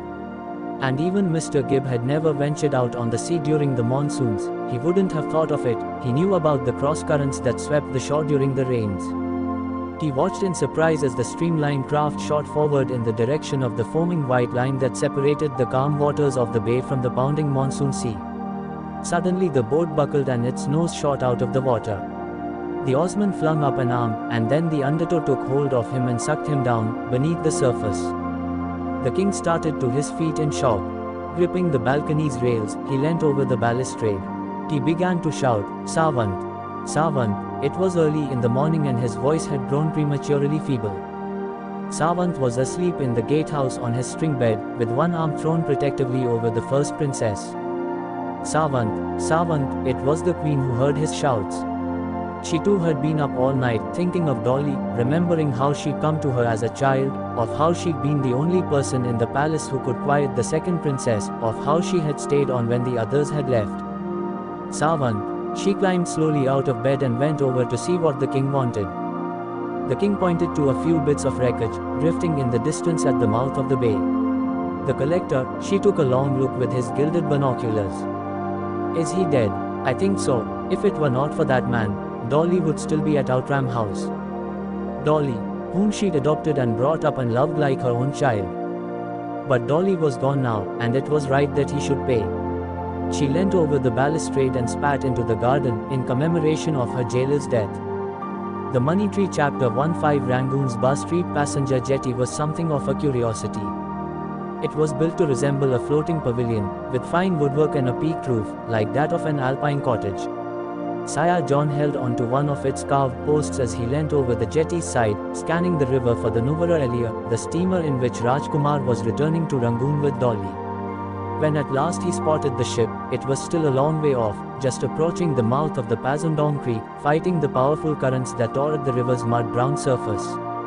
It had been decided that Rajkumar and Dolly would stay initially with Sire John, at his spacious second-floor flat on Blackburn Lane. Such accommodation as there was at Rajkumar's Kemendim compound was too rudimentary for the two of them to inhabit together. Sire John had sent a telegram to Rajkumar to let him know that he and Dolly were welcome to stay at Blackburn Lane until such time as they were able to build a habitable home. The Pazundong Creek was the wide inlet that marked the southern boundary of the city. Many of Rangoon's sawmills and rice mills were concentrated along the shores of this waterway, among them also the timberyard that was Rajkumar's principal place of business. When the steamer drew abreast of the creek, Rajkumar, watching from the Nuvara Elia's bow, caught a brief glimpse of the raised teakwood cabin that served as his office. Then the whole Rangoon waterfront opened up in front of him, the Bototown Pagoda, the stately buildings of the Strand, the golden finial of the Shri Dagon in the distance. Rajkumar turned impatiently away and headed for his cabin. Since early that morning he had been trying to persuade Dolly to step outside. He was eager to show her this vista of Rangoon from the river. Eager also to see whether she remembered any of it from her journey out, some 25 years before. But over the last 3 days, as their ship had approached Burma, Dolly had grown increasingly withdrawn. That morning she had refused to step out on deck. She'd said that she was seasick, that she would come out later, when she felt better. For the time being she wanted only to rest and collect herself. But now there was no time at all. They would be at the jetty in a matter of minutes.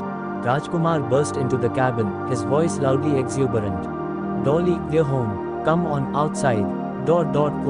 When she didn't answer, he broke off. She was sitting on the bed, curled up, with her forehead resting on her knees, dressed in the red silk hatamain that she'd changed into for the occasion. "What's the matter, Dolly?" He touched her shoulder to find that she was shivering. "What's happened?" "Nothing." She shrugged his hand off. "I'm all right. I'll come later. Just let me sit here until everyone else is off the ship." He knew better than to make light of her apprehensions. "All right," he said. "I'll come back for you in 20 minutes. "Yes, I'll be ready then." Dolly stayed as she was, with her head resting on her knees, trying to calm herself.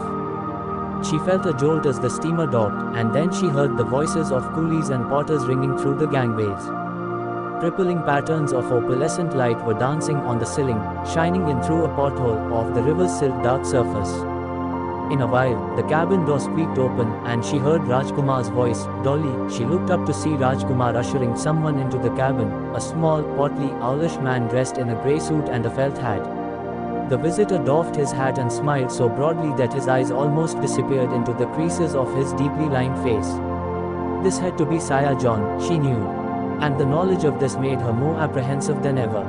This was the meeting she had most dreaded. Rajkumar had talked of his mentor at such length that Sire John had become the equivalent of a father-in-law in her mind, to be either feared and propitiated, or else to be resisted and fought with. She had no idea how things would turn out between the two of them.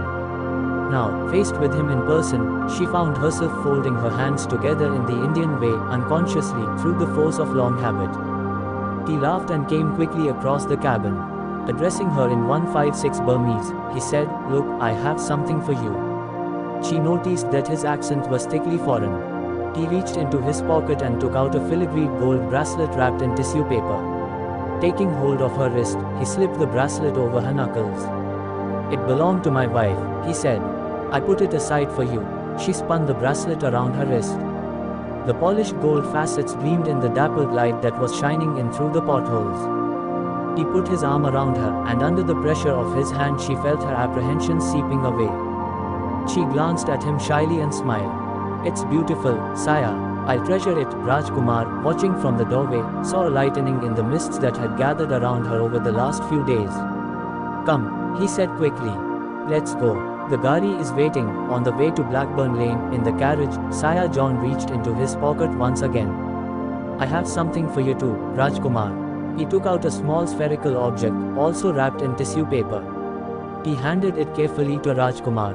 Undoing the tissue paper, Rajkumar found himself holding a spongy ball made of whitish grey strings that were tangled around each other, like wool. He raised the ball to his face, wrinkling his nose at the unfamiliar odor. "What is it?" "Rubber." Sire John used the English word. "Rubber." Rajkumar recognized the word but had only a dim awareness of what it referred to. He handed the ball to Dolly and she sniffed it. Recoiling, its smell was more human than botanical, the scent of a bodily secretion, like sweat. "Where did you get this, sire?" Rajkumar said in puzzlement. "In my hometown, Malaya." Sire John had been traveling too, while Rajkumar was away in India. He had gone east to Malaya, visiting friends and looking up his relatives by marriage. He'd stopped at Malacca to visit his wife's grave. It was some years since he'd last been back, and he'd noticed immediately that something had changed in the interim, something new was afoot. For years, ever since he could remember, Malacca had been a town that was slowly dying, with its port silted up and its traders moving away, either northwards to Penang or southwards to Singapore. But now, suddenly, Malacca was a changed place. There was a palpable quickening in the muddied veins of the sleepy old city. One day a friend took him to the outskirts of the town, to a place that he, John Martins, remembered from his childhood, an area that had once been home to dozens of small spice gardens where pepper plants grew on vines. But the vines were all gone now, and in their place there were long straight rows of graceful, slender-trunked saplings. Sire John had looked hard at the trees and had not been able to name them. What are they? Rubber. Some 9 years before, Mr. Tan Che Yan, scion of a well-known Peranakan Chinese family of Malacca, had converted his pepper garden into a rubber plantation. In 1897 this had seemed like a mad thing to do. Everyone had advised against it. Rubber was known to be a risk. Mr. Ridley, the curator of the Singapore Botanical Gardens, had been trying for years to interest British planters in giving rubber a try. The imperial authorities in London had spent a fortune in arranging to have seed stock stolen from Brazil. But Mr. Ridley was himself the first to admit that it might take as many as 10 years for a rubber plantation to become productive. Malaya's European planters had backed away on learning this. But Mr. Tan Che Yan, persevering undeterred, had succeeded in milking rubber from his trees in 3 short years. Now everyone, even the most timid British corporation, was following his lead, planting rubber. Money had been pouring into the city. The B.F. Goodrich Company had sent representatives all the way from Akron, Ohio, urging the planters of Malaya to plant this new crop. This was the material of the coming age. The next generation of machines could not be made to work without this indispensable absorber of friction. The newest motorcars had dozens of rubber parts, the markets were potentially bottomless, the profits beyond imagining. Sire John had made inquiries, asking a few knowledgeable people about what was involved in planting rubber. The answers were always short. Land and labor were what a planter needed most, seed and saplings were easily to be had. And of the two principal necessities, land was the easier to come by, of labor there was already a shortage. The British colonial government was looking to India to supply coolies and workers for the plantations. Sire John had begun to toy with the idea of buying some land for Matthew, his son. He quickly discovered that land prices around Malacca had risen steeply. He was advised to travel north, in the direction of the Siam border. He'd set off, not quite convinced still. He was too old to start up a vast new project, this he knew. But there was Rajkumar to be counted on. He would know what to do about building a workforce, and of course there was always Matthew, who had been away in America many years. No one knew exactly what Matthew was doing there. The last he'd heard, the boy had traveled east to New York. There had been a letter a while back. He'd said something about looking for a job, nothing at all about coming home. Perhaps this was exactly what was needed to bring the boy home, a huge new enterprise to which he could dedicate himself. Something that would be his own, something that he could build up. He could see himself growing old, living with Matthew. The boy would have a family, children. They'd live together in a quiet place, surrounded by trees and greenery. These ideas were still forming in his mind when he glimpsed the perfect place from the deck of a ferry boat, the south-facing slope of a mountain, an extinct volcano that reared out of the plain like the head of some fantastic beast. The place was a wilderness, a jungle, but at the same time, it was within easy distance of the island of Penang and the port of Butterworth. "I've got land there now," Sire John said to Rajkumar, "and it's waiting for the day when Matthew comes back." Rajkumar, newly married and eager in his anticipation of the pleasures of domestic life, was not disposed to take his mentor seriously. "But, sire, what does Matthew know about rubber or plantations?" "It doesn't matter. He'll find out. And of course, he'll have you to help him. We'll be partners, the three of us, you, me, Matthew." Rajkumar shrugged. "Sire, I know even less about this than Matthew does. My business is timber. Timber is a thing of the past. Rajkumar, you have to look to the future, and if there's any tree on which money could be said to grow, then this is it, rubber." Rajkumar felt Dolly's hand pressing against his own in anxious inquiry. He gave her a reassuring nudge as though to say, "It's just one of the old man's fancies, there's no need to worry." In the immediate aftermath of her widowhood, Uma returned to Lankasuka, her parents' house in Calcutta. Hers was a small family. She had only one brother, who was much younger than herself. Their house was spacious and comfortable. Although not grand, it had 2 stories, with a semicircular balcony on each. The rooms were airy and bright with high ceilings and stone floors that stayed cool even in the hottest of summers. But Uma's homecoming was not a happy one. Her father was an archaeologist and scholar. He was not the kind of man to insist on all the customary observances of a Hindu widowhood, but nor was he so enlightened as to be wholly impervious to the strictures of his neighbors. Within his lights he did what he could to mitigate the rigors of his daughter's situation. But as a widow living at home, Uma's life was still one of rigid constraints and deprivation. Her hair was shaved off, she could eat no meat or fish, and she was allowed to wear nothing but white. She was 28 and had a lifetime ahead of her. As the months dragged by, it became clear that some other solution would have to be thought of. Uma was now a woman of independent means, the beneficiary of a very substantial pension. During his lifetime the collector had held one of the most lucrative jobs in the empire, and on his death it was discovered that he had made many astute investments, several of them in Uma's name. With her livelihood assured and no children to care for, there was nothing to hold her at home and every reason to leave. The matter was decided when she received a letter from Dolly, inviting her to visit Rangoon. It was evident that the best possible solution was for her to go abroad. On the journey over, Uma kept her head covered with a shawl to hide her shaven head. Dolly and Rajkumar met her at the Bar Street jetty, and the moment she stepped off, Dolly tore away her shawl. "Why are you hiding your face?" she said. "I think you look nice like that." Dolly and Rajkumar brought Uma directly to their new home in Kemendine. They had only recently moved in and the house was still under construction. Having been very rapidly erected, the house was a haphazard, old-fashioned structure, 2 floors of interconnected rooms grouped around a square courtyard. The floors were of polished red stone and the courtyard was lined with corridor-like balconies. The balustrades were of spindly wrought iron. Along the walls of the compound there were a number of small outhouses.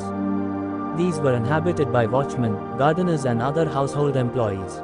Rangoon was almost as much a foreign city to Dolly as it was to Uma. And the two of them began to explore it together, they climbed the steps of the Shri Dagon Pagoda, they visited Uma's uncle in Kalabasti, the Indian quarter, they attended the pony races at the Kyaikasan racecourse. They went walking in the narrow streets of Sirium, across the river, they promenaded around the royal lakes and went for drives around the cantonment. Everywhere they went, Dolly was courted, sought after, besieged by armies of acquaintances, asked endless questions about the king and queen and their life abroad. This was a subject of universal interest in Burma, and Dolly's sharing of the royal family's exile made her something of a celebrity herself. Uma's time passed very pleasantly. She was often invited out with Dolly and was never at a loss for things to do. But as the weeks passed, she found herself growing ever more painfully aware of the distance between Dolly's ebullient happiness and her own circumstances. In the past, Uma had often wondered about Dolly's marriage. Had she married Rajkumar in order to escape the imprisonment of Outram House? Or was it just that she had fallen in love, that and nothing else? Now, watching them together, Uma saw that these reasons were not exclusive of each other, that each of these motives had played a part in creating a wholeness, as in the fitting together of the misshapen pieces of a puzzle. She saw also that this was a completeness that she, who had always prided herself on knowing her own mind in all things, had never known and perhaps would never know, because it was not within her to yield to the moment in Dolly's way. Dolly and Rajkumar seemed to have little knowledge of one another's likes and dislikes, preferences and habits, yet the miracle was, and this too Uma could see clearly, that far from weakening their bond, their mutual incomprehension served rather to strengthen it. Between herself and the collector, on the other hand, every eventuality had been governed by clearly defined rules and meanings.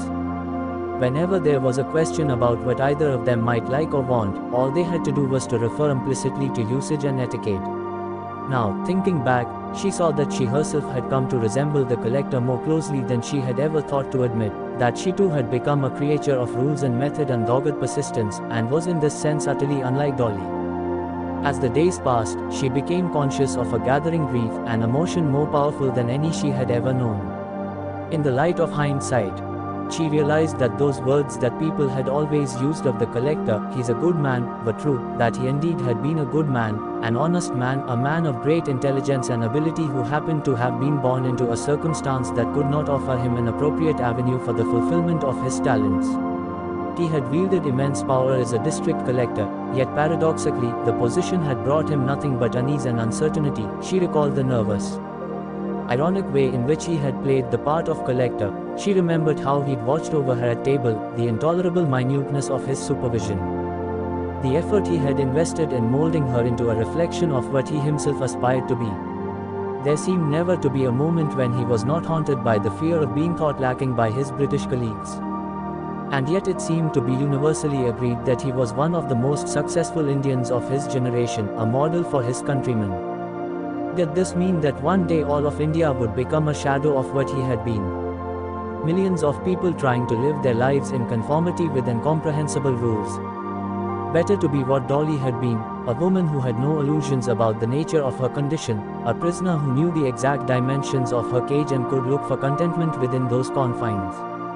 But she was not Dolly and never would be. Some part of her was irretrievably the collector's creation, and if nothing was to be served by mourning this disfigurement, then it was her duty to turn her abilities to the task of seeking a remedy.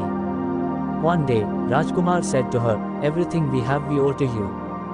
If there's anything you should ever need, we would want to be the first to be asked." She smiled. "Anything? Yes, of course." She took a deep breath. "Well then, I am going to ask you to book me a passage to Europe." As Uma's ship made its way westwards, a wake of letters and postcards came drifting back to wash up at Dolly's door in Kemendine. From Colombo there was a picture of the sea at Mount Lavinia, with a note about how Uma had met a family friend on board her ship, a Mrs. Kadambari Dutt, one of the famous Hatkolar Dutts of Calcutta, a cousin of Toru Dutt, the poetess, and a relative of the distinguished Mr. Romesh Dutt, the writer and scholar. Mrs. Dutt was a good deal older than herself and had lived a while in England. She was very experienced and knowledgeable about things, the perfect person to have on board, a godsend really. They were enjoying themselves together. From Aden there was a postcard with a picture of a narrow channel flowing between two immense cliffs. Uma wrote that she'd been delighted to discover that this waterway, which formed the link between the Indian Ocean and the Red Sea, was known in Arabic as the Bab al-Mandab, the Gateway of Lamentation. Could there possibly be a better Kosan name? From Alexandria there was a picture of a fortress, with a few wry remarks about how much friendlier the Europeans on the ship had become once they were past the Suez Canal. She, Uma, had been taken aback, but Mrs. Dutt had said that it was always like this. There was something about the air of the Mediterranean that seemed to turn even the most haughty colonialists into affable democrats. From Marseille, Uma sent her first long letter. She and her newfound friend, Mrs. Dutt, had decided to spend a few days in that city. Mrs. Dutt had changed into a European skirt before going ashore. She'd offered to lend Uma one, but Uma had felt awkward and had refused. She'd stepped off the ship in a sari. They hadn't gone far before Uma was mistaken, of all things, for a Cambodian. Dozens of people had gathered around her, asking if she was a dancer. It turned out that King Sissovet of Cambodia had recently visited the city, with a troupe of dancers from his palace. The dancers had enjoyed a great success. The whole city was mad for them. The great sculptor Mr. Rodin had come down from Paris just to draw their likenesses. Uma had almost wished that she did not have to disappoint everyone by explaining that she was an Indian, not Cambodian. They'd had a wonderful time, the two of them, she and Mrs. Dutt. They'd walked around town and gone sightseeing and even ventured into the countryside. It had been strange, heady, exhilarating, two women traveling alone, unmolested, drawing nothing more than the occasional curious stare. She'd asked herself why it was not possible to do the same at home, why women could not think of traveling like this in India, reveling in the sense of being at liberty. Yet it was troubling to think that this privilege of being able to enjoy the sense of freedom, however momentary, had become possible only because of the circumstances of her marriage and because she now had the money to travel. She had talked of this at length with Kadambari, Mrs. Dutt. Why should it not be possible for these freedoms to be universally available for women everywhere? And Mrs. Dutt had said that of course, this was one of the great benefits of British rule in India, that it had given women rights and protections that they'd never had before. At this, Uma had felt herself, for the first time, falling utterly out of sympathy with her new friend. She had known instinctively that this was a false argument, unfounded and illogical. How was it possible to imagine that one could grant freedom by imposing subjugation? That one could open a cage by pushing it inside a bigger cage? How could any section of a people hope to achieve freedom where the entirety of a populace was held in subjection? She'd had a long argument with Mrs. Dutt, and in the end she had succeeded in persuading her friend that hers was the correct view. She'd felt this to be a great triumph, for of course Mrs. Dutt was much older and a good deal better educated, and until then it was always she who was telling her, Uma, how she ought to think of things. Dolly was in bed when she read this letter. She was drinking a pungent concoction prescribed by a midwife and trying to rest. Some weeks earlier she had begun to suspect that she was pregnant, and this intuition had been recently confirmed. As a result, she'd been put on a regimen that required many different medicinal infusions and much rest. But rest was not always easy to come by in a household as busy and chaotic as her own. Even as she sat reading Uma's letter, there were frequent interruptions, with the cook and Yuba Kyor and the master bricklayers bursting in to ask for instructions. In between trying to guess what was to be prepared for dinner and how much money Yuba Kyor would have to be advanced for his next visit home, she tried to think of Uma, reveling in the freedom of being able to walk out alone, in Europe. She understood intuitively why Uma took such pleasure in this, even though she herself would not have cared for it at all. Her mind seemed to have no room for anything but the crowded eventlessness of her everyday life. It struck her that she rarely gave any thought to such questions as freedom or liberty or any other such matters. When she picked up a pen to write back to Uma, she could think of nothing to say. There was something incommunicable about the quotidian contentments of her life. She could try, for instance, to write about how her friend Dorothy had stopped by last Wednesday and how they'd gone to look at the new furniture at Rowe & Company. Or else she could describe her last visit to the Kyaikhasan racecourse and how Rajkumar had won almost 1,000 rupees and had joked about buying a pony. But none of this seemed worth putting down on paper, certainly not in response to such concerns as Uma had expressed. Or else she could write about her pregnancy, about Rajkumar's happiness, about how he'd immediately started to think of names. The child was to be a boy, of course. But she was superstitious about these things. Neither she nor Rajkumar was telling people yet, and wouldn't do so until it was unavoidable. Nor did she want to write to Uma about the subject. It would be as though she were flaunting her domesticity in her friend's face, underscoring her childlessness. 2 months passed without any further communication from Uma. As the days went by, Dolly found herself less and less able to sleep. Shooting abdominal pains made her double over in bed at night. She moved into a room of her own so as not to disturb Rajkumar. The midwife told her that everything was proceeding normally, but Dolly was not persuaded. She was increasingly sure that something had gone wrong. Then, late one night, the now familiar pains changed suddenly into convulsions that shook the whole of her lower body. She realized that she was miscarrying and shouted for Rajkumar. He roused the household and sent people off in every direction to fetch doctors, nurses, midwives. But it was too late, and Rajkumar was alone with Dolly when the stillborn fetus was ejected from her body. Dolly was still convalescing when Uma's next letter arrived. The letter bore a London address and opened with profuse apologies and an implied reproach. Uma wrote that she was saddened to think that they had allowed so many months to pass without an exchange of letters. She herself had been very busy in London, she said.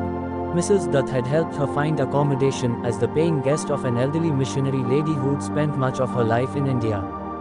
The arrangement had worked out well and Uma had not lacked for company. Shortly after her arrival, people had begun to seek her out, mainly former friends and colleagues of the collectors. Most of them English. Some of them had known her late husband at Cambridge, others had worked with him in India. They had all been very kind, showing her around the city, taking her to events of the sort the collector had liked to attend: concerts, plays, lectures at the Royal Academy. After a while, Uma had begun to feel as though the collector were with her again. She would hear his voice describing Drury Lane or Covent Garden, pointing to the notable features, telling her what was in good taste and what was not. Fortunately, she'd also kept up her connection with her shipboard friend, Mrs. Dutt. It turned out that Mrs. Dutt knew every Indian living in London, or almost. Through her she'd met many interesting people. Most notably a lady by the name of Madam Kama, a Parsi from Bombay. Madam Kama seemed, at first glance, more European than Indian in clothes, manner and appearance. Yet she, Uma, had never known anyone who spoke more truthfully or forthrightly on matters concerning India. She'd been kind enough to introduce Uma into her circle. Uma had never met such people, so interesting and idealistic, men and women whose views and sentiments were so akin to her own. Through these people Uma had begun to understand that a woman like herself could contribute a great deal to India's struggle from overseas. Lately Madam Kama had been urging her, Uma, to visit the United States. She had friends among the Irish in New York, many of whom, she said, were sympathetic to India's cause. She thought it important for Uma to meet these people and felt that she might like living in that city. Uma was thinking the matter over quite seriously. Of this she was certain at any rate, that she would not long remain in England. In London she was haunted by the notion that the whole city was conspiring to remind her of her late husband. Exhausted by the effort of reading this letter, Dolly dropped it on her bedside table. Later that day, when Rajkumar came home, he saw it lying there and picked it up. From Uma, yes, what does she say? Read it. Rajkumar smoothed down the page and read the letter through slowly, following Uma's cramped handwriting with his forefinger, asking for Dolly's help with such words as he could not follow. At the end, he folded the pages and put them back on Dolly's bedside table. She's talking of going to New York. Yes, that's where Matthew is. Yes, I'd forgotten. You should send her his address. If she goes there, Matthew could help her settle in. That's true, and if you write to her you could also say that Sire John is worried about Matthew. He's been writing to Matthew to come home, but Matthew hasn't answered. Sayagi can't understand why he won't come back. Perhaps Uma will be able to solve the puzzle. Dolly nodded. All right, she said. It'll give me something to write about. She spent a week composing a letter, writing out the paragraphs one at a time. She made no mention of her condition. Having said nothing about her pregnancy, it seemed out of place to refer to a miscarriage. She wrote mostly about Sire John and Rajkumar and posted the letter to Uma's London address. By the time Dolly heard back, Uma had already crossed the Atlantic. She was in New York and had been there several weeks already. Again she was full of apologies for not having written earlier. There was so much to write about that she did not know where to start. New York had proved to be all that she had hoped, a kind of haven for someone like herself, except that the shelter it afforded consisted not of peace and quiet but the opposite. It was the kind of place where one could lose oneself in the press of people. She had decided to remain here for the time being, even on the way over. She had known that this was a place that would be to her taste because so many of the other passengers were people who were tired of the ruthless hypocrisies of Europe, just as she was. But she also had something important to report on the very subject that Dolly had written to her about. She had met Matthew Martin soon after her arrival in America. He had come to see her at the Ramakrishna Mission in Manhattan, where she was staying temporarily. He was not at all the person she had expected. His resemblance to his father was very slight. He was athletic in build and very good-looking, extremely urbane in manner. She had quickly discovered that he had a great passion for motor cars. It had been instructive to walk down the streets with him, for he would point here and there and announce, like a magician, "There goes a brand new 1908 Hutton," or "There's a beast in Humber," or "That's a Gaga now." As for the mystery of his reluctance to leave New York, that had been very quickly solved. It turned out that he had an American fiancée, a woman by the name of Elsa Hoffman. He'd introduced her to Elsa, and Oma had thought her to be a very pleasant woman. Her demeanor was briskly good-natured, in the American way, and she was fine-looking too. With a gentle, heart-shaped face and long black hair. They'd quickly become friends, she and Elsa, and one day Elsa had confided that she was secretly engaged to Matthew. She hadn't told her family because she knew they'd disapprove and was afraid that they might try to send her away. And Matthew too was uncertain of how his father would respond, what with Elsa being a foreigner and a Protestant as well. Uma's feeling was that this was all that prevented Matthew from returning. If only Sire John were to drop Matthew a hint that he had nothing to fear on the score, then it was quite likely that he would change his mind about staying in America. By the time this letter was delivered to her, Dolly was perfectly recovered. She was so excited by Uma's report that she decided to go immediately to Rajkumar's timberyard to give him the news. A hired gari took her rattling down the dusty, village-like roads of Kemmendine to the black macadam of the Strand, where cargo ships stood moored along the wharves, past the Botertown Pagoda, with its goldfish-filled pools, across the railway crossing and through the narrow lanes of Pazundong to the walled compound that marked the premises of Rajkumar's yard. Inside, a team of elephants was hard at work, stacking logs. Dolly spotted Rajkumar standing in the shade of the raised wooden cabin that served as his office. He was dressed in a longi and vest, smoking a cheroot, his face and head powdered with sawdust. "Dolly." He was startled to see her at the yard. "I have news." She waved the letter at him. They climbed the ladder that led up to Rajkumar's office. She stood over him while he read Uma's letter, and when he reached the end, she said, "What do you think, Rajkumar? Do you think Sayagi would disapprove about Matthew's fiancée not being Catholic, and all that?" Rajkumar laughed out loud. "Sayagi's no missionary," he said. "He keeps his religion to himself. In all the years I worked for him, he never once asked me to go to church." "But still," said Dolly, "you have to be careful when you tell him." "I will be. I'll go and see him today. I think he'll be relieved to know that this is all it is." Soon after this, Dolly learned that she was pregnant again. She forgot about Matthew and Elsa and even Uma. All her energies went into making sure that nothing went wrong again. 7 months went quickly by, and then, on the doctor's advice, she was moved to a mission hospital on Dufferin Road, not far from Kemmendine. One day, Sire John came to see her. He seated himself beside her bed and took her hand, pressing it between his. "I've come to thank you," he said. "For what, Sayagi?" "For giving me back my son." "What do you mean, Sayagi?" "I had a letter from Matthew. He's coming home. He's already making the arrangements. I know it's you who's to be thanked. I haven't even told Rajkumar yet. I wanted you to be the first to know." "No, Sayagi, it's Uma who's to be thanked. It's all because of her.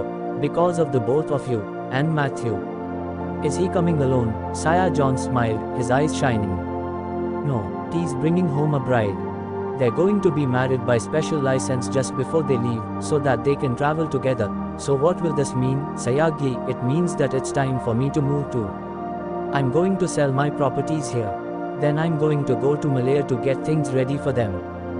But there's plenty of time yet. I'll be here for the birth of your child." 6 weeks later, Dolly was delivered of a healthy, 8-pound boy. To celebrate, Rajkumar shut down his yards and announced a bonus of a week's wages for his employees. An astrologer was called in to advise them on the child's names. He was to have two, as was the custom among Indians in Burma. After deliberations that lasted for several weeks, it was decided that the boy's Burmese name would be Saint Win. His Indian name was to be Niladri, Neil for short. The names were decided on just in time for Sire John to hear of them before leaving for Malaya. 4 years later, Dolly had a second child, another boy. Like Neil, he was given 2 names, one Burmese and one Indian. They were respectively Toonpe and Dinanat. The latter was quickly shortened to Dinu, and it was by this name that he was known at home. Soon after Dolly's delivery, Rajkumar had a letter from Sire John. By coincidence, Elsa too had just had a baby, her first. The child was a girl and had been named Alison. What was more, Matthew and Elsa had decided to build a house for themselves on the plantation.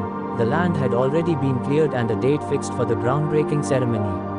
Sire John was very keen that Rajkumar and Dolly attend the ceremony along with their children.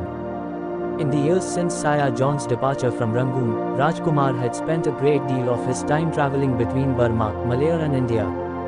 As a partner in the plantation, he had been responsible for ensuring a steady supply of workers, most of them from the Madras Presidency in southern India.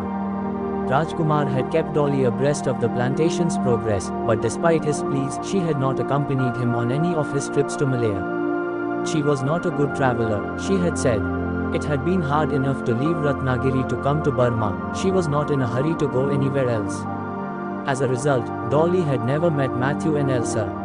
Rajkumar showed Dolly Sire John's letter with the comment, "If you're ever going to go there, then this is the time." After she read the letter, Dolly agreed. "All right, let us go." From Rangoon, it was a 3-day voyage to the island of Penang in northern Malaya. On their last day at sea, Rajkumar showed Dolly a distant blue blur on the horizon. This grew quickly into a craggy peak that rose like a pyramid out of the sea. It stood alone, with no other landfall in sight. "That's Gunung Jare," Rajkumar said. "That's where the plantation is." In years past, he said, when the forest was being cleared, the mountain had seemed to come alive. Traveling to Penang, Rajkumar would see great black plumes of smoke rising skywards from the mountain. But that was a long time ago. The place is quite changed now. The steamer docked at Georgetown, the principal port on the island of Penang. From there it was a journey of several hours to the plantation. First they took a ferry to the road and railhead of Butterworth, across a narrow channel from Penang. Then they boarded a train that took them northwards through a landscape of lush green paddies and dense coconut groves. Looming ahead, always visible through the windows of the carriage, was the soaring mass of Gunung Jare, its peak obscured by a cloudy haze. It rose steeply out of the plain, its western slopes descending directly into the sparkling blue waters of the Andaman Sea. Dolly, now habituated to the riverine landscapes of southern Burma, was struck by the lush beauty of the coastal plain. She was reminded of Ratnagiri, and for the first time in many years, she missed her sketchbook. This leg of their journey ended at Sungai Pattani, a district town on the leeward side of the mountain. The rail track was newly laid and the station consisted of not much more than a length of beaten earth and a tiled shed. Dolly spotted Sire John as their train was pulling in. He looked older and a little shrunken. He was peering short-sightedly at a newspaper as the train chugged into the station. Standing beside him were a tall, khaki-clothed man and a woman in an ankle-length black skirt. Even before Rajkumar pointed them out, Dolly knew that they were Matthew and Elsa. Elsa came up to Dolly's window when the train stopped. The first thing she said was, "I'd have known you anywhere. Oma described you perfectly." Dolly laughed. "And you too, both of you." Outside the rudimentary little station, there was a large compound. In its center stood a thin sapling, not much taller than Dolly herself. "Why," Dolly said, startled, "that's a paddock tree, isn't it?" "They call them angsana trees here," Elsa said. "Matthew planted it soon after Alison was born. He says that in a few years it's going to grow into a huge umbrella, casting its shade over the whole station." Now Dolly's eyes were drawn to a startling new sight, a motorcar, a gleaming, flat-topped vehicle with a rounded bonnet and glittering, 12-spoked wheels. It was the only car in the compound, and a small crowd had gathered around to marvel at its brass lamps and shining black paint. The car was Matthew's. "It's an Oldsmobile Defender," he announced. "Quite a modest car really, but mint new, this year's model, a genuine 1914. It rolled out of the factory in January and was delivered to me 6 months later." He spoke like an American, Dolly noticed, and his voice bore no resemblance to his father's. Theirs was a sizable party. There was an ayah for Dinu and Neil as well as a man to help with the luggage. The car was not large enough for all of them. After Dolly, Elsa and the children had been seated, there was room only for the ayah and Matthew, who was driving. The others were left behind to follow in a buggy. They drove through Sungai Pattani, along wide streets that were lined with tiled, shop houses, storefronts whose facades were joined together to form long, graceful arcades. Then the town fell away and the car began to climb. "When was the last time you heard from Uma?" Dolly said to Elsa. "I saw her last year," said Elsa. "I went to the States for a holiday and we met in New York." Uma had moved into an apartment of her own, Elsa said. She'd taken a job as a publisher's proofreader. But she was doing other things too. She seemed to keep herself very busy. "What else is she doing exactly?" "Political things mainly, I think," Elsa said. She talked about meetings and speeches and some magazine that she's writing for. Oh. Dolly was still thinking about this when Elsa pointed ahead. "Look, the estate. That's where it starts." They were climbing steeply, driving along a dirt road that was flanked on both sides by dense forest. Looking ahead, Dolly saw a wide gateway with a sign that arched across the road. There were 3 words inscribed on the sign in enormous gold lettering. Dolly read them out loud, rolling them over her tongue. "Morningside Rubber Estate," Elsa named it, Matthew said. "When I was a child," Elsa explained, "I used to live near a park called Morningside. I always liked the name." At the gate, there was a sudden rent in the tangled curtain of greenery that covered the mountainside. Ahead, stretching away as far as the eye could see, there were orderly rows of saplings, all of them exactly alike, all of them spaced with precise, geometrical regularity. The car went over a low rise, and a valley appeared ahead, a shallow basin cupped in the palm of a curved ridge. The basin had been cleared of trees and there was an open space in the middle. Grouped around this space were 2 ramshackle tin-roofed buildings, little more than huts. "These were meant to be the estate's offices," Elsa said apologetically. "But we're living in them for the time being. It's very basic, I'm afraid, which is why we need to build ourselves a habitable place." They settled in, and later in the day, Elsa took Dolly for a walk through the rubber trees. Each tree had a diagonal slash across its trunk, with a halved coconut shell cupped underneath.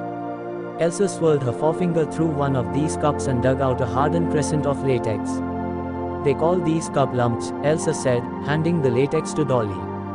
Dolly raised the spongy grey lump to her nose. The smell was sour and faintly rancid. She dropped it back into the coconut shell cup. "Tappers will come by to collect the lumps in the morning," Elsa said. "Not a drop of this stuff can be wasted." They headed through the rubber trees, walking uphill, facing the cloud-capped peak of Gunung Jare. The ground underfoot had a soft, cushioned feel because of the carpet of dead leaves shed by the trees. The slope ahead was scored with the shadows of thousands of trunks, all exactly parallel, like scratches scored by a machine. It was like being in a wilderness, but yet not. Dolly had visited Wayzedi several times and had come to love the electric stillness of the jungle. But this was like neither city nor farm nor forest. There was something eerie about its uniformity, about the fact that such sameness could be imposed upon a landscape of such natural exuberance. She remembered how startled she'd been when the car crossed from the heady profusion of the jungle into the ordered geometry of the plantation. "It's like stepping into a labyrinth," she said to Elsa.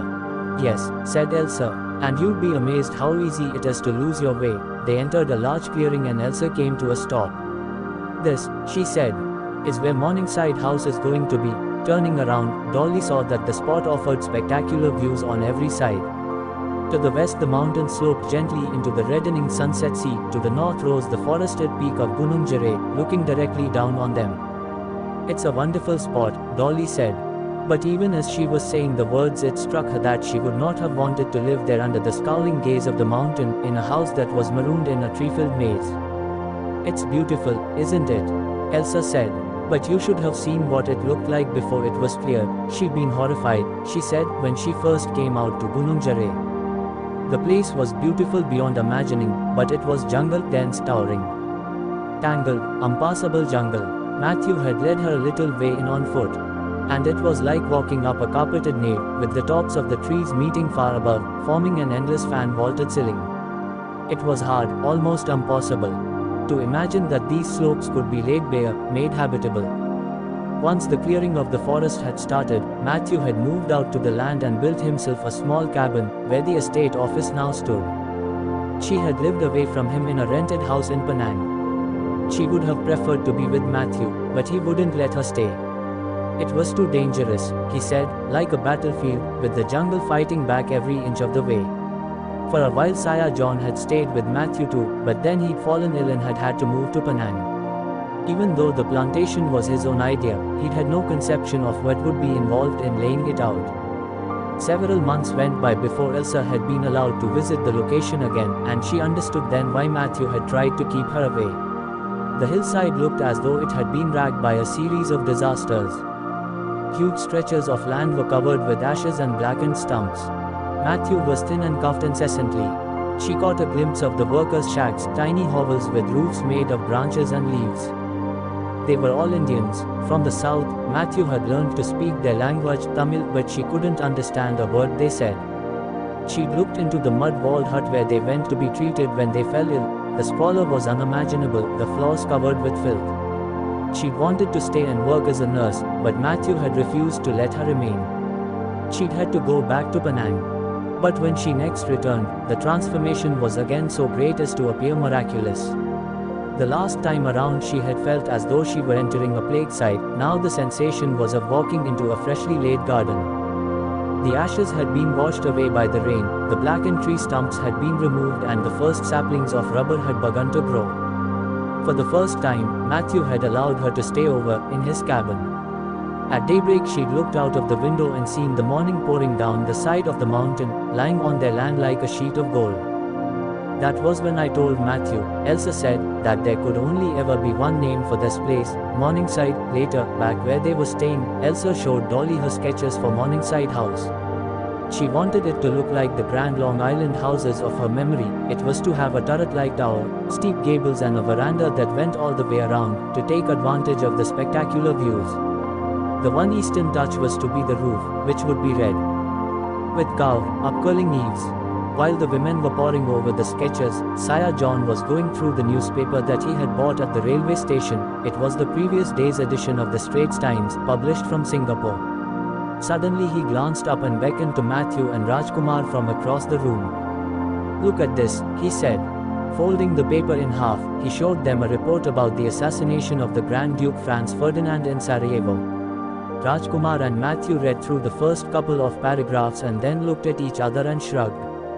Sarajevo, said Rajkumar. Where's that? A long way away. Matthew laughed. No more than anyone else in the world did either of them have any inkling that the killing in Sarajevo would spark a world war. Nor did they know that rubber would be a vital strategic material in this conflict, that in Germany the discarding of articles made of rubber would become an offense punishable by law, that submarines would be sent overseas to smuggle rubber, that the commodity would come to be valued more than ever before, increasing their wealth beyond their most extravagant dreams. Chapter 16. Even when Neil and Dinu were very young, it was evident that they each took after a single parent. Neil looked very much like Rajkumar. He was big and robust, more Indian than Burmese in build and coloring. Dinu, on the other hand, had his mother's delicate features as well as her ivory complexion and fine-boned slimness of build. Every year, around December, Dolly and Rajkumar took the boys to Vezedi. Dose and Norda had returned to their old village some years before. The expansion of their business had made Dose a wealthy man, and he owned several houses in and around the village. One of these was earmarked for Dolly and Rajkumar's annual visits. It seemed to Dolly that the boys enjoyed these trips, especially Neil, who had been befriended by one of Dose's sons, a sturdy, thoughtful boy by the name of Raymond. Dolly, too, looked forward to these annual visits. Since her trip to Morningside she had begun sketching again and would spend hours by Vezedi's stream with her sketchbook open on her lap and Dinu playing nearby.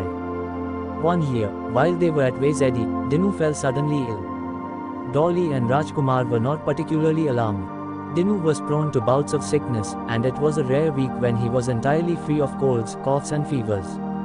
But Dinu was also gifted with an innate resilience that made him actively combat his ill health, and his fevers rarely lasted for more than a day or two at a time. Knowing how well he fought off his fevers, Dolly and Rajkumar were certain that he would recover quickly. They decided to remain at Vezedi. The house they were staying in was very much like a teak camp style. Standing some 6 feet off the ground on massive timber posts, it was set at a slight remove from the rest of the village, a little distance up the thickly forested slope that served as a backdrop for the village. The jungle rose like a cliff behind the Thai, skirting it on three sides. Just visible from the balcony was Zedi's pebbled stream and the soaring bamboo steeple of its church. As in all Tay, the rooms were arranged in a row, one leading into another. Because of Dinu's illness, Dolly decided to change their usual sleeping arrangements. She took the child into her bed for the night and dispatched Rajkumar to one of the inner rooms. With Dinu sleeping beside her, Dolly drifted into a dream. She saw herself lifting up her mosquito net, climbing out of bed and going to sit in a chair on the balcony. The Thai was in darkness, but the night was alive with cicadas and fireflies. 2 doors away she could hear Rajkumar breathing heavily in his sleep. She saw herself sitting a while in the chair, and then, after some time had passed, someone spoke in a voice that was well known to her. It was the boy. He was saying something to her with great urgency. As so often in dreams, she could not tell the words apart, but she understood exactly what he was trying to communicate. She screamed. Rajkumar stumbled out with a candle and found her sitting in a chair on the veranda, rocking back and forth, hugging herself with shaking arms. "What's happened? We have to leave," she said. "We have to get Dinu to a hospital in Rangoon." "Why, don't ask me now. I'll tell you later." They left Zedi while it was still dark. Dose provided them with 2 ox carts and escorted them personally to Painmana. They arrived in Rangoon late the next night. Dinu was taken immediately to hospital. After a long examination, the doctors took Dolly and Rajkumar aside. The boy had polio, they said, but for Dolly's promptness in bringing him to hospital, they might well have lost the child. "I knew I had to bring him," said Dolly. "How did you know?" "I was told." "By whom?" "It doesn't matter. What matters is that we came."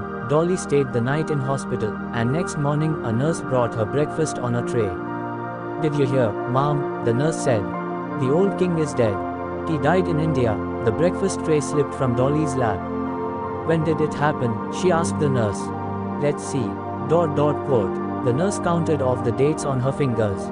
"I think it must have happened the night before you came." It was Dolly's old charge, the second princess, who took the blame for the king's death. One bright December day in 1916, she eloped with a Burmese commoner and hid herself in the residency. This was the beginning of the end. By this time much had changed in Ratnagiri.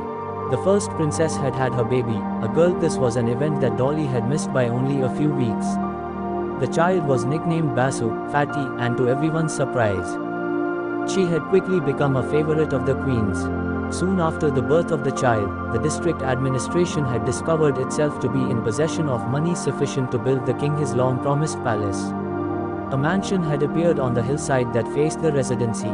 It came complete with a darbar hall, a gallery, outhouses, running water and a garage to accommodate the 2 cars that had recently been provided for the king and queen, one a Ford, the other a Dion. All of Ratnagiri turned out to celebrate the move. Cheering crowds lined the roads as the royal family drove out of Outram House for the last time. But as with all moves, the new place was quickly discovered to possess certain drawbacks. Its upkeep was found to require a small army. 27 gatekeepers, 10 peens, 6 hazurdars and innumerable other attendants, cleaners, sweepers and ayers, a total of 161 in all. In addition, there were now more visitors from Burma and many more hangers-on. How to feed them? How to provide for them? Without Dolly no one knew how to manage. And then, one morning the second princess disappeared. Enquiries revealed she had run away with a young man and taken refuge in the residency. The king gave Savant a note to take to his daughter, asking her to return to the palace. Standing at a window, he trained his binoculars on the Dion as it made its journey across the hill. When the car turned around to come back, he saw that his daughter was not in it. The binoculars dropped from his hands. He fell to the floor, clutching his left arm. The doctor arrived within the hour and pronounced him to have suffered a heart attack. 10 days later the king died. The queen let it be known that the second princess would never again be permitted to enter her presence. And the funeral, Dolly, the first princess, wrote in the first of several clandestine letters. It was such a sad and miserable affair that Her Majesty flatly refused to attend. The government was represented by a mere deputy collector. You would have wept to see it. No one could believe that this was the funeral of Burma's last king. We wanted the coffin stored in such a way that we could transport the remains to Burma someday. But when the authorities learnt of this, they had the coffin forcibly removed from us. They are afraid that the king's body might become a rallying point in Burma. They built a monument on his grave, almost overnight, to make it impossible for us ever to take him back. You should have been here with us, Dolly. We all missed you, even Her Majesty, though of course she could not say so, since it was she who forbade us ever to utter your name. Through the duration of Dinu's convalescence, Dolly never once left the premises of the hospital. She and Dinu had a room to themselves, large and sunny and filled with flowers. From the window they could see the majestic, shining HTI of the Shri Dagon. Rajkumar did everything in his power to ensure their comfort. Yuba Kyor drove over at mealtimes, bringing fresh cooked food in an enormous brass tiffin carrier. The hospital was prevailed upon to relax its rules. Friends dropped by at all times of day, and Rajkumar and Neil stayed late into the evenings, leaving only when it was time for Dinu to go to bed. Dinu endured his month-long stay in hospital with exemplary stoicism, earning accolades from the staff. Although he had partially lost the use of his right leg, the doctors promised that he would recover to the point where a slight limp would be the only lasting trace of his illness. On their return home after Dinu's discharge, Dolly tried hard to revert to her normal domestic routines. She put Dinu into a room of his own under the care of an ayah. For the first few days, he made no complaint. Then, late one night, Dolly woke suddenly at the touch of his breath on her face. Her son was standing beside her, propped up on the edge of the bed. He had left his ayah snoring in his room and crawled down the corridor. Dragging his right leg behind him, Dolly took him into her bed, hugging his bony body to her chest, breathing in the soft, rain-washed smell of his hair. She slept better that night than she had at any time in the last several weeks. During the day, as Dinu began trying to walk again, Dolly hovered over him, darting to move stools and tables out of his way. Watching him as he struggled to regain his mobility, Dolly began to marvel at her son's tenacity and resilience, at the strength of will that made him pick himself up, time and time again, until he was able to hobble just a step or two farther than before. But she could see also that this daily struggle was changing him. He was more withdrawn than she remembered and seemed years older in maturity and self-possession. With his father and brother he was unresponsive and cold, as though he was self-consciously discouraging their attempts to include him in their exuberant games. Dolly's absorption in Dinu's convalescence became so complete as to claim the entirety of her mind. She thought less and less about her circle of friends and the round of activities that had occupied her before: the gatherings, the tea parties, the picnics. When occasionally a friend or an acquaintance dropped by, there were awkward silences. She would feign interest in their stories without contributing a word of her own. When they asked what she did with her time, she found it hard to explain. So small was the span by which Dinu's successes were measured, an extra step or two at a time, a couple more inches, that it was impossible to communicate either the joy or the crestfallen emptiness that attended upon the passing of each day. Her friends would nod politely as they listened to her explanations, and when they left she knew that it would be a long time before she saw them again. The odd thing was that far from feeling any regret, she was glad. One weekend, Rajkumar said, "You haven't been out in months." He had a horse running for the Governor's Cup at the Rangoon Turf Club. He insisted that she go with him to the races. She went through the motions of dressing for the races as though she were performing a half-forgotten ritual. When she went down to the driveway, Yuba Kyor bowed her into their car as though he were welcoming her home after a long absence. The car was a Pick-Pick, a Swiss-manufactured Pickard Pictet, a commodious, durable machine with a glass pane separating the driver's seat from the interior cabin. The Pick-Pick circled around the Royal Lake, driving past the Chinese burial grounds and passing within sight of the Rangoon Club. Now Dolly too began to feel that she'd been away a long time. All the familiar sights seemed new and startling: the reflection of the Shri Dagon shimmering on the lake, the long, low-slung building of the boat club perched on the shore. She found herself leaning forward in her seat with her face half out of the window, as though she were looking at the city for the first time. The roads around the racecourse had been sealed off by the police, but the Pick-Pick was recognized and they were waved through. The stands looked festive with pennants and flags fluttering above the terraces.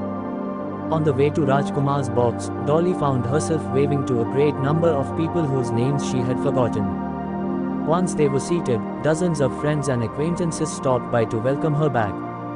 She noticed, after a while, that Rajkumar was whispering their names to her under cover of his program, to remind her who they were. "Yutha Dinghi, he's a turf club steward. You own the handicapper, Mr. McDonald, the totalizator. Everyone was kind. Old Mr. Piper no, the bookmaker, sent one of his sons to ask if she wanted to place any bets. She was touched and chose a couple of horses at random from her program. The band of the Gloucestershire Regiment came marching out and played a serenade from Friedemann's Lola. Then they started on another piece with a great flourish, and Rajkumar gave her arm a sudden tug. "It's God save the king," he hissed. "I'm sorry," she said, rising quickly to her feet. "I wasn't paying attention." At last, to her relief, the races started. There was a long wait before the next race and another after it was over. Just as everyone around her was becoming more and more excited, Dolly's mind began to wander. It was weeks since she'd been away from Dinu for thus long, but of course he probably hadn't even noticed that she was gone. A sudden outburst of applause jolted her back to her surroundings. Sitting next to her was Dorothy, the wife of Sir Lionel Bardan, who was one of the stewards of the Turf Club. Dorothy was wearing her famous ruby necklace, idly fingering the thumbnail-sized stones. Dolly saw that she was looking at her expectantly. "What's happened?" said Dolly. "Lochinvar has won." "Oh," said Dolly. Dorothy gave her a long look and burst into laughter. "Dolly, you silly thing," she said, "have you forgotten? Lochinvar is your husband's horse." In the car on the way back, Rajkumar was unusually quiet.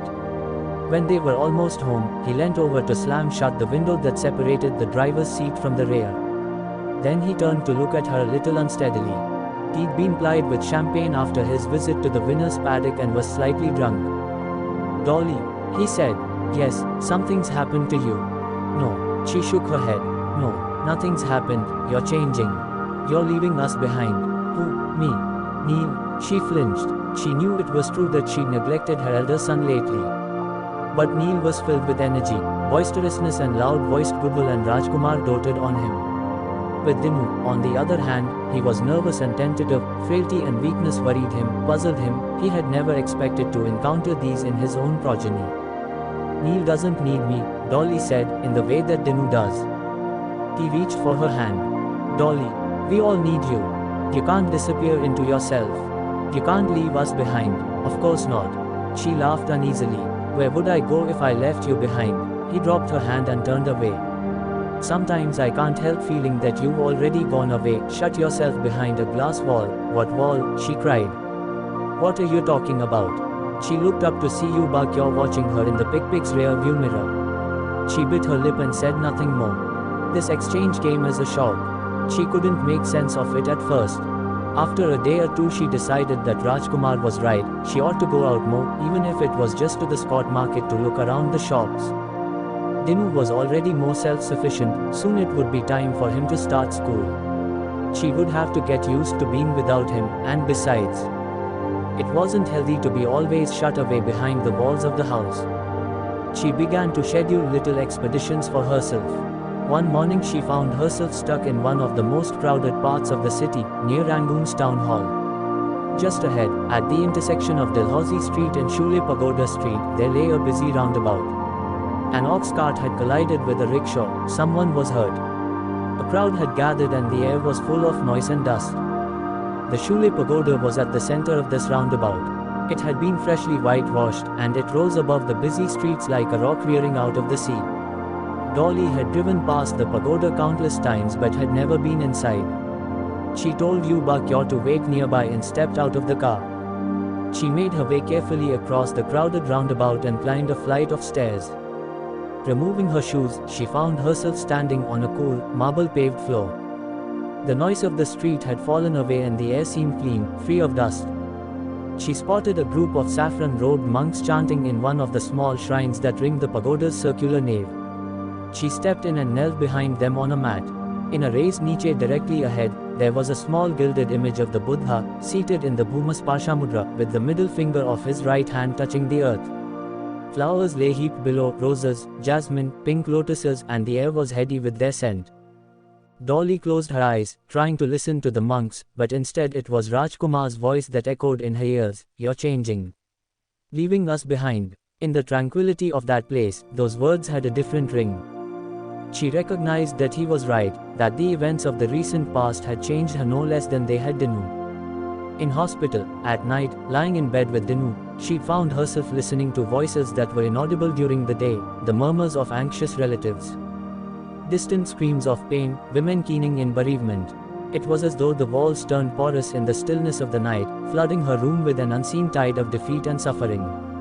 The more she listened to those voices, the more directly they spoke to her, sometimes in tones that seemed to recall the past, sometimes in notes of warning. Late one night she'd heard an old woman crying for water. The voice had been feeble, a hoarse, rasping whisper, but it had filled the room. Although Dinu had been fast asleep, Dolly had clapped a hand over his head.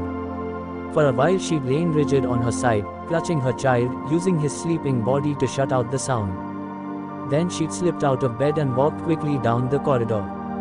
A white-capped Karen nurse had stopped her. "What are you doing here?" There was a voice, Dolly had said, "Someone crying for water." She'd made the nurse listen. "Oh yes," the nurse had said offhandedly, "that's from the malaria ward below. Someone's delirious. Go back to your room." The moans had stopped soon afterwards, but Dolly had stayed up all night, haunted by the sound of the voice.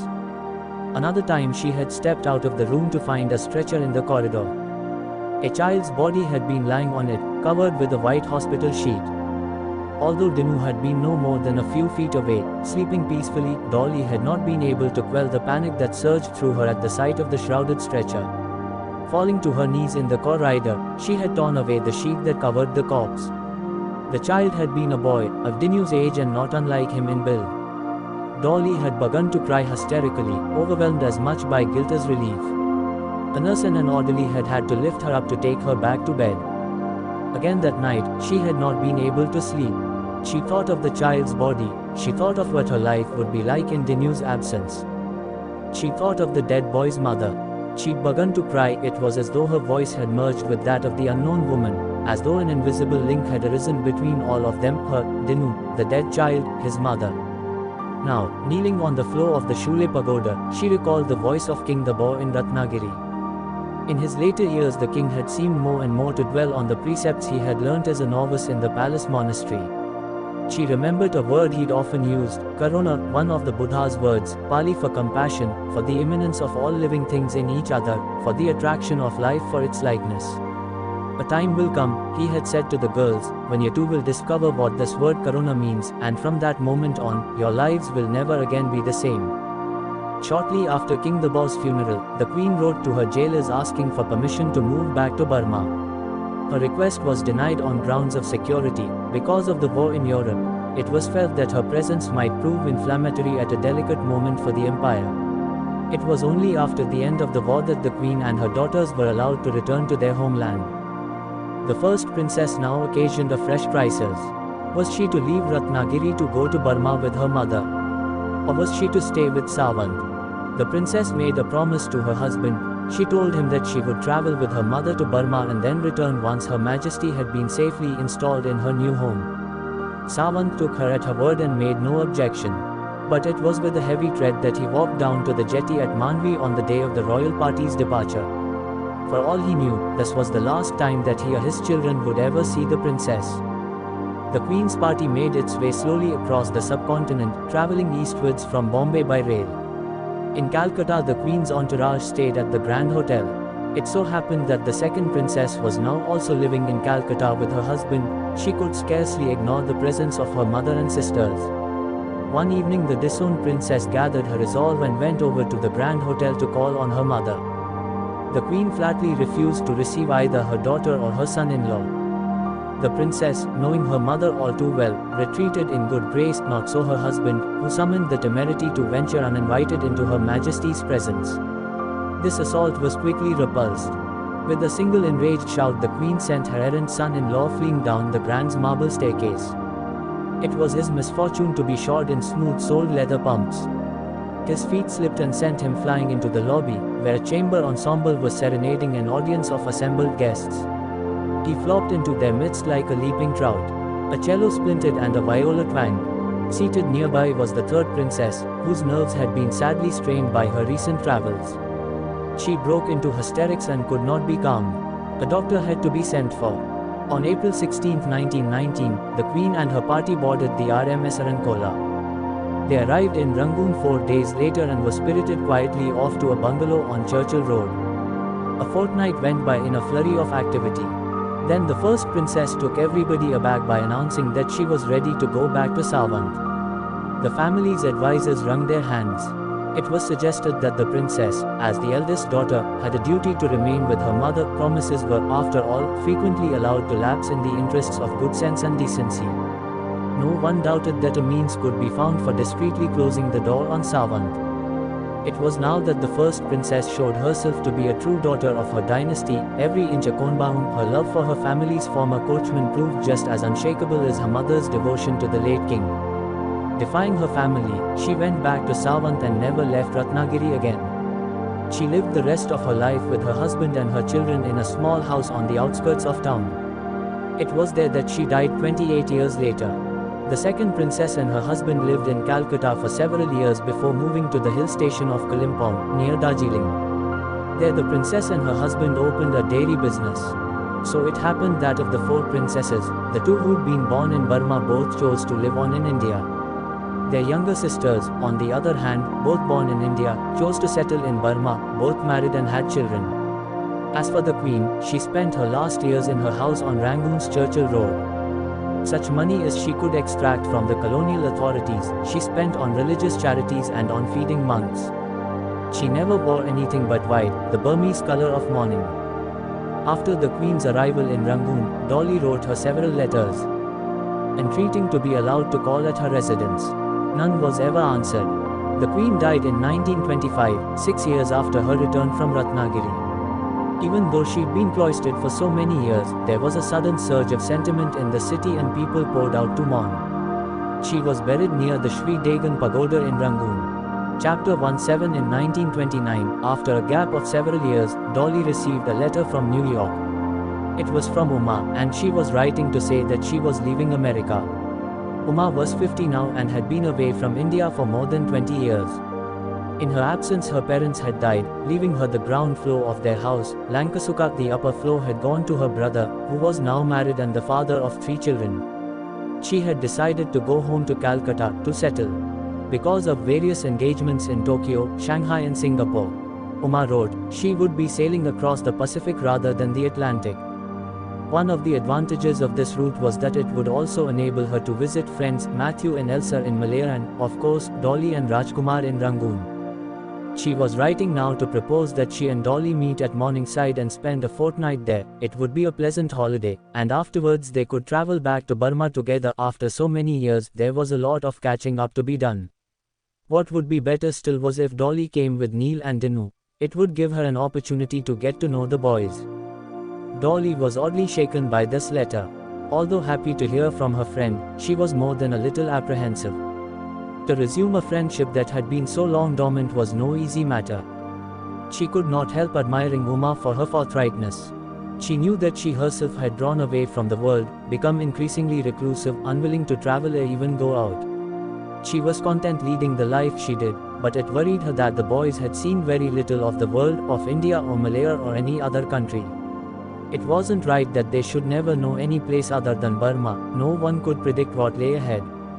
Even through the shuttered windows of her room she could feel an unquietness in the land. Dolly had not been back to Morningside in 15 years, ever since her first visit, nor had the boys. It was unlikely, she knew, that Rajkumar would consent to go. He was working harder than ever at his business and there were whole weeks when she hardly saw him. When she mooted the idea to him, he shook his head brusquely, just as she had known he would. No, he was too busy, he couldn't go. But for her own part, Dolly found herself increasingly drawn to the idea of meeting Uma at Morningside. It would be interesting to see Matthew and Elsa again. The Martinses had come to stay with them once in Burma with their 2 children. After Allison, they'd had a boy, Timmy. The children were all very young then and had got on well together, even Dinu, who was withdrawn by nature and very slow to make friends. But that was a long time ago. Dinu was 14 now, a student at St. James's School, one of the best known in Rangoon. Neil was 18, brawny and outgoing, reluctantly engaged in pursuing a course of studies at Rangoon's Judson College. He was eager to get into the timber business, but Rajkumar had said that he would not take him into the family firm until his studies were finished. When Dolly sounded Neil out about going to Morningside, he was immediately enthusiastic, keen to be off. She was not really surprised. She knew that he was always on the lookout for ways of getting out of attending his classes. Dinu proved to be much less keen but said he was willing to strike a bargain. He would go, he said, if she bought him a Brownie camera from Rowe & Company. She agreed. She liked to encourage his interest in photography, partly because she believed it to have grown out of his childhood habit of looking over her shoulder while she sketched, and partly because she felt that she ought to encourage any activity that would draw him out of himself. The arrangements were quickly set in motion, with letters shooting back and forth between Burma, Malaya and the United States. Rangoon had recently acquired an airmail service, and this made communications much quicker than before. In April the next year, Dolly boarded a Malaya-bound steamer with her 2 sons. Rajkumar came to see the family off, and after Dolly had boarded, she looked over the side to find that he was waving to her from the jetty, gesticulating wildly, trying to draw her attention to something. She looked at the vessel's bow and discovered that she was on the Nuvara Elia, the same vessel that had brought her to Rangoon immediately after her marriage. It was an odd coincidence. Matthew and his family were waiting at the Georgetown docks when the Nuvara Elia pulled in. It was Dinu who spotted them first, through the viewfinder of his Brownie. There, over there, ... Look, Dolly leant over the gunwale, shading her eyes. Matthew looked very distinguished, with a thick frosting of grey around his head. Elsa had grown a little matronly since their last meeting, but in a regal and quite imposing way. Timmy was standing beside her, tall for his age and as thin as a string bean. Allison was there too, wearing a schoolgirl's frock, her hair braided into long pigtails. She was an unusual-looking girl, Dolly thought. Her face an arresting blend of elements taken from both her parents. She had Matthew's cheekbones and Elsa's eyes, his silky hair and her upright carriage. It was clear that she would grow into a real beauty one day. Matthew came on board and escorted them off the ship. They were all to spend the night in Georgetown and he had booked rooms in a hotel. Uma was due to arrive the next day and they were to drive to Morningside together. Matthew had brought 2 cars and a chauffeur. They were waiting at Butterworth, on the mainland. The next morning, after breakfast, they walked together to the port, all 7 of them. At the pier, they found themselves caught in a noisy throng. A large number of people had already gathered there, most of them Indians. Many were armed with flowers and garlands.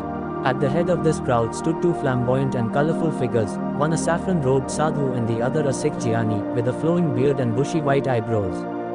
Neil, burly and assertive beyond his 20 years, pushed his way into the crowd to find out what the fuss was about. He came back looking puzzled. I asked them what they were doing here and they said, "We've come to greet Uma Day. Do you think they mean our own Uma?" Dolly said incredulously to Elsa.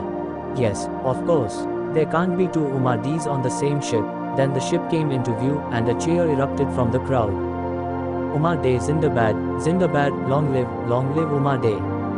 This was followed by other shouts and slogans, all in Hindustani, Inqilab Zindabad, and Hala Bol, Hala Bol. When the ship docked, the crowd's leaders went swarming up the gangplank with garlands and marigolds. Then Uma appeared at the head of the gangplank and was met by a wild outburst of cheering, Uma Day Zindabad, Zindabad. For a while there was complete confusion. Watching from the far end of the pier, Dolly could tell that Uma had been taken by surprise. She was evidently unprepared for the reception that had been accorded her and didn't quite know how to respond. She was scanning the crowd as though she were looking for someone in particular. Dolly raised an arm and waved. The gesture caught Uma's eye and she waved back worriedly, sketching a gesture of helplessness. Dolly made a sign to reassure her, "Don't worry, we'll wait." Then Uma was ushered down the gangplank and garlanded again. Several people made speeches while everyone stood sweating under the hot sun. Dolly tried hard to concentrate on what was being said, but her eyes kept straying back to her friend. She saw that Uma had grown gaunt and her eyes had retreated into deep hollows, as though in protest against a hectic and uncertain life. But at the same time, there was a new assurance about the way she carried herself. It was clear that she was accustomed to being listened to, and when it was her turn to speak, Dolly noticed, with dawning awe, that Uma seemed to know exactly what to say and how to handle the crowd. Then, abruptly, the speeches were over and Uma was pushing her way through the crowd. Suddenly she was standing in front of Dolly, her arms thrown open. Such a long time. Such a long time. They laughed and hugged and held on to each other while the children looked quizzically on, standing a little apart. How well you look, Elsa. And your daughter, she's a beauty. You look well too, Uma laughed. You don't have to lie to me. I look twice my age. Dolly broke in, jogging her friend's arm. Who are these people, Uma? We were so surprised. They belong to a group I've been working with, Uma said quickly. A group called the Indian Independence League. I hadn't told them I was coming here, but I suppose the word got out. But what do they want, Uma? Why were they here? I'll tell you later. Uma took hold of Dolly's hand and stuck an arm through Elsa's. There's so much to talk about and I don't want to run out of time. In the afternoon they took the ferry to Butterworth, where Matthew's cars were waiting at the port, one of them longer than any that Dolly had ever seen, almost the size of a railway carriage. This was a Duesenberg Model J Toaster, Matthew explained.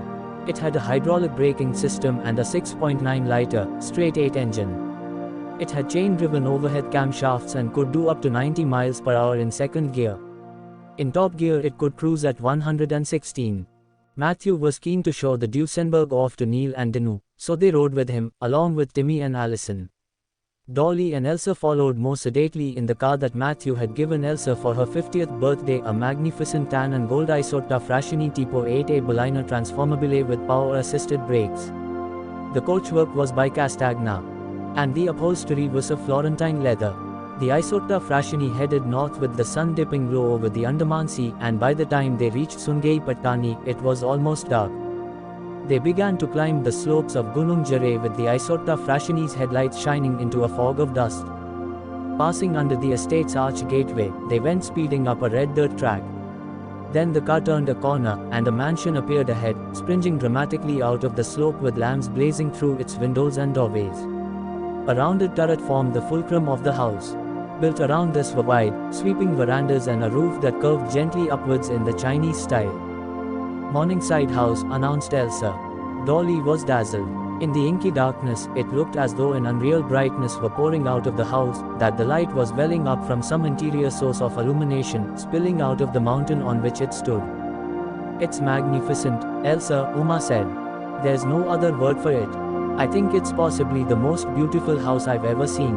Inside, the house was aglow with the rich warmth of polished wood. On their way down to dinner, both Dolly and Uma went astray in the long corridors, distracted by the many fine details of the interior. The floor was of intricate parquetry, and the walls were paneled with rich, fine-grained woods. Elsa came up to look for them and found them tapping the banister of the great stairway that wound through the center of the house. How beautiful this is, do you like it? Elsa's face lit up with pleasure.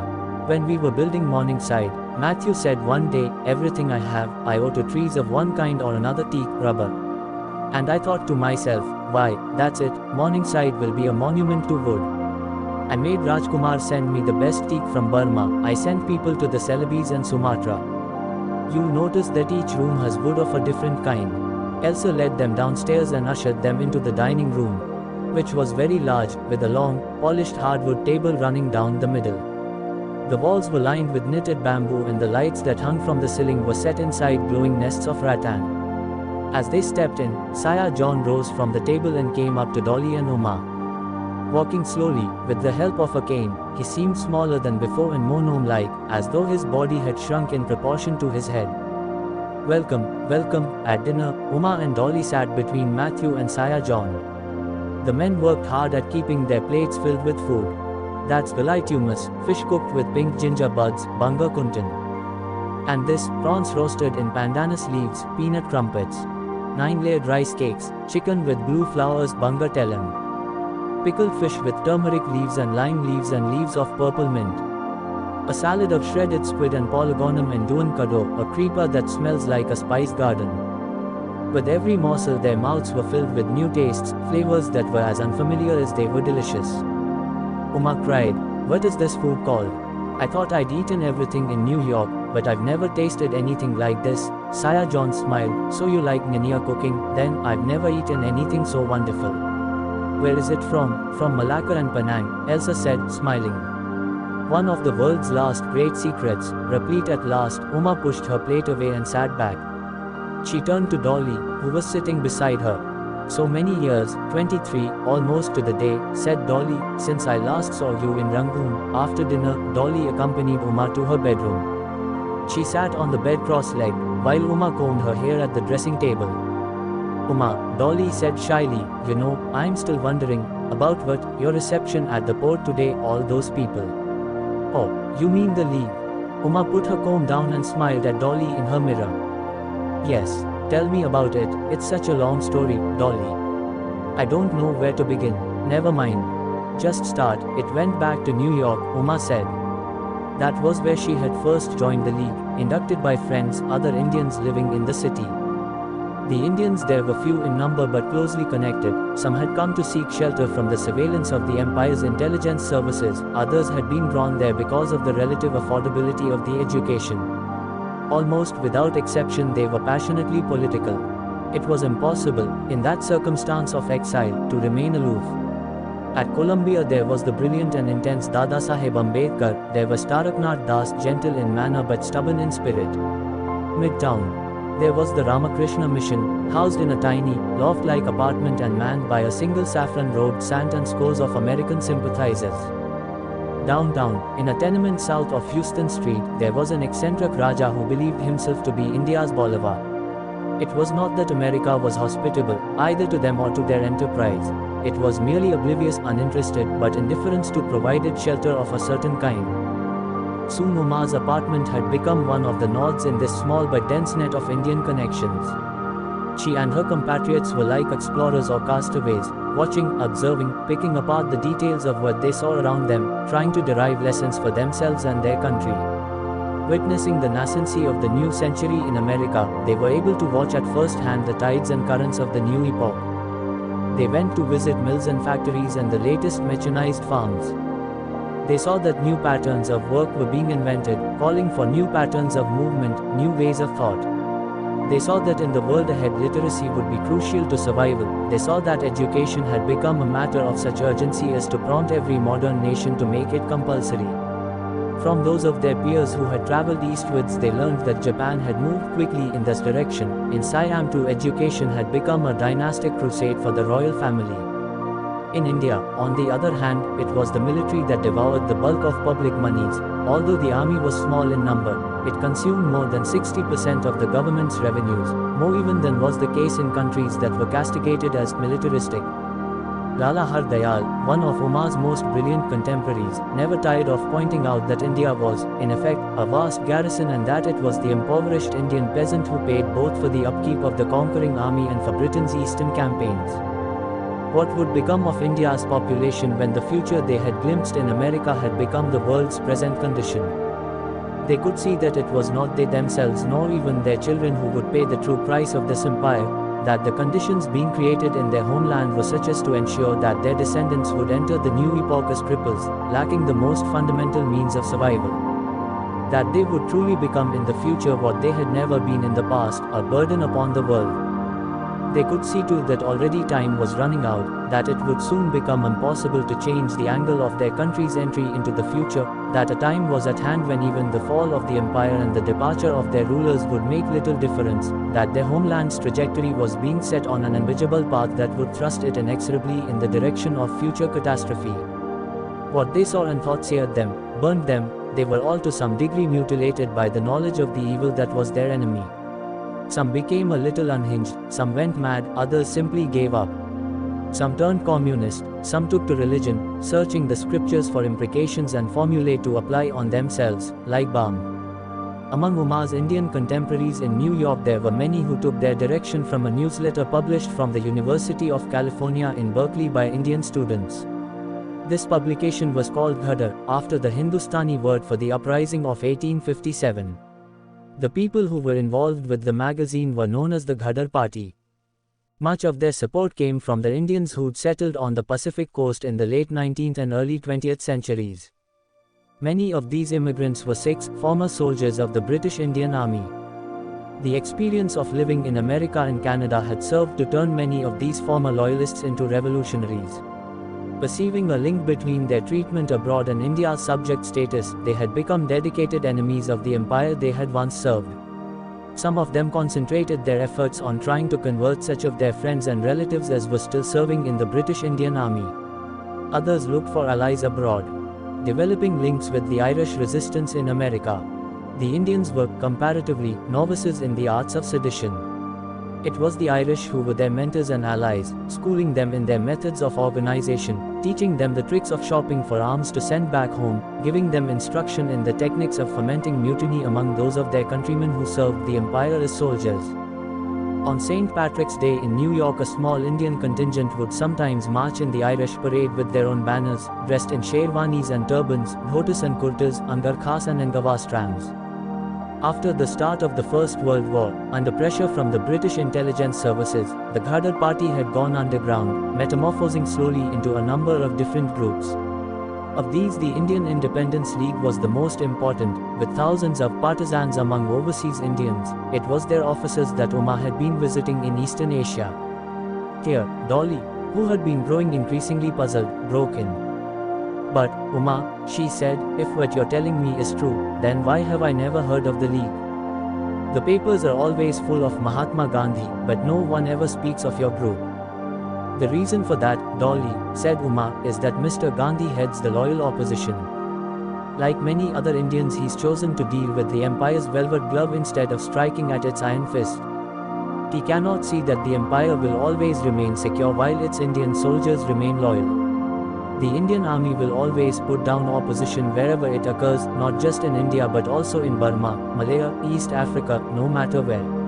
And of course, the empire does everything possible to keep these soldiers in hand. Only certain castes of men are recruited, they're completely shut off from politics and the wider society, they're given land. And their children are assured jobs. What do you hope to do, then?" Dolly asked.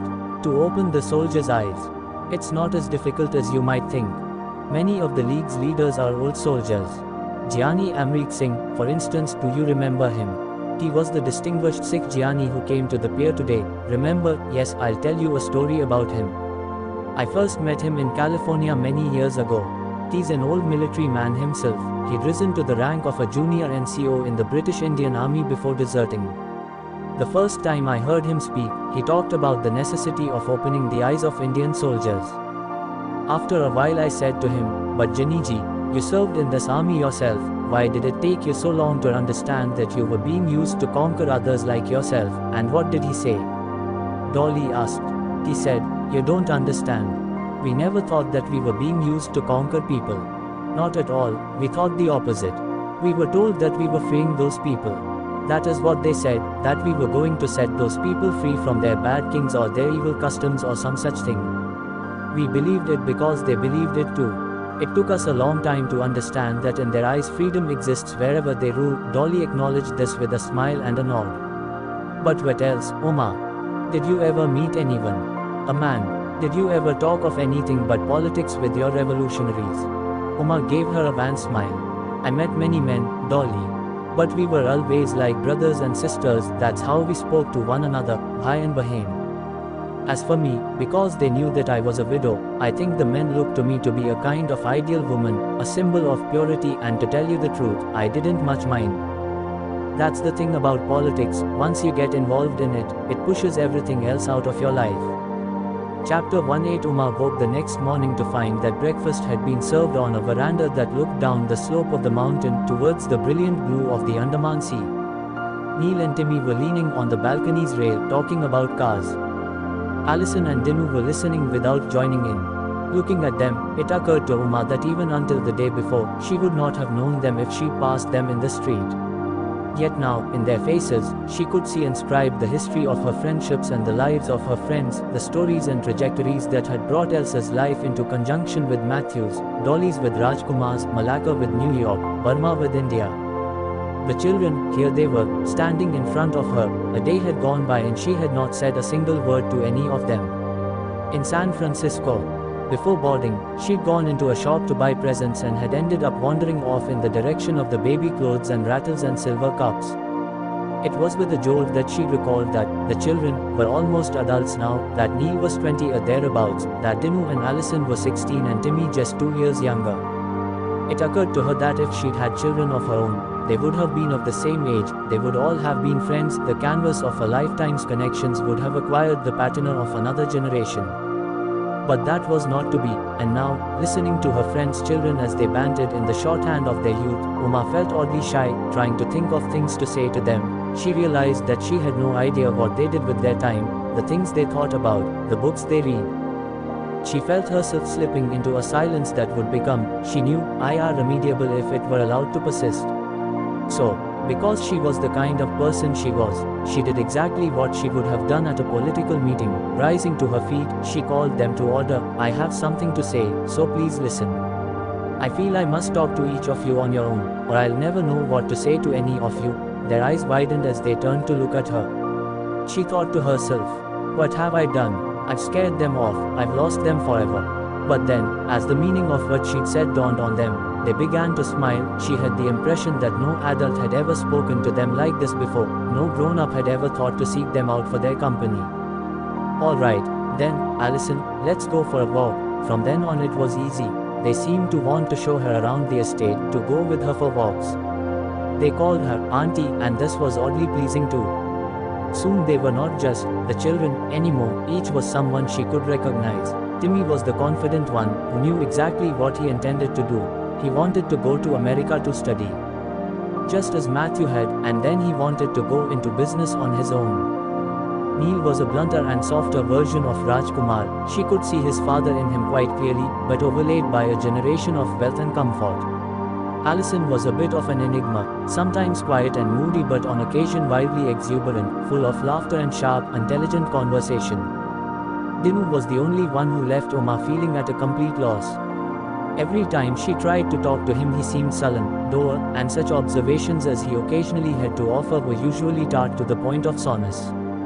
When he spoke, it was in odd staccato bursts, swallowing half his words and shooting out the rest, a manner of speech that made her afraid of saying anything for fear that she might appear to be interrupting him.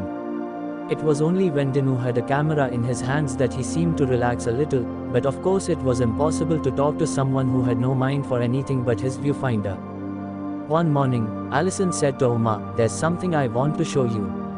Can I take you for a drive? By all means. Dinu was well within earshot and the invitation was extended in such a way as clearly to include him. But Allison's offer seemed to cast the boy into an agony of shyness.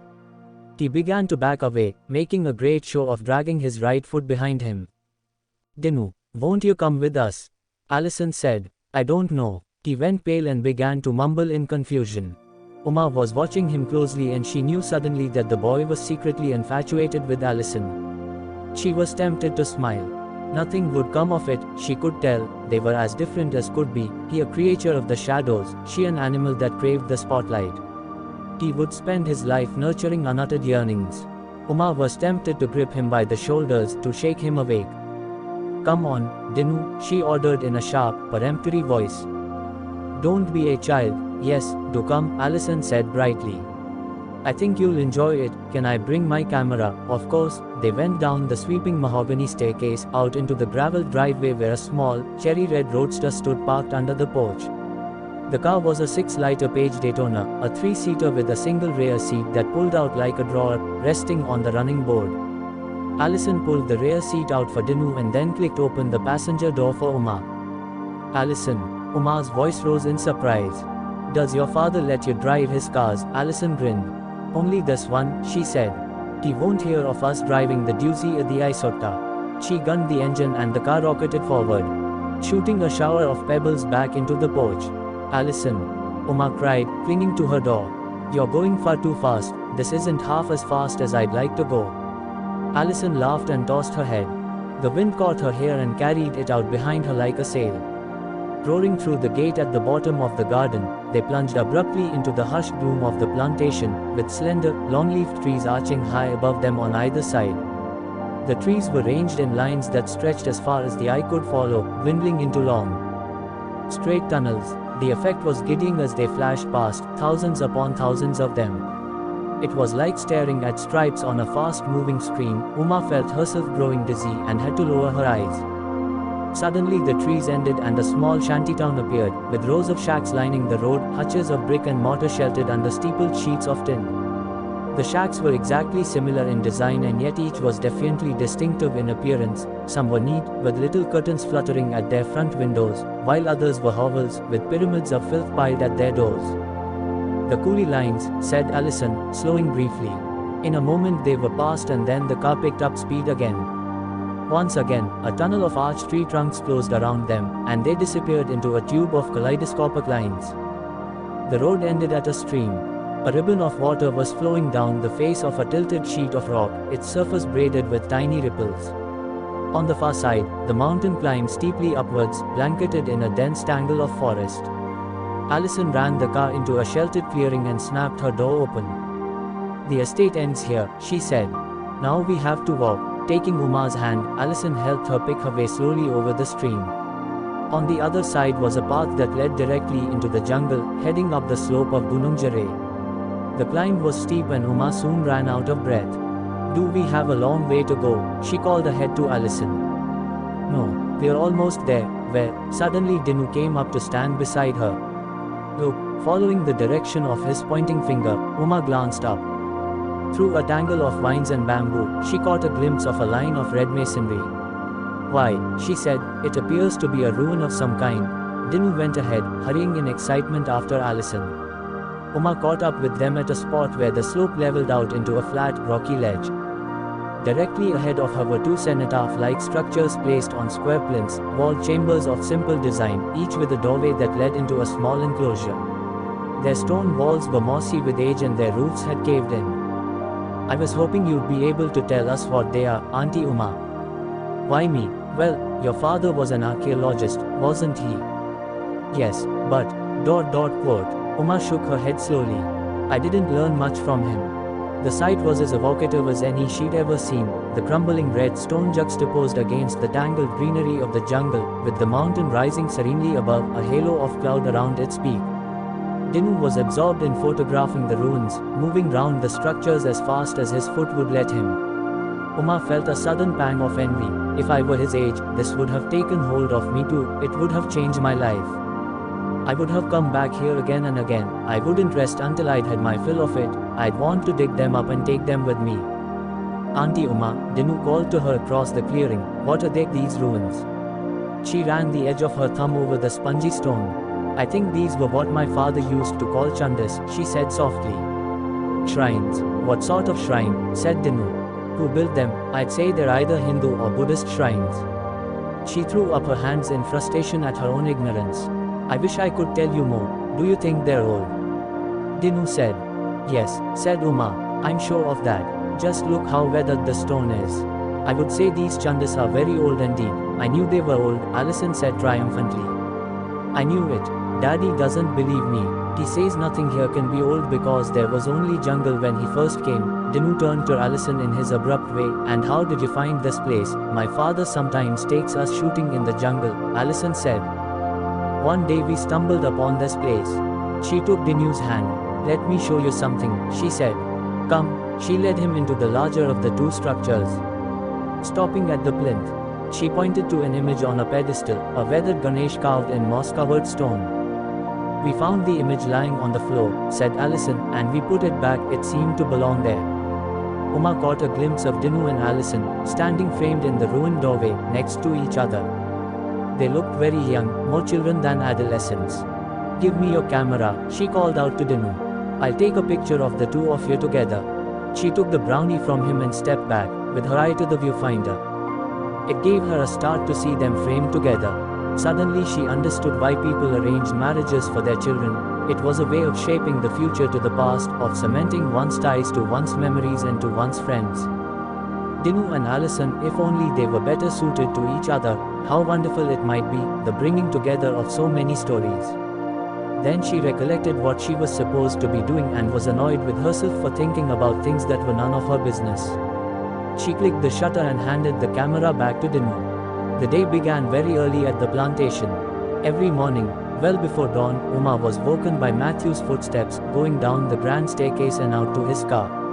From her window she would see his headlamp streaking down the slope in the pre-dawn darkness, heading in the direction of the estate office.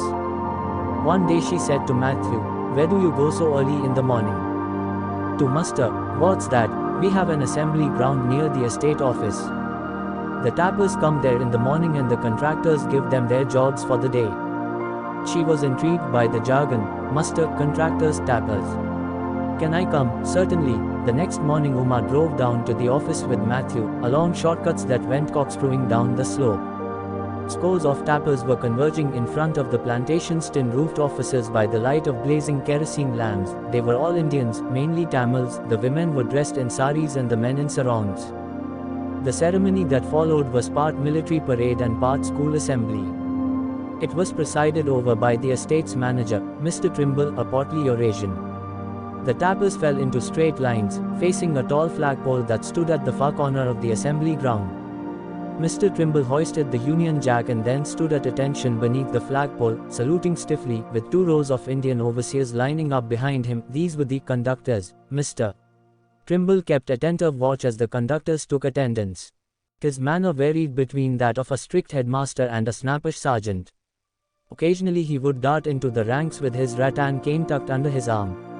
For some of the tappers he had a smile and a quick word of encouragement. With others, he made a great show of losing his temper, gesticulating and pouring out obscenities in Tamil and English. Singling out the object of his wrath with the tip of his pointing cane, "You dog of a coolie, keep your black face up and look at me when I'm talking to you." Uma was disturbed by this spectacle. She had the feeling of watching something archaic, a manner of life that she had believed to be fortunately extinct. In the car Matthew asked what she had thought of muster, and she had difficulty in keeping her voice under control. "I don't know what to say, Matthew. It was like watching something that no longer existed. I was put in mind of the American South before the Civil War, of Uncle Tom's Cabin." "Oh, come on, aren't you exaggerating a bit? Our tappers are well fed and well looked after.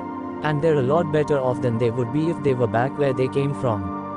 Isn't that what masters have always said about slaves?" Matthew raised his voice. "They're not slaves, Uma. No, of course not."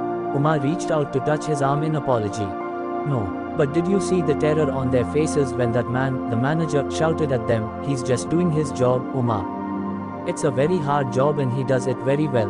It's no easy thing to run a plantation, you know. To look at, it's all very green and beautiful, sort of like a forest. But actually it's a vast machine, made of wood and flesh. And at every turn, every little piece of this machine is resisting you, fighting you, waiting for you to give in." He brought the car to a sudden halt. "Let me show you something." Opening his door, he led the way into a stand of rubber. "Come, over here." It was first light now and dawn was descending on the peak of Gunung Jare. This was the one time of day when the mountain's heights were always visible, unclouded by the haze that rose later from the heated plain. On the slopes above them, the jungle was coming slowly to life, with flocks of birds rising from the forest canopy and unseen troops of monkeys sailing through the treetops, leaving wakes of tossing leaves. Under the rubber trees, there was a slow dripping of dew. Matthew leant against a tree trunk and pointed up. "Look at this tree," he said, "and look at the others around it. Wouldn't you say they're all exactly the same?" "Yes," Uma nodded. "It struck me the other day, even their limbs branch off at the same height and in exactly the same way, and so they should.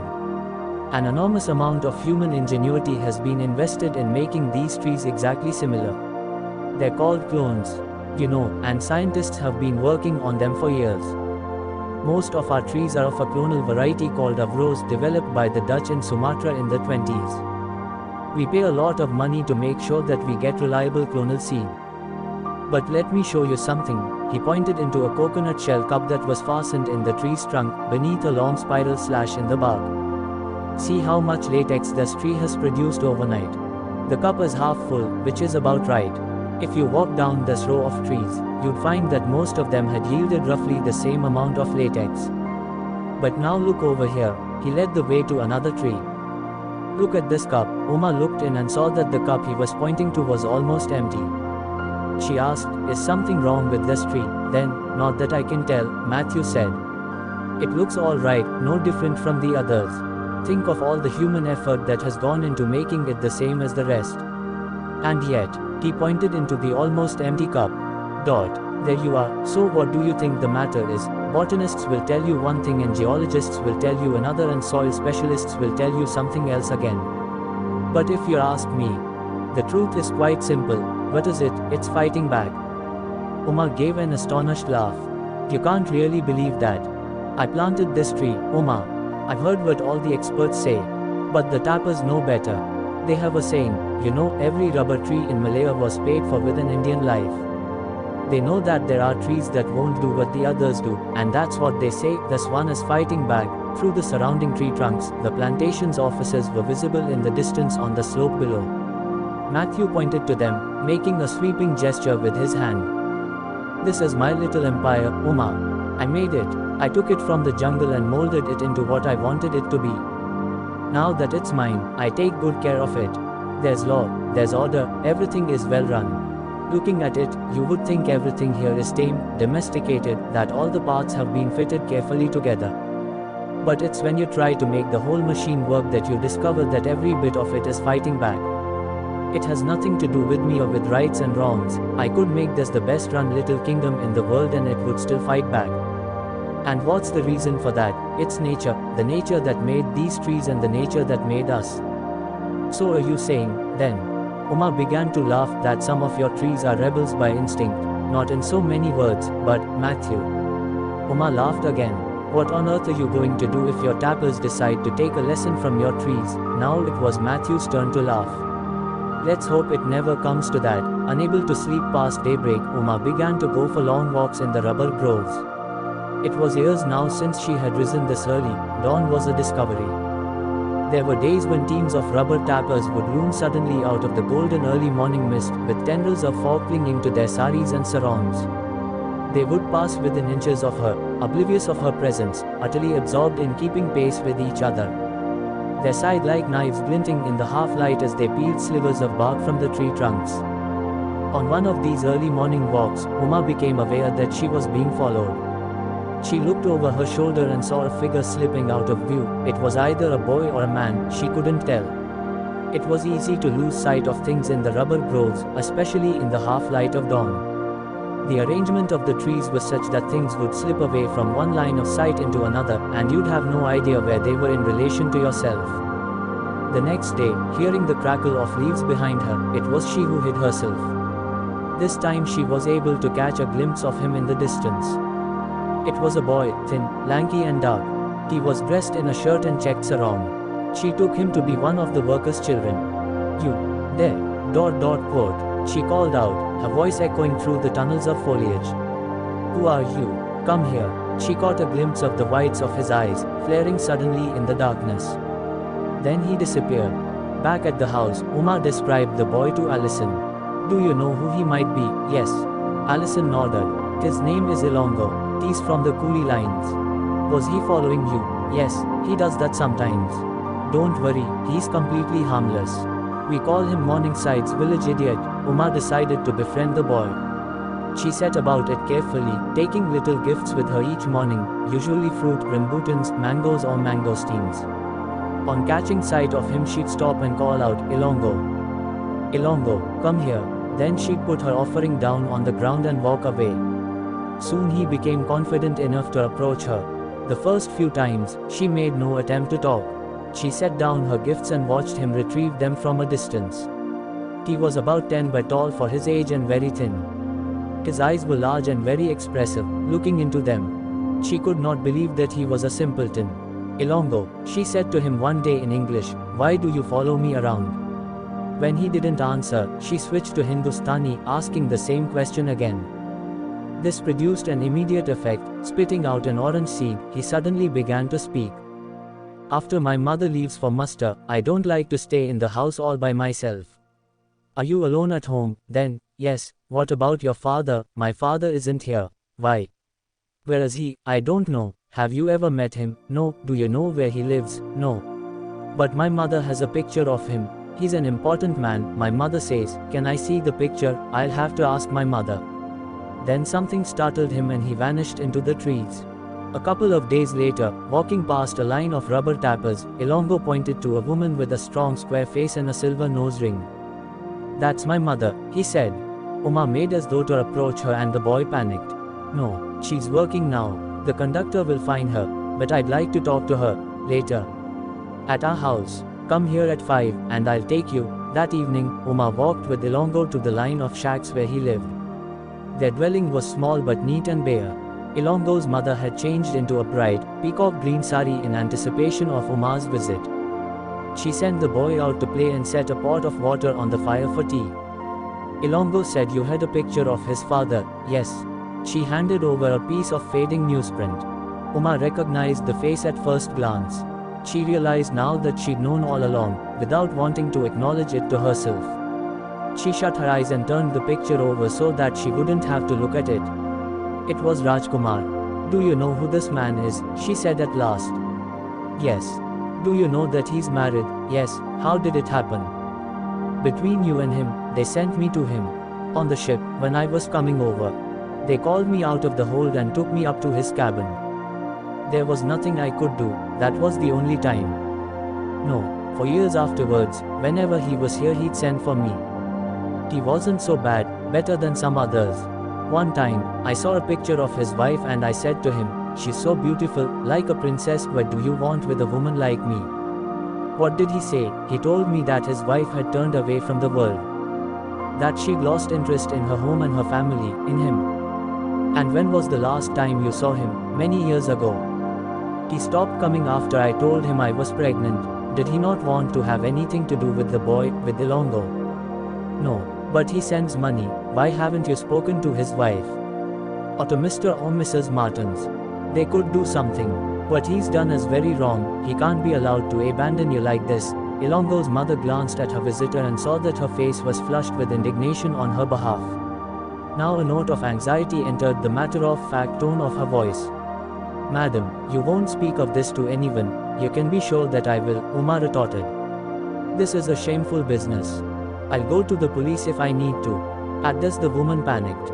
She came quickly across the room and sank to her knees at Uma's feet. "No," she said, shaking her head vehemently. "No, no, please understand. I know you mean to help me, but you are an outsider. You do not know how things are here. What do you want, then?" Uma rose angrily to her feet. "Do you want that I should just let this pass?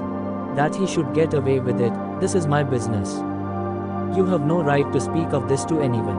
Uma was breathing heavily, her chest heaving in anger. "I don't understand," she said. "This man should be punished for what he has done to you and to his own wife and family. Why do you want to keep this matter hidden?" "Because it will not help me to see him punished. It will only make things worse for everyone. The money will stop, there'll be trouble. I am not a child. It is not for you to take this decision on my behalf." Tears of frustration welled up in Uma's eyes. She'd often railed against women who allowed themselves to be trapped within labyrinths of fear, but now, confronted with this circumstance, she was helpless, herself a part of the maze.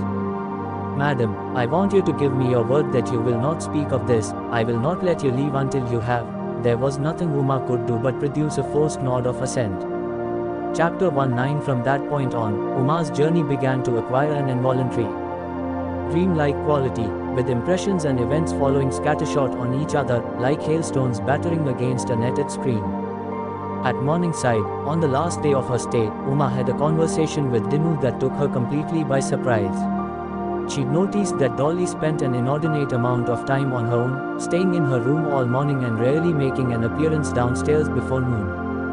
Succumbing to curiosity, Uma asked Dinu, "Why doesn't Dolly have breakfast with us? Why does she come down so late?" Dinu gave her a glance of surprise. "Don't you know? She does her teatai in the morning." "What's that?" "I don't know how to explain. I suppose you could say she meditates." "Oh." Uma paused to digest this. "And when did this start?" "I don't know. She's been doing it ever since I can remember." "Was there a time when she didn't?" "I don't remember."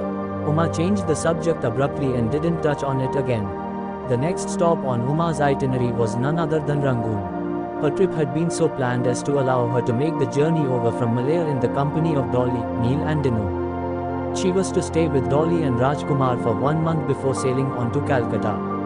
While she had been planning the trip, it was this leg of the journey that Uma had most looked forward to. She had imagined herself and Dolly spending hours together during the voyage, talking as they once had. Now the prospect filled her with dread. But once they were on board, the constraints of the last few days disappeared almost magically. Gradually, the old intimacy returned, to the point where Uma could even bring herself to comment on Dolly's daily periods of seclusion. One morning, When they were both out on deck, Uma said, "You know, Dolly, after we talked that first night at Morningside, I thought it would be just like the old days. Do you remember, Dolly, at Ratnagiri? How we would talk through the night, and then, when we woke up, we would start again, as though falling asleep were just an interruption. At Morningside, every morning, I'd say to myself, today I'll go for a walk with Dolly and we'll sit under a tree and look at the sea. But you were never there, you were never down for breakfast. So one morning, I asked Dinu and he told me why you stayed so late in your room. I see, I tried so hard to tell you about my life and you never said a word about yours. Nothing about what's on your mind or what you do with your time." What could I say, Uma? If I'd been better with words, perhaps I could have. But I didn't know what to say. And especially to you, why especially me? With you I feel that I have to account for myself, provide an explanation. Uma saw that this was not untrue. "Perhaps you're right, Dolly. Perhaps I would have found it hard to understand. It's true that I'm not religious myself, but I would have tried to understand, simply because of you. And I'll still try, Dolly, if you'll let me." Dolly was silent for a moment. "It's hard to know where to start, Uma. You'll remember that I wrote to you about Dinu's illness. After it was over, I found that something had changed in me. I couldn't go back to the life I'd led before. It wasn't that I was unhappy with Rajkumar or that I no longer felt anything for him. It was just that the things I did no longer filled my time or occupied my mind. It was the feeling that you get when your day is empty and there's nothing to do, except that it went on, day after day. Then I heard about an old friend, we used to call her Evelyn. I heard she was at Zagaing, near Mandalay, and that she had become the head of a Thila Shankyaung, what do you call it, a Buddhist nunnery. I went to see her, and I knew at once that that was where I wanted to be, that this would be my life, your life." Uma stared at her in shock. "But what about the boys? It's because of them, and Rajkumar, that I haven't gone yet. I want to see them settled first, in India perhaps, somewhere away from Burma. At any rate, once they're safe, I'll feel free to go to Zagaing, safe." "But aren't they safe where they are? Things have changed in Burma, Uma. I feel frightened now. There's a lot of anger, a lot of resentment, and much of it is aimed at Indians. But why? Money, politics." Dolly paused, "so many different things, who's to say? Indian moneylenders have taken over all the farmland, Indians run most of the shops, people say that the rich Indians live like colonialists, lording it over the Burmese. I don't know what the wrongs and rights of it are, but I know that I feel frightened for the boys, even for Rajkumar. Some time ago, Dinu was shouted at on the streets. They called him Zirbadi, which is a swear word for people who are half Indian, half Burmese. And the other day in Rangoon, a crowd surrounded the car and shook their fists at me. I said to them, why are you doing this? What have I done to you? Instead of giving me an answer, they began to chant, Amayotha KWE Kumayukya Panet. What does that mean? It's a political song. The gist of it is that it's wrong for Burmese to marry foreigners, that women like me, who are married to Indians, are traitors to their own people. Did you say anything to them? Yes, I did. I was very angry. I said, do you know that I spent 20 years of my life in exile with Burma's last king? Over here you forgot all about us. What little joy we had came from Indians, and what did they say to that? They looked sheepish and went away.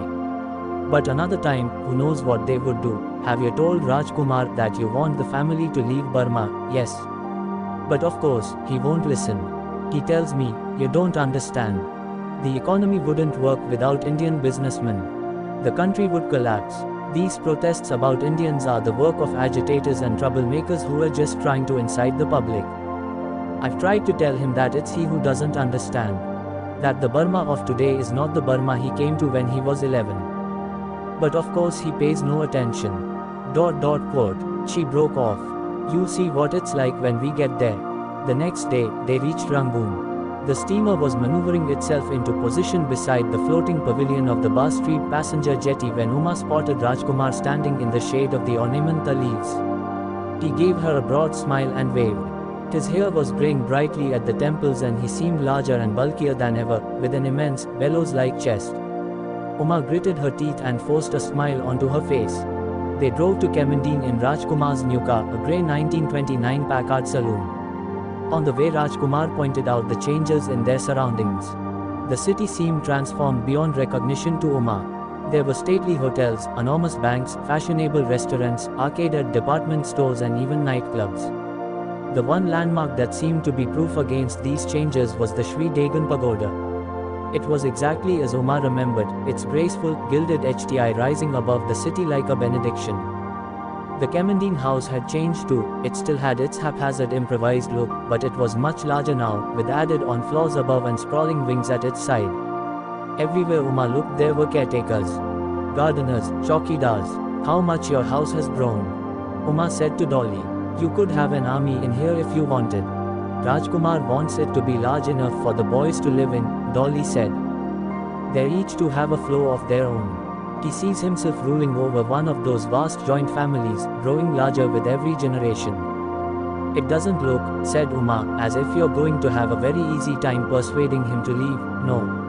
It's going to be very hard." Later in the day, Dinu brought a Burmese school friend to see her. His name was Maung Thehasor and he was a gawky, eager-looking boy with a great mass of shiny black hair and thick, smudged spectacles.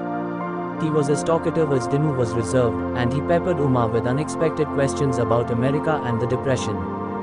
The day was unnaturally still and airless and it was very hot inside the house. "Come," said Umar, "let's talk outside, it may be a little cooler." They went downstairs and stepped out to walk round the compound. A tall electricity pole stood by the front gate and as they were approaching it, Umar noticed that it had begun to tilt. She came abruptly to a stop and ran a hand over her eyes. Then suddenly her feet grew unsteady. She felt as though her legs were going to pitch her forward. "Dinu," she cried, "what's happening? Earthquake?" Dinu put a hand on her shoulder and they huddled together with their arms around each other. It seemed like a very long time before the heaving in the earth came to a stop. Warily they let go of each other and looked around, taking stock. Suddenly Maung Thehasor shouted, his eyes fixed on the horizon. "No!" Umar spun around just in time to see the great golden HTI of the Shri Dagon toppling over. Soon after this, Umar made arrangements to travel round Burma with fellow members of the Indian Independence League. From Rangoon she went eastwards to Moulmein and then turned north to go to Tongi, Tingu, Meghtila and Mandalay. Everywhere she went she could see signs of a widening rift between Indians and their Burmese neighbors. Amongst students and nationalists an agitation was underway to separate Burma's administration from that of British India. Many Indians saw this as a cause for alarm, believing that their safety would be threatened by a separation.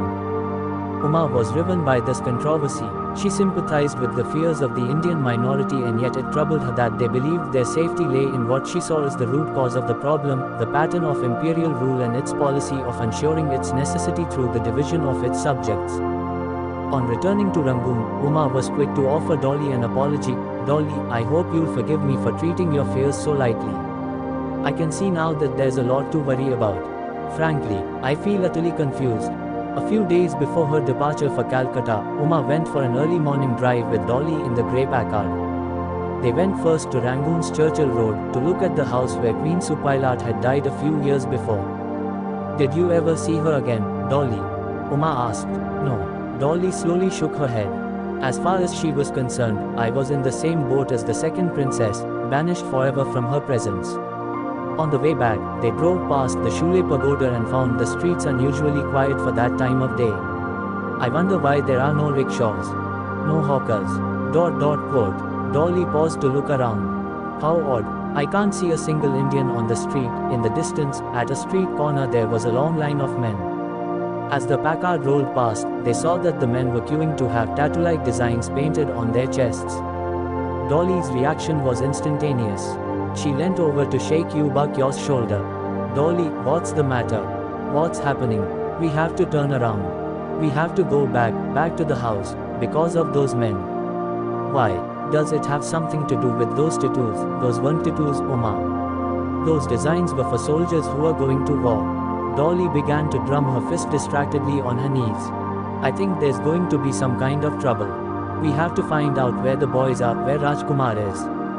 If we're quick maybe we'll be able to stop them leaving the house."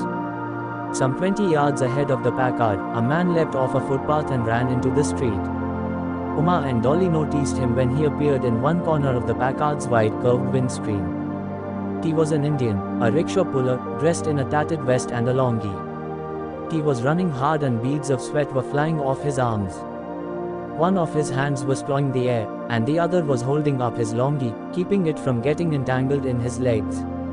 His face was dark and his eyes very white and bulbous. 2 steps carried him from the edge of their windscreen to its middle. He turned to glance over his shoulder and his eyes started in his head. Now they saw that he was being closely pursued by a man who was just steps behind him. This man was bare-bodied and a black design was painted over his chest. He was carrying something but they couldn't see what it was because it was hidden beneath the edge of their windscreen. Then, all of a sudden, the pursuer swung his shoulders and drew his arms back in the manner of a tennis player preparing to make a stroke. They saw now that the instrument in his hands was a da, a long, glinting blade with a short handle, part sword, part axe. They sat transfixed in their seats as the da sighed through the air in a circular motion. The rickshaw puller had almost reached the far end of their windscreen when suddenly his head toppled over like a lopped-off branch hanging down over his spine, held on by a thin flap of skin. But the body did not fall instantly to the ground. For a fraction of a second the decapitated trunk stayed upright. They saw it advance by one more step before crashing to the pavement. Uma's first impulse was to reach for the door handle. "What are you doing?" Dolly screamed. "Stop. We have to help, Dolly. We can't just leave him on the street." "Uma, have you gone mad?" Dolly hissed. "If you get out of the car now, you'll be killed too." She gave Uma a push, thrusting her onto the floor of the car. "You have to hide, Uma. We can't run the risk of your being seen." She made Uma lie flat and then ripped the cloth covers off the Packard's back seat. "I'm going to cover you with these. Lie still and don't say a word." Uma put her head down on the floor mat and closed her eyes. The rickshaw puller's face appeared in front of her. She saw his head once again, toppling backwards. In that instant when the decapitated body had still been upright, still moving forward, she had caught a glimpse of those white eyes, hanging down over his spine. Their gaze had appeared to be directed into the car, right at her. Uma felt her gorge rise and then vomit came pouring out of her mouth and her nose, fouling the floor mat. "Dolly." Just as she was beginning to raise her head, Dolly gave her a sharp nudge. The car came to a sudden stop and she froze with her face inches from the vomit-covered mat. Somewhere above Dolly was talking to someone, a group of men. She was explaining something in Burmese. The conversation took just a minute or two, but an eternity seemed to pass before the car moved on again. The riots lasted several days and the casualties numbered in the hundreds. The toll would have been higher still if it had not been for the many Burmese who had rescued Indians from the mob and sheltered them in their homes. It was discovered later that the trouble had started with a clash between Indian and Burmese workers at the docks. Many Indian and Chinese-owned businesses were attacked, among them one of Rajkumar's timber yards. 3 of his workers were killed and dozens were injured. Rajkumar was at home when the trouble broke out. Neither he nor anyone else in the family suffered any personal injury. Neil happened to be safely out of town when the riots started, and Dinu was taken home from school by his friend Montehasaw. Despite his losses, Rajkumar was now more adamant than ever about remaining in Burma. "I've lived here all my life, everything I have is here. I'm not such a coward as to give up everything I've worked for at the first sign of trouble. And anyway, what makes you think that we'll be any more welcome in India than we are here? There are riots in India all the time. How do you know that the same thing wouldn't happen to us there?" Uma saw that Dolly was near collapse and she decided to stay on in Rangoon to help her cope. A week became a month and then another. Every time she spoke of leaving, Dolly asked her to stay on a little longer. "It's not over yet, I can feel something in the air." As the weeks passed, there was a deepening of the sense of unease that had settled on the city. There were more strange events. There was talk of trouble at the Rangoon Lunatic Asylum, where several thousand homeless Indians had been accommodated after the riots. In the city jail, a mutiny erupted among the prisoners and was suppressed at the cost of many lives. There were whispers of an even greater upheaval in the offing. One day a stranger stopped Dolly on the street. "Is it true that you worked in the Mandalay palace, in the time of King Dabor?" When Dolly answered in the affirmative, the stranger gave her a smile. "Prepare yourself, there is soon to be another coronation. A prince has been found who will liberate Burma." A few days later they learned that there had indeed been a coronation of sorts. Not far from Rangoon, a healer by the name of Saya San had himself crowned king of Burma, with all the traditional observances. He'd gathered together a motley band of soldiers and told them to avenge the capture of King Dabor. These rumors reminded Umar of the events that had preceded the outbreak of the Indian Uprising of 1857. Then too, well before the firing of the first shot, signs of trouble had appeared on the North Indian plains. Chapatas, those most unremarkable of everyday foods, had begun to circulate from village to village, as though in warning. No one knew where they had come from or who had put them in motion, but somehow people had known that a great convulsion was on its way. Umar's premonition was proved right. The uprising started in the interior of Tharavadi district, where a forest official and 2 village headmen were killed. The next day rebels stormed a railway station. A company of Indian troops was sent to hunt down the insurgents. But suddenly the rebels were everywhere, in Insane, Yamthin and Pipon. They appeared like shadows from the forest, with magical designs painted on their bodies. They fought like men possessed, running bare-chested into gunfire, attacking aeroplanes with catapults and spears. Thousands of rural folk declared their allegiance to the king in waiting. The colonial authorities fought back by sending more Indian reinforcements to root out the rebellion. Villages were occupied, hundreds of Burmese were killed and thousands wounded. For Umar, the uprising and the means of its suppression were the culmination of a month-long nightmare. It was as though she were witnessing the realization of her worst fears. Once again, Indian soldiers were being used to fortify the empire. Nobody in India seemed to know of these events, no one seemed to care. It seemed imperative that someone should take on the task of letting the people of her country know. It so happened that KLM, the Dutch airline, had recently started a plane service linking a chain of cities between Batavia and Amsterdam. There were now regular flights between Rangoon's new airstrip at Mingaladon and Calcutta's Dum Dum. The journey from Rangoon to Calcutta took some 6 hours, a fraction of the sailing time. Umar was by now too distraught to undertake the 4-day steamship voyage. Rajkumar bought her a ticket on KLM. In the Packard, on the way out to the airstrip at Mingaladon, Umar became tearful. "I can't believe what I've seen here, the same old story, Indians being made to kill for the empire, fighting people who should be their friends." She was interrupted by Rajkumar. "Umar, you're talking nonsense. What do you mean, Umar? Have you for one moment stopped to ask yourself what would happen if these soldiers weren't used? You were here during the riots, you saw what happened. What do you think these rebels would do to us, to me, to Dolly, to the boys? Don't you see that it's not just the empire those soldiers are protecting, it's also Dolly and me?" The anger that Umar had held contained since Morningside came welling up. "Rajkumar, you're in no position to offer opinions. It's people like you who are responsible for this tragedy. Did you ever think of the consequences when you were transporting people here? What you and your kind have done is far worse than the worst deeds of the Europeans." As a rule, Rajkumar never challenged Umar on political matters. But he was on edge too now, and something snapped. "You have so many opinions, Umar, about things of which you know nothing. For weeks now I've heard you criticizing everything you see, the state of Burma, the treatment of women, the condition of India, the atrocities of the empire. But what have you yourself ever done that qualifies you to hold these opinions? Have you ever built anything? Given a single person a job? Improved anyone's life in any way? No. All you ever do is stand back, as though you were above all of us, and you criticize and criticize. Your husband was as fine a man as any I've ever met, and you hounded him to his death with your self-righteousness. How dare you?" Umar cried. "How dare you speak to me like that? You, an animal, with your greed, your determination to take whatever you can, at whatever cost. Do you think nobody knows about the things you've done to people in your power, to women and children who couldn't defend themselves? You're no better than a slaver and a rapist. Rajkumar, you may think that you will never have to answer for the things you've done, but you're wrong." Without a further word to Umar, Rajkumar leant over to Yuba Kyor and told him to stop the car. Then he stepped out on the road and said to Dolly, "I'll find my own way back to the city. You see her off.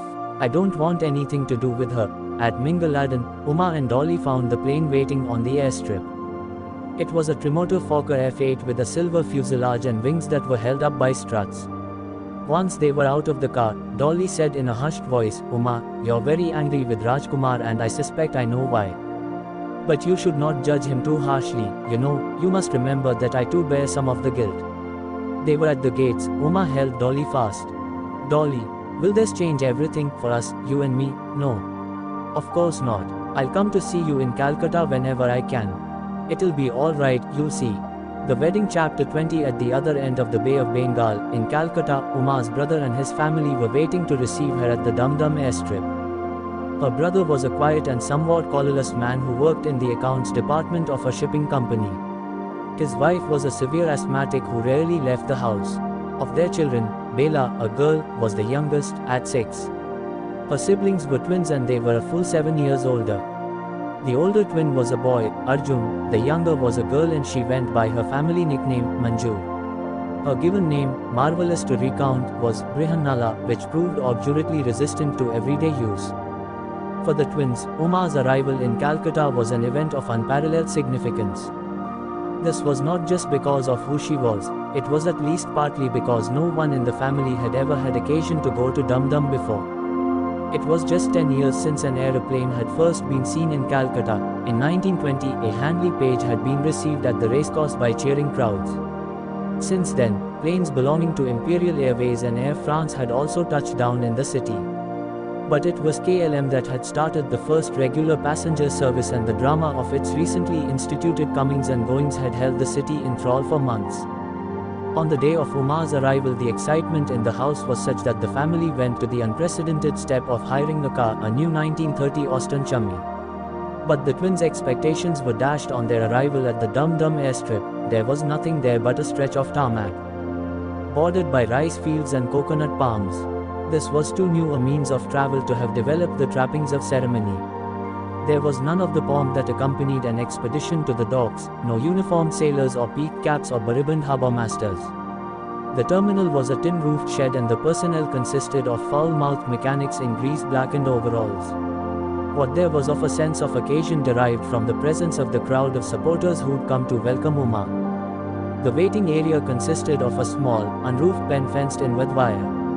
The family, thoroughly intimidated, found itself pushed further and further back by Uma's exuberant well-wishers. They heard the Fokker F-8 while it was still hidden by clouds. Arjun was the first to spot it when it broke through, its squat silver body glinting between its double wings.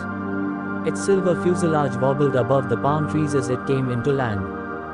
There was a long wait in the sun before Uma was cleared. When the people ahead began to cheer, they knew Uma was through. And then, suddenly, there she was, in person, very simply dressed in a white cotton sari. To the twins, Uma was a creature of legend, the firebrand aunt who had dedicated herself to a life of politics instead of accepting the usual lot of the Hindu widow. On finding themselves in her presence, they were awed into silence. It seemed incredible that their heroine should be a frail-looking woman with graying hair and a haggard face.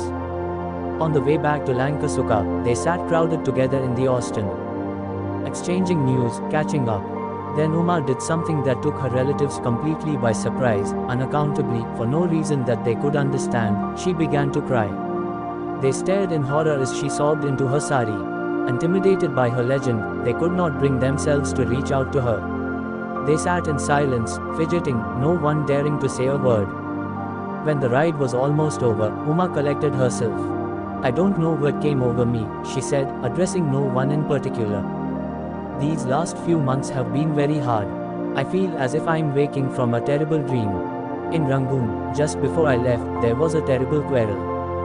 I must try to forget some of these things." It was a while before the family saw anything of Uma again. In the following months, she devoted all her energies to bringing the Burmese rebellion to the knowledge of the Indian public. She sent articles to Calcutta's Modern Review and wrote letters to major newspapers. She made every effort to alert her compatriots to the part that Indian soldiers were being made to play in the suppression of the uprising. Her writings had no perceptible effect. The Indian public was consumed with the preoccupations of local politics and had little time to spare for Burma. One day, opening a Bengali newspaper, she saw a grisly illustration of 16 decapitated heads lined up on a table. The accompanying article said, "These are the heads of Burmese rebels who fell in an encounter with imperial troops in Prome district in Burma." It was believed that they were displayed at the military headquarters at Prome for the purpose of striking terror into the hearts of those who might be rebelliously inclined. Uma tore the article out with shaking hands. She took it to her desk, intending to put it in the file where she kept her clippings. As she was putting it away, her eyes fell on the folder that held the remains of her KLM ticket. It had been lying forgotten on a corner of her desk ever since her arrival. Looking at it now, she thought of the city she had flown out of in the Silver Fokker. She thought of the businessmen, the timber merchants and oilmen who were her fellow passengers. She thought of how they had all congratulated themselves on being present at the dawn of a new era, an age when aviation would make the world so small that the divisions of the past would disappear. She too had joined in, looking down from above on the foaming waves of the Bay of Bengal. It seemed impossible not to believe that the shrunken world that had built this aircraft was a better one than those that had preceded it. And now, a few months later, here was this picture of 16 severed heads, put on display by the ruling power as starkly medieval an image as could be imagined. She recalled that Prom was the site of the Shri Sindor Pagoda, almost equal in veneration to Rangoon's Shri Dagon. She remembered a story that one of her fellow passengers, a big, swarthy oilman, had told her. On the day of the earthquake he'd been sitting in the English club at Prom, right beside the Shri Sindor Pagoda. Right before his eyes, the pagoda had been rent by the movement of the earth. A great part of it had come crashing down in the grounds of the club. Uma's eyes filled with remembered images of the terrible sight she'd witnessed, framed in the windscreen of Dolly's Packard, of Rajkumar and his chain of betrayals, of the quarrel in the car on the way to the airport. And now of the deaths of those 16 rebels and their gruesome decapitation. That day marked the beginning of a change in Uma that was no less profound than the upheaval that had followed upon the death of the collector. With the defeat of Burma's Seasson rebellion, she started to rethink her political ideas in their entirety. It was precisely on an uprising such as this that she and her political associates in the Ghadar party had once pinned their hopes. But she saw now that a popular insurrection, inspired by legend and myth, stood no chance of prevailing against a force such as the Empire, so skillful and ruthless in its deployment of its overwhelming power, so expert in the management of opinion. In retrospect, it became clear that disarmed, technologically backward populations such as those of India and Burma could not hope to defeat by force a well-organized and thoroughly modern military power. That even if such an effort were to succeed, it would be at the cost of unimaginable bloodshed, a Seasson rebellion magnified many hundreds of times, that it would pit Indians against one another in such a way as to make victory just as undesirable as defeat.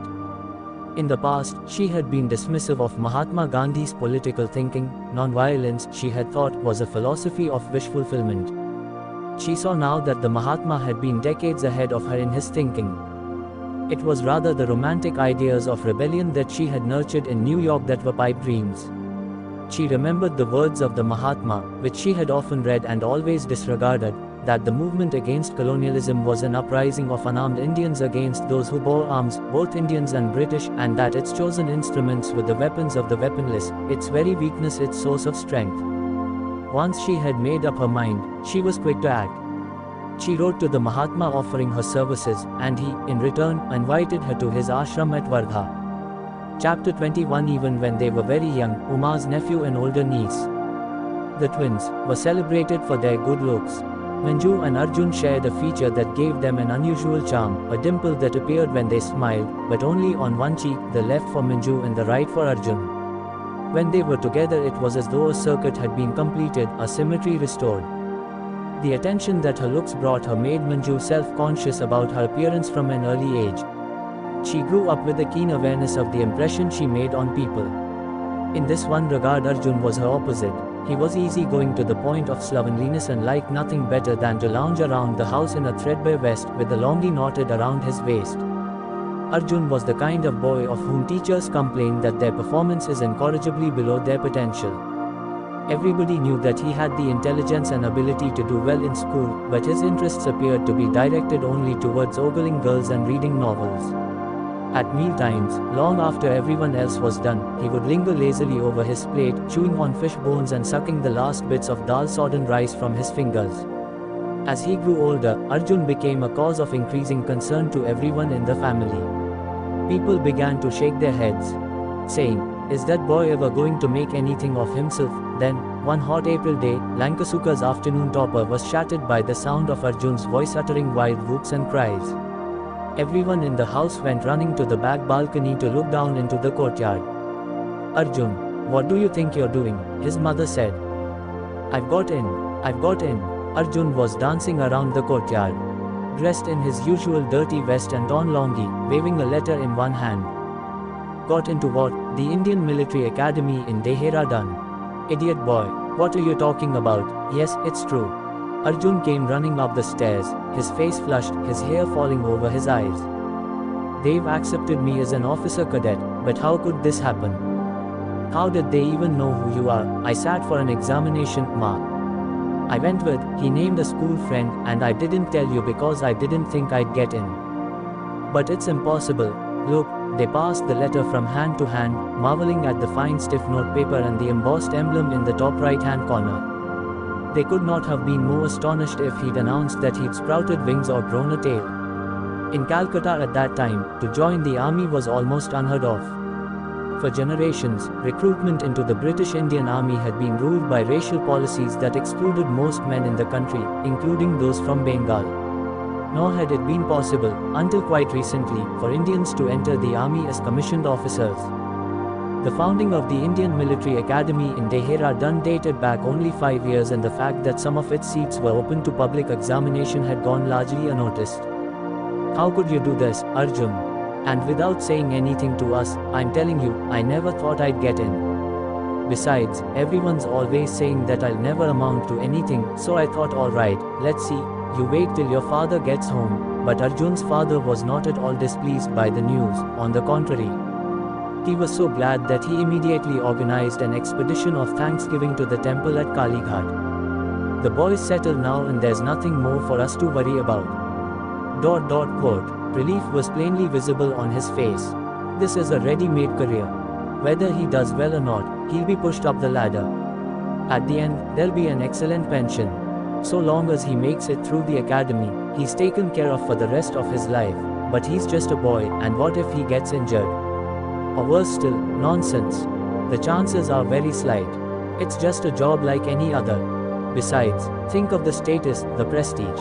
Uma's response came as even more of a surprise. Since the time when she'd visited Mahatma Gandhi at his ashram in Wardha, she had changed her political affiliations. She had joined the Congress party and had started working with the women's wing. Arjun had expected that she would try to argue him out of signing up. But what she said instead was, the Mahatma thinks that the country can only benefit from having men of conscience in the army. India needs soldiers who won't blindly obey their superiors. Manju's career took a very different turn from her twins. At the age of 21, she came to the attention of a prominent film personality, a director whose niece happened to be her classmate in college. A man of formidable reputation, the director was then engaged in a very public search for a lead actress. The story of his hunt had caused huge excitement in Calcutta. Manju was spotted, unbeknownst to herself, while at college. The first she knew of it was when she was handed an invitation to a screen test. Manju's instinct was to refuse. She knew herself to be shy and self-conscious, and it was hard for her to imagine that she could ever enjoy acting. But when she returned to Lankasuka that afternoon, she found that the invitation was not quite so easily disposed of as she had imagined. She began to have doubts. Manju's bedroom had a large window. It was usually while sitting on the sill that she and Arjun had talked in the past. She'd never before had to decide on anything entirely on her own. She had always had Arjun to confer with. But Arjun was now many hundreds of miles away at his battalion headquarters in Saharanpur in northern India. She sat on the sill alone, braiding and braiding her hair and watching the afternoon's bathers splashing in the nearby lake. Presently she rose and went to fetch the Huntley and Palmer's biscuit tin in which she kept Arjun's letters. The earliest ones dated back to his days as a gentleman cadet, and the notepaper was embossed with the emblem of the Indian Military Academy. The pages crackled between her fingers. How well he wrote, in proper sentences and paragraphs. When they were together they always spoke Bengali, but the letters were in English and unfamiliar.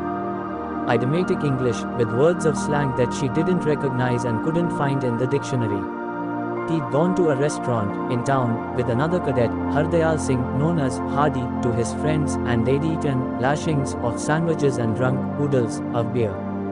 His latest letter had arrived just a few days ago. The notepaper was different now, and it bore the insignia of his new regiment, the 1st Jat Light Infantry. It's quiet here, because we're at our home station in Saharanpur. You probably think we spend all our time marching about in the sun. But it's nothing like that. The only difficult thing is getting up early to go to the parade ground for PT with the men. After that it's pretty quiet, we stroll around taking salutes and watching the NCOs as they put the men through their drills and their weapons training. But this takes only a couple of hours, and then we change for breakfast, which is at 9, stacks of eggs, bacon and ham. Then some of us go off to wait in the orderly room just in case any of the men are brought in. Once in a while the signals officers take us through the latest field codes, or else we get lessons in map reading or double-entry bookkeeping, that kind of thing. Then there's lunch and beer and gin if you want it, but no whiskey. And after that you're free to go off to your room. Later there's usually time for a game of football with the men. At about 7:30 we drift off towards the mess lawn for a few whiskeys before dinner. We call the mess the nursery, as a joke, because potted plants die the moment they're brought in, no one knows why. Some of the chaps say it's because of the dust of colonels past. We laugh about the nursery, but I tell you, sometimes halfway through dinner, or when we're drinking a toast, I look around and even now, after all these months here, I just can't believe my luck. The last time Manju had a long talk with Arjun was on this very windowsill. It was a little more than a year ago, just after he graduated from the academy. She kept wanting to call him Second Lieutenant Arjun, partly to tease him, but also because she'd liked the sound of the words. She'd been disappointed that he didn't wear his uniform more, but he'd laughed at her when she told him this. "Why can't you show me off to your friends as I am?" The truth was that most of her friends at college were in love with him already. They'd badger her for news of him, and when they were over at the house they'd go to amazing lengths to ingratiate themselves with the family, hoping, of course, that someone would remember them when it came time to find a bride for Arjun. Before he left for the academy, she'd never quite understood why her friends thought him so good looking. To her he was just Arjun, his face a brother's. Then he came back for a visit and it was as though she was seeing him for the first time. She'd had to admit that he'd made quite an eye impression, with his moustache coming along nicely and his hair cut short. She'd been jealous, afraid that he wouldn't want to spend time with her. But he'd been quick to put her fears at rest. He'd sat on the sill every day, dressed in his usual vest and scruffy old longi. They chatted for hours and she'd peeled him oranges or mangoes or lychees. He was just as hungry as he'd ever been. He talked endlessly about the 1st Jat Light Infantry. He'd applied to half a dozen other regiments, but right from the start there was only one that he really wanted, and that was the 1st Jats. Part of the reason was that his friend Hardy had applied to the 1st Jats too and was almost certain to get in. He came from an old army family and his father and grandfather had both served in the regiment. But, of course, it was different for Arjun. He had no army connections and he had prepared himself for a disappointment. As a result, he was overjoyed when he heard that the regiment had accepted him. The night when I was formally dined into the regiment was probably the happiest of my life. Even as I'm writing this, I realize that this will probably seem strange to you, Manju. But the thing of it is that it's true. You have to remember that the regiment is going to be my home for the next 15 to 20 years, perhaps even more, if things don't go too well with my career and I never get a staff appointment, God forbid. What I'm really chuffed about, though, is my battalion. This'll probably surprise you, for civilians always think that the regiment is the most important thing about the army. But actually, in the Indian Army, a regiment is just a collection of symbols, colors, flags, and so on. We are proud of our regiments, of course, but they're not operational units, and just about the only time when all the battalions of a regiment get together is when there's a changing of the colors, and it takes donkey's years for that to happen. The rest of the time you live and work with your battalion, and that's what really matters. Your life can be hell if you find yourself thrown in with the wrong sort of crowd. But once again I've been hellishly lucky. Hardy pulled a couple of his Fauji strings and made sure we were both in the same battalion, the 1st. Officially, we're the 1/1 Jat Light Infantry. But everyone just calls us the 1/1 Jats, except that every now and again you'll come across some ancient Colonel Walrus who still use our old name, which was the Royal. The story is that the battalion fought so well in the Maratha Wars that when Lord Lake reached the coast, he honored us with a special title, the Royal Battalion. Yesterday Hardy and I were looking at the battalion's battle honors, and I swear to you, Manju, the list was as long as my arm. During the mutiny our troops stayed loyal. One of our companies was in the column that captured the old emperor, Bahadur Shah Zafar, at his hidey hole at Humayun's tomb. I noticed something that I bet would interest Dinu and Neil. The Royal was in Burma during General Prendergast's advance on Mandalay, and it fought so well that it came to be known as Jarnal Sahib ki Daini Hart ki Paltan, the general's right-hand battalion. To tell you the truth, Manju, it's just a little overwhelming even to think of all this. You should see the list of our medals. A Victoria Cross from the Somme, 2 military crosses for putting down the Arab rebellion in Mesopotamia in 18. A half dozen DSOs and OBEs from when we fought the Boxer rebels in China. Sometimes when I wake up in the morning, I still find it hard to believe that I really belong with these men. It makes one so proud, but also humble, to think that one has all this to live up to. What makes me prouder still is the thought that Hardy and I are going to be the first Indian officers in the 1/1 JADs. It seems like such a huge responsibility, as though we're representing the whole of the country. To top it all, we have an absolutely spiffing Colorado, Lieutenant Colonel Buckland, whom everybody calls Bucky. To look at you'd think he's not a soldier at all, more like a professor. He came to lecture at the academy a couple of times. He was so good that he even managed to make military history interesting. He's also an operations wizard and the men love him. His family's been with the 1/1 JAT since the time when we were called the Royal Battalion, and I don't think there's a man on the base whose name he doesn't know. And it's not just their names either, he knows which village they're from and who's married to whose daughter and how much dowry they paid. Of course, I'm so junior I can't be sure he even knows I exist. It's guest night at the nursery tonight, so I'd better go. My new Batman is busy ironing my cummerbund, and I can tell from the way he's looking at me that it's time to get into my dinner jacket. His name is Kishan Singh and I just got him a few weeks ago. He's a weedy, earnest-looking fellow, and at first I didn't think he'd do, but he's turned out quite well. Do you remember that book Oma Pishi sent me, the O. Henry stories? You'll never believe it, but I'd left it by my bed, and one night I walked in and found him with his nose stuck in it. He had a puzzled frown on his face, like a bear clawing at a wireless set. He was scared half out of his mind at being found looking into my book, just stood there like a statue. So I told him the story about the lost necklace. You should have seen him, standing there as though he were at a court-martial, staring at the wall, while I went through the pages, translating into Hindustani. At the end of it, I barked at him, in my best parade ground voice, Kishan Singh. What do you think of this kahani? And he said, Sahib, it's a very sad story. ... Quote. I could have sworn there were tears in his eyes. They're very sentimental. These Faujis, despite their moustaches and bloodshot eyes. It's true what the Britishers say, at heart they're very unspoiled, the salt of the earth, you can depend on them to be faithful. Just the kind of men you'd want by your side in a tight spot. It was Arjun's letter that made Manju reconsider the idea of a screen test. There was her twin, hundreds of miles away, drinking whiskey, eating at the officer's mess and getting his Batman to iron his dinner jacket. And here she was in Calcutta, in the same room she'd been in all her life, braiding her hair into pigtails as she'd done since she was 7.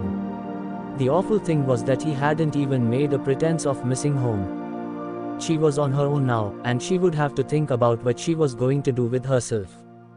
So far as her mother was concerned, Manju knew, her future had already been decided. She would leave the house as someone's wife and not a day sooner. The mothers of 2 prospective grooms had already come calling to see Manju. One of them had given her hair a discreet tuck to make sure she wasn't wearing a wig, the other had made her bare her teeth as though she were a horse, pushing apart her lips with her fingers and making faint clucking sounds. Her mother had been apologetic afterwards, but she'd made it clear that it wasn't in her power to ensure that these incidents would not be repeated. This was a part of the process. Manju knew that many more such ordeals probably lay ahead. Manju looked again at the director's invitation. The studio was in Toliganj, at the end of the number 4 tram line, which she took to college every day. All she'd have to do was head in the other direction. It wouldn't take long to get there. She decided to go, just to see what it was like. But now a host of practical problems came suddenly to the surface. What was she to wear, for instance? Her good Banarasi silk, the sari she wore to weddings, was locked in her mother's almirah. If she were to ask for it, her mother would wring the truth out of her in a matter of minutes, and that would be the end of the screen test. Besides, what would people say if she stepped out of the house bedecked in a crimson and gold Banarasi at 11 in the morning? Even if she succeeded in slipping past her mother, the whole neighborhood would be in an uproar before she got to the end of the street. She decided that the director wouldn't have gone looking for a college girl if he wanted a fancily dressed-up actress. She settled upon the best of her white cottons, the one with small green checks. But as soon as this was resolved, a dozen new dilemmas seemed to follow. What about makeup, powder, lipstick, perfume? The morning came and predictably everything went wrong. The sari she'd decided on wasn't back from the dhobis. She had to choose another one, much older, with a sewn-over tear in the anchal. Her hair wouldn't stay in place, and no matter how hard she tucked in her sari, the hem kept creeping down and tripping her. On her way out, she stepped into the puja room to say a prayer, not because she so badly wanted to be chosen, but just so that she would be able to get through the next few hours without making a fool of herself. Sure enough, her mother spotted her coming out of the puja room. "Manju, is that you? What were you doing in the puja room? Are you in some kind of trouble?" She peered suspiciously into Manju's face. "And why you got powder all over you? Is that any way to dress when you're going to college?" Manju slipped away under the pretense of going to the bathroom to wipe her face. She walked quickly down the road to the tram stop. Keeping her face down, she looped her sari over her head, hoping that the neighbors wouldn't notice that she was waiting for the wrong tram. Just when she thought she'd managed to get by without drawing attention to herself, old Nidhu Babu came running out of the Lake Road pharmacy. "Is that really you, Manju?" did Moni. He hitched up his dhoti and bent double so that he could look up into her sari-shrouded face. "But why are you waiting on the wrong side of the street? This way you'll end up in Toliganj." Quelling her panic, she managed to invent a story about going to visit an aunt. "Oh," said the pharmacist, scratching his head. "But then, you must come and wait in the shop.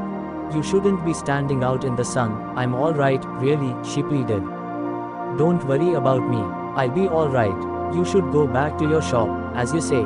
He wandered off, scratching his head, but minutes later, he was back again, with an assistant who was carrying a chair. "If you must wait here," the old pharmacist said, "at least you should sit down." His assistant placed the chair at the tram stop and wiped it clean with a flourish. It seemed easier to give in than to resist.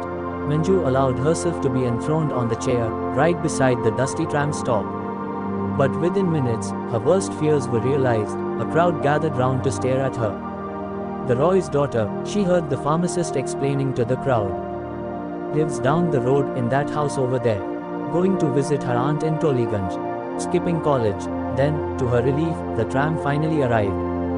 The pharmacist and his assistant held the others back so that Manju could be the first to step in. "I'll send a note to your mother," the old man shouted at her, "to let her know that you got off safely to Toliganj." "No," pleaded Manju, wringing her hands and leaning out of the window. "There's really no need." "What's that?" The pharmacist raised a hand to his ear. "Yes, I said I'll send someone to your mother with a note." "No, it's no trouble, none at all." Already shaken by this inauspicious start, Manju was even more put out when she arrived at the studio. She had expected something glamorous, like the Grand Hotel or the Metro Cinema, or the restaurants on Park Street with their bright lights and red awnings. But instead she found herself walking into a building that looked like a warehouse or a factory, a big shed with a roof of tin. Carpenters and mistries were hard at work inside, hoisting canvas backdrops and erecting bamboo scaffolding. A chokada led her to a makeup room, a small, windowless cabin with wooden walls made from sawn-up tea chests. Two women were lounging inside, sprawled in tilted chairs, chewing pan, their gauzy saris shining in the brightly lit mirrors behind them. Their eyes narrowed as they looked Manju over, their jaws moving in perfect unison. "Why is this one dressed like a nurse?" one of them muttered to the other. "Maybe she thinks she's going into hospital." There were cackles of laughter and then a sari was thrust into Manju's hands, a length of deep purple chiffon with a bright pink border. "Go on. Get changed." "Why this?" Manju ventured in protest. "Suits your color," snapped one of the women cryptically. "Put it on." Manju glanced around the room, looking for a place to change. There was none. "What are you waiting for?" the women scolded. "Be quick. The director's got an important guest coming today. Can't be kept waiting." In all her adult life, Manju had never undressed in front of anyone, not even her mother. When it dawned on her that she would have to strip under the appraising scrutiny of these two pan-chewing women, her legs went numb. The courage that had brought her thus far began to seep away. "Go on," the women hurried her. "The director's bringing a businessman who's going to put up money for the film. He can't be kept waiting." Everything's got to be tip-top today. One of them snatched the sari out of Manju's hands and set about changing her clothes. Somewhere nearby a car drew up. This was followed by a patter of welcoming voices. The guests arrived, someone shouted through the door. Quick, quick, the director will want her any minute now. The two women ran to the door to peek at the newly arrived personage. Doesn't he look important, with that beard and all, and look at his suit, all dressed up like that? The women came back giggling and thrust Manju into a chair. Just one look and you can tell how rich he is. ... Oh, if he'd only marry me, you. Why not me? Manju stared into the mirror in an uncomprehending daze. The faces of the two women seemed monstrously large, their smirking lips grotesque in their size and shape. A sharp fingernail scraped her scalp, and she cried out in protest, "What are you doing? Just checking for lies, for lies." Manju cried in outrage, "I don't have lies, the last one did. And not just on her head." This was followed by peals of laughter. "How do you know?" Manju challenged them. The sari was crawling after she'd worn it, the sari. With a shriek, Manju leapt out of the chair, clawing at the sari they'd given her, trying to tear it off. The two women were helpless with laughter. Just a joke. They were almost choking on their giggles. It was a different sari. Not this one. Manju began to sob. "I want to go home," she said. "Please let me go. Don't send me out in front of them. Everyone who comes here says that," the women reassured her. "Then they stay forever." They took hold of her arms and led her out onto the brilliantly lit studio floor. Manju was now completely distraught, her nerves frayed and on edge. To keep herself from crying, she kept her gaze fixed on the floor, with her sari slung over her head. Presently a pair of polished black shoes edged into her circle of vision. She heard herself being introduced to the director. She put her hands together and whispered a Namaskar without looking up. Then she saw a second pair of shoes approaching her across the floor. "And this here is my good friend," the director's voice intoned. "Mr. Niladri Raha of Rangoon." She looked up. If she hadn't heard the name, she would not have known who it was. She'd met both Neil and Dinu many years ago. They had been visiting with their mother, staying downstairs in her Aunt Uma's flat. But he looked completely different with his trimmed black beard and his suit. Neil, he was staring at her, his mouth agape, his tongue locked above an unuttered exclamation. It was not that he had recognized her. The reason he was unable to speak was because she was, without a doubt, the most beautiful woman he'd ever spoken to. "Neil, is that you?" said Manju. "Don't you remember me? I'm Manju Umar D's niece." He nodded in slow disbelief, as though he'd forgotten the sound of his own name. She flew at him and threw her arms round his chest. "Oh, Neil," she said, wiping her eyes on his jacket. "Take me home." The dressing room was a different place when Manju went back to reclaim her own clothes. The two makeup women were now almost worshipful in their attentiveness. "So you know him, then, but why didn't you tell us?" Manju wasted no time on explanations. She changed quickly and went hurrying to the door.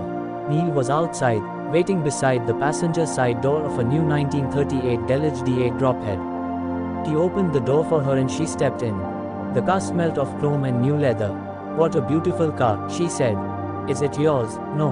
He laughed. "The dealer offered to let me borrow it for a few days." I couldn't resist. Their eyes met for a moment and they both looked quickly away. "Where would you like to go?" he said. He turned the ignition key and the Delage responded with a purr. "Let's see. ... Quote. Now that she was seated in the car, she no longer felt quite so pressed to get home. He started to say something. Well, she could tell that they were both thinking along similar lines. Perhaps, a sentence that had begun promisingly in her head died unfinished on her tongue. "I see, yes." Somehow this terse exchange succeeded in conveying everything they wanted to communicate. Neil started the car and they drove out of the studio. They both knew that they were going nowhere in particular, just enjoying the sensory pleasure of sitting in a moving car. "I was so surprised to see you in that studio," Neil said with a laugh. "Do you really want to be an actress?" Manju felt herself changing color. "No," she said. "I just wanted to see what it was like. Things are so dull at home." Having said this much, she couldn't stop.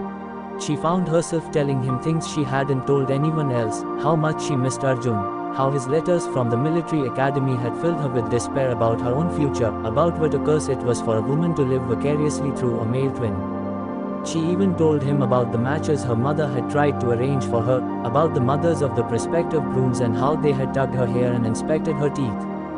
He didn't say much, but she understood that his silence was caused principally by a habitual lack of words. His face was hard to read behind the heavy black beard, but she had a feeling that he was listening sympathetically, taking everything in. "And what about you?" she said at last. "Are you really a big film producer?" "No."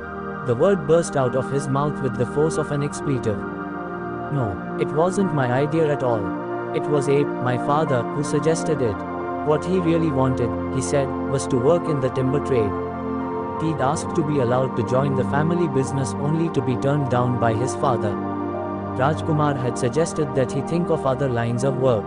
The timber business wasn't for everyone, he'd said, especially a city-bred boy like Neil. When Neil persisted, he'd given him a sum of money and told him that he should come back after he'd doubled his capital. "But how?" Neil had asked. Rajkumar's response was, "Go and put it in films, anything." Neil had taken him at his word. He'd looked around for a film to invest in and hadn't been able to find one in Rangoon. He had decided to travel to India instead. "How long have you been here, then?" Manju said. "And why didn't you come to see us? You could have stayed with Uma Pishi, downstairs." Neil scratched awkwardly at his beard. "Yes," he said, "but you know. The trouble is, What? My father doesn't get along with your aunt." "That doesn't matter," Manju said. "Your mother often comes. I'm sure your father wouldn't mind if you did too." "Maybe not, but I wouldn't want to anyway." "Why not?" "Well." Neil scratched his beard again. "It wouldn't be right." "What wouldn't be right?" "I don't know if I can explain." He gave her a bemused glance and she saw that he was struggling to find words for a thought that he'd never articulated before, even to himself. "Go on. You see," he said, almost apologetically, "it's just that I'm the only one who's on his side." Manju was startled. "What do you mean?" "That's just how I feel," Neil said. "That I'm the only one on his side. Take my brother, Dinu, for example. I sometimes think he really hates Abe. Why? Maybe because they're opposites, and you're like, yes," he said. "At least, that's what I would like to think." He turned his eyes away from the road to grin at her. "I don't know why I'm telling you all this," he said. "I feel like an idiot." "You're not. I know what you're trying to say." They went on driving, more or less at random, down one street and another, backing out of blind alleys and making U-turns on the wider avenues. It was almost dark by the time he dropped her off. They agreed that it would be better if he didn't come in. They met again the next day and the day after that. He extended his stay, and after a month had gone by he sent a telegram to Burma. One day Dolly presented herself at Uma's office door. "Dolly, you here?" "Yes. And you'll never believe why." Quote. Chapter 22. The wedding was like a force of nature, changing everything it touched. In a matter of days Lankasuka was transformed into a huge, noisy fairground. Upon the roof a team of pandal makers was at work, erecting an immense awning of colored cloth and bamboo. In the tree-shaded yard at the back, a small army of hired cooks had pitched tents and dug pits for cooking fires. It was as though a carnival had moved in. Bela was the youngest in the house. At 15, she was a thin, gawky girl, blossoming into a late and awkward adolescence. She was alternately apprehensive and exhilarated, unsure of whether to throw herself into the festivities or to hide in her bed. As the wedding approached, a whirlwind of telegrams, until then so rare and so dreaded, blew through Lankasuka, rattling its shuttered doors and windows. Not a day went by without Bela spotting a postman running up the stairs with a pink envelope. Arjun was to arrive by rail, accompanied by his Batman, Kishan Singh. Dolly, Dinu and Rajkumar were flying in 2 days before on one of KLM's brand new DC-3s. The excitement reached its pitch the day the Rangoon party was to arrive. Providentially, the family had just that year decided to buy a car, with the expenses shared equally between Uma and her brother. The car was delivered just as the arrangements were getting underway, a brand new 1939 model, a modest 8-horsepower Jowett with a long bonnet and beautiful oval grille. In addition to this, the wedding party also had the use of the Delage drophead, which Neil had once again succeeded in borrowing from the dealer. They arrived at Dum Dum Airport to find it completely changed since the time of Uma's return to India. The old airstrip was now a fully fledged airport, with customs facilities of its own. 150 acres of land had been cleared and 3 new runways built. There was a fine 3-storied administration building with a glass pane control tower and radio room. The visitors' area had changed too. They found themselves entering a large, brightly lit gallery with fans whirring energetically overhead. At one end of the gallery there was a radio tuned into the news. At the other there was a counter selling tea and snacks. Look, Bela went running to the windows and pointed to a plane that was circling above. They watched the DC-3 as it came into land. The first to come out was Dinu. He was wearing a longi and a loose shirt, and his clothes flapped against his lean, compact frame as he stood on the tarmac waiting for his parents. Dolly and Rajkumar were among the last to emerge. Dolly was wearing a striped green longi, and as always there was a white flower in her hair. Rajkumar was walking very slowly, leaning on Dolly a little. His hair was covered with a thick frosting of white and the lines of his face had sagged into tired, drooping curves. Rajkumar was now in his mid-60s. He had recently suffered a minor stroke and had left his bed against his doctor's wishes. His business, wounded by the depression, was no longer as profitable as it had once been. The teak industry had changed over the last decade, and old-fashioned timbermen like Rajkumar had become anachronisms. Rajkumar was saddled with huge debts and had been forced to sell off many of his properties. But so far as the arrangements for Neil's wedding were concerned, Rajkumar was determined to put aside his financial difficulties. Everything that everybody else did he wanted to do on a larger and grander scale. Neil was his favorite and he was determined to make his boy's wedding an occasion to compensate for all the missed celebrations of his own life. Dinu was a favorite of Bella's. She liked the way he looked, with his thin, bony cheeks and his wide forehead. She liked his seriousness and his manner of listening to people with an attentive frown, as though he were worrying about what they'd said. She even liked the way he talked, in explosive little bursts, as though his thoughts were spurting out of him in jets.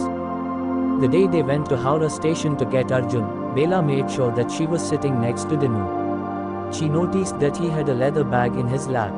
"What have you got in there?" she asked. He opened the bag and showed her. It was a new camera, a kind she'd never seen before. "It's a Rolleiflex," he said. "A twin-lens reflex. ... quote. He took it out of the bag and showed her how it worked. It opened like a hinged box, with its hood flipping back so that you had to look down on it from above. "I've got a tripod for it," he said. "You can look through it." When I set it up, "Why are you taking it to the station?" she asked. He shrugged vaguely. "I saw some pictures recently," he said. "Railyard shots by Alfred Stieglitz, they made me wonder." The camera caused a stir when Dinu set it up at Howrah. The station was crowded and many people gathered around to stare. Dinu adjusted the tripod's height to suit Bela. "Here, come, ... Look." The platform was a long one, and it was topped with a steepled roof of corrugated steel. The late afternoon sunlight was filtering in from under the roof's scalloped skirt, creating a stark, backlit effect. In the foreground there were great numbers of people, red-jacketed porters hurrying to buoys, and waiting passengers with mountains of luggage. Dinu pointed out the details to Bela. "I think this is even better than the pictures I had in mind," he said, "because of all the people and the movement." Bela looked again, and suddenly, as if by magic, Arjun appeared in the frame. He was hanging out of a carriage, holding onto the steel bar of the open doorway. He jumped off when he spotted them, and the momentum of the still-moving train gave him a running start. He came racing out of the opaque white fog that was pouring from the engine's steaming smokestack, laughing as he dodged the vendors and porters who were swarming across the platform. The tunic of his khaki uniform was drawn tight around his waist and his cap was tilted back on his head. He swept down on them with his arms outspread, laughing, and lifted Manju off her feet and swung her round and round. Bela stepped away from the camera, hoping to conceal herself until the first flush of Arjun's homecoming exuberance was spent. But just then he spotted her. "Bela!" He swooped down to fling her up over his head, ignoring her cries of protest. As she flew upwards, with the tumult of the station whirling around her head, her eyes fastened on a soldier who had approached unseen and was standing just a step behind Arjun. He looked younger than Arjun and was smaller in build. She noticed that he was carrying Arjun's luggage. "Who is that?" she whispered into Arjun's ear. He threw a glance over his shoulder to see whom she was looking at. "That's Kishan Singh," he said. "My Batman." He put her down and went on ahead with the others, talking excitedly. Bela followed behind, keeping pace with Kishan Singh. She stole a glance. He was nice looking, she thought. His skin had a sheen like dark velvet, and although his hair was very short, she could tell that it was fine and straight. She liked the way it made a pattern along the edges of his forehead. His eyes were fixed ahead of him, as though he were a moving statue. It was only when they were about to get into the car that she knew without a doubt that he was aware of her presence. His eyes met hers for an instant, and there was a fleeting change in his expression, a slight smile. Bella's head reeled. She had never known that a smile could have a physical impact, like a blow from a flying object. As she was about to step into the car, Bella heard Dinu say to Arjun, "Have you heard? Hitler's signed a pact with Mussolini. There could be another war," but her brother's answer was lost to her. All the way home, she didn't hear a word that anybody said.